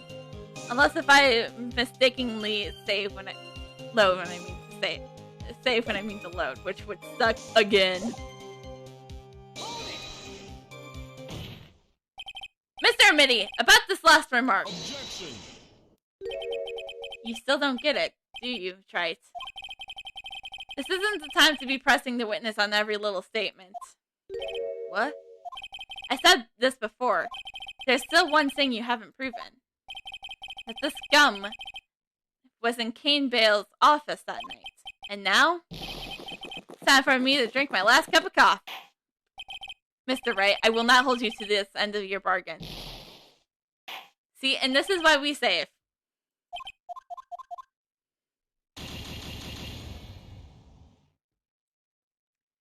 So, okay, I gotta think through this carefully. Which one do I have to press?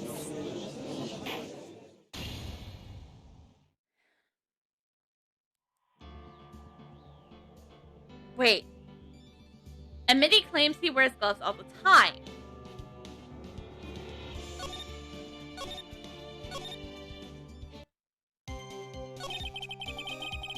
I had to leave to see about another visibly important request. I had known about the date beforehand, so I had this photograph ready.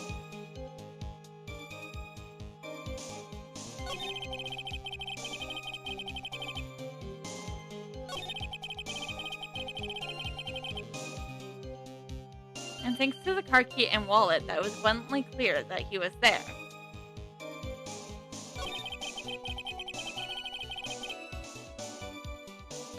The button did not have any fingerprints on it. Why? The victim would have left the Mr. Delight was wearing his mask. That's right. In the blackmail letter, the victim might...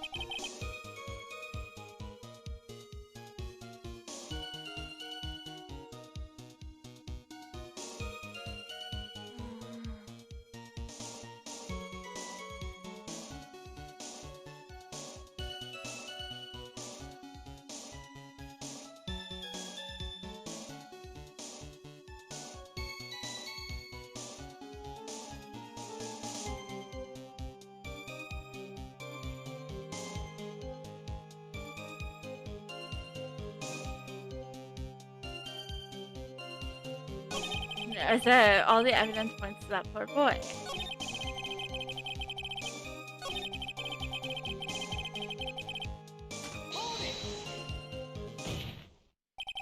Mr. Mitty, about this last remark. Objection. You still don't get it, do you, Trite? This isn't the time to be pressing the witness on every little statement. I'm afraid you're the one who still doesn't get it, Mr. Godot. What? Mr. Mitty, it seems you have finally admitted that you were in the CEO's office on the night of the murder. How could you say that? Let's reveal your testimony, shall we, Mr. Mitty? The button did not have any fingerprints on it. Why? Mr. Delight was wearing his masked day masquerade outfit, correct? Is that correct? Indeed. That is what I said. My deductions are absolutely foolproof. More like your deductions prove that you are a fool. I'm sorry, whatever do you mean? For some reason, I'm starting to get really thirsty. Sorry, Godot, you can't have any more coffee. You said only no more than 17 cups, and you've had 17, and that is your 17th cup. So, when exactly did we learn that fact? That Ron Delight was dressed in masked gray when he went to the scene of the crime? That was, it was just a few hours ago. It was about an hour ago for me, but back when my 6th cup was looking at me with a cold stare. Oh, did I forget to mention it before? I'm sorry, I just never had the chance to mention it up until now. That's right, the defendant has yet to tell anyone else the fact for this morning. Therefore, the only people who should know this are who have been watching this trial. Do you understand now, Detective Amity? There's no way that you should have known about that. Yeah!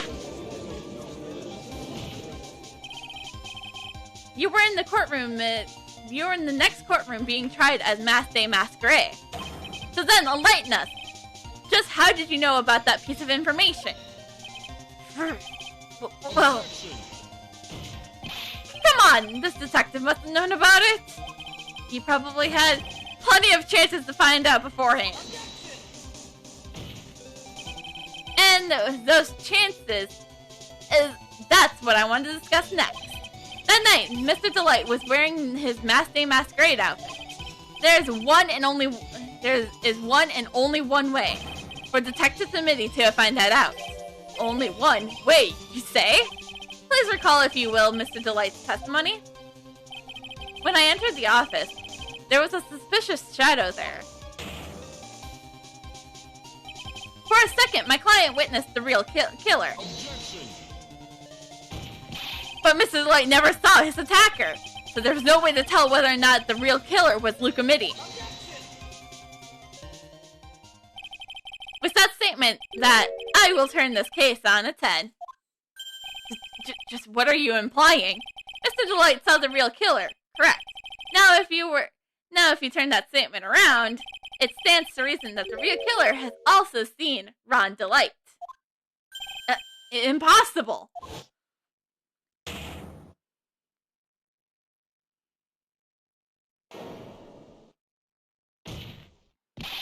Detective Mitty, you saw a masked day masquerade at the murder scene that night. You saw him when you killed Kane Belliard and assaulted Ron Delight. That's the only way you could have known what Ron was wearing. Earthquake.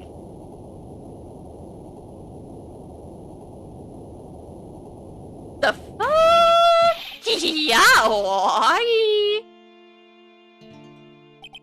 Take a good look, everyone. Unable to and a worthy rival worthy of my genius, I was forced to create one by myself. Here I am, the tragic clown. That's the same line you gave yesterday. But I think there's a little more meaning behind it this time.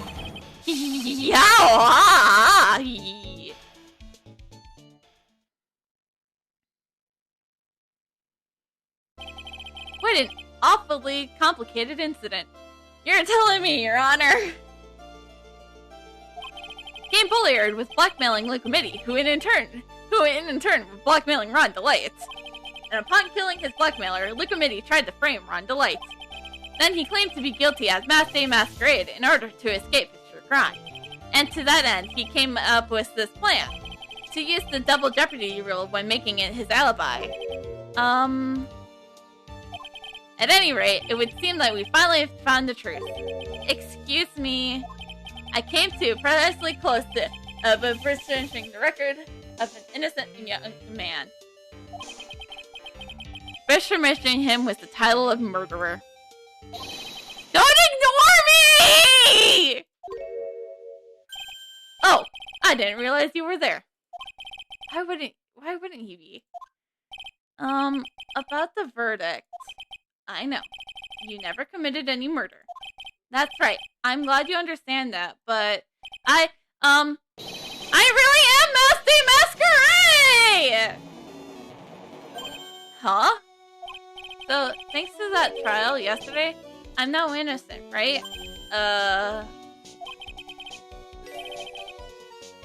What was it you said? Double jeopardy? Now that you mention it, I've been careless. Careless? What do you think, Mia? As the defendant says, the rule of double jeopardy is absolute. A defendant can never be tried for a crime, twice for a crime which he is once found innocent. Then, Masked Day Masquerade is really innocent? It would seem so. For now. But for now... Now then, the court finds the defendant... not guilty! Oh, I've been waiting so long to do that.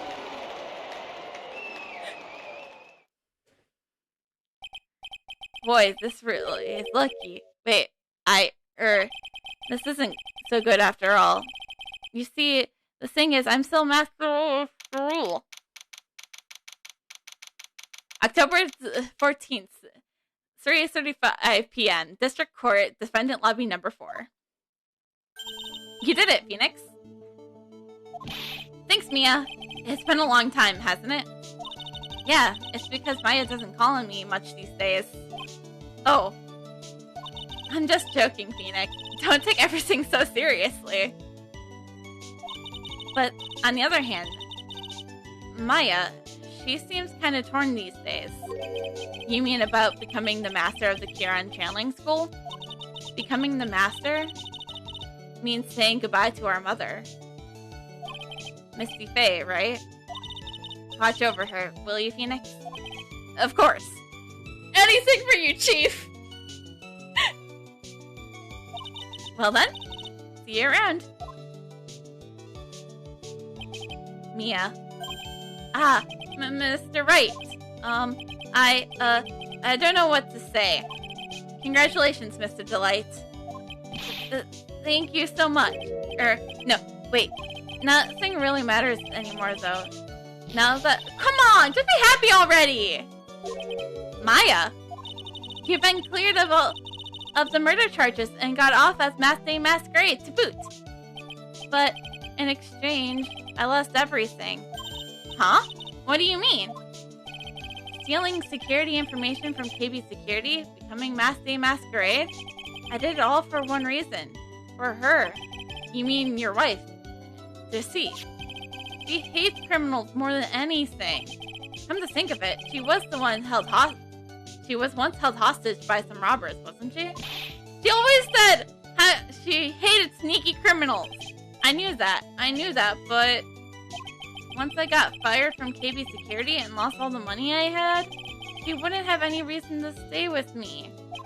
I thought she would leave me for sure. So that's why you became Masked Day Masquerade? Yes, but it's all over now. A broken bowl can never be put back together! That's not true, right, Nick? Right. I mean, really? We can go back to the way things were? You'll be fine, and Nick can prove it! I can't? I kinda wish you checked with me first, Mr. Delight. Even a bowl is broken, there's always a way to put it back together.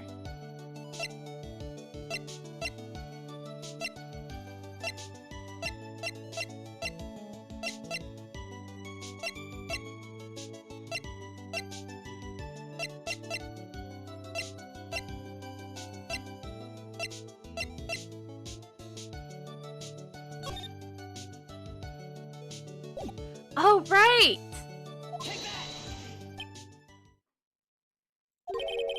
Thank you, Mr. Wright, for trying to cheer me up. You don't have to put on a brave face just for me. Huh? I think I'm going off by myself and think things over for a while. Wait, Mr. Delight! Very well, Mr. Wright. He's gone. I guess that didn't do much to make him feel any better. Hey, Nicky boy! Miss Delight, I haven't seen Ronnie. Do you know where he is?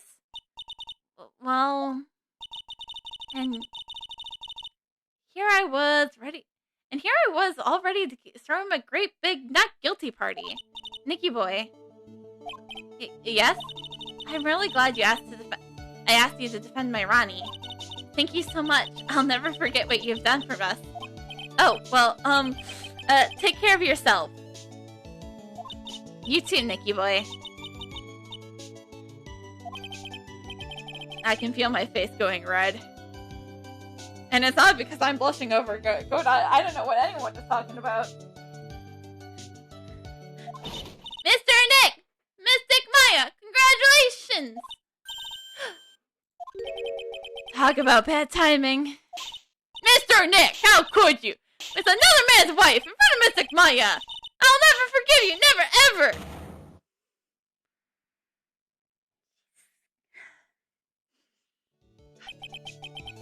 So just as the case came to close, O2 to my consciousness. Ron said a broken bowl can never be put back together. But I know that's not true. I mean, just look. Here's a perfect example of one that was put back together, even better than before.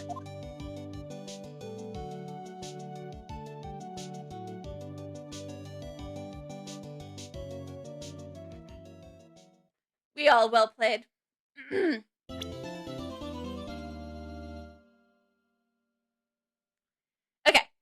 so that is where we're gonna end. Oh, hell yeah, I'm saving. Oh, well, it doesn't matter.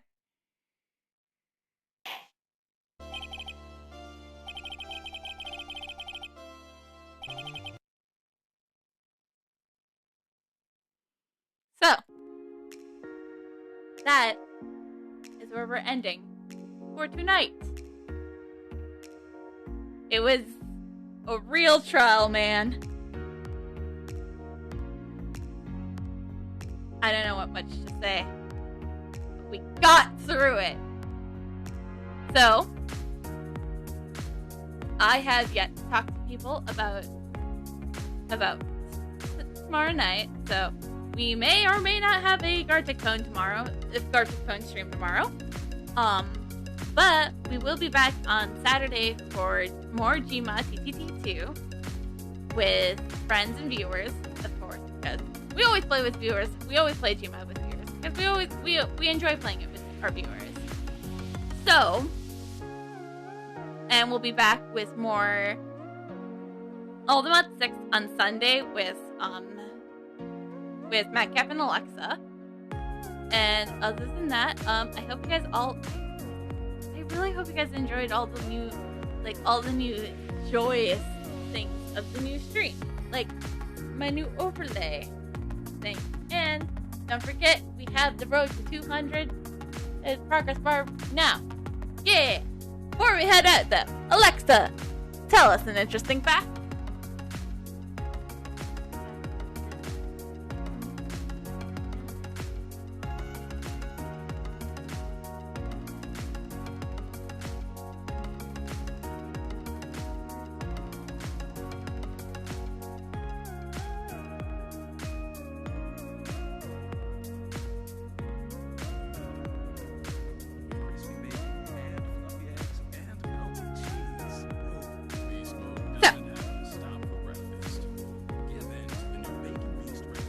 We are gonna hit up we're gonna be rating. Oh shoot! Sorry, I meant to turn that off. But we're gonna be rating Hobbit, of course.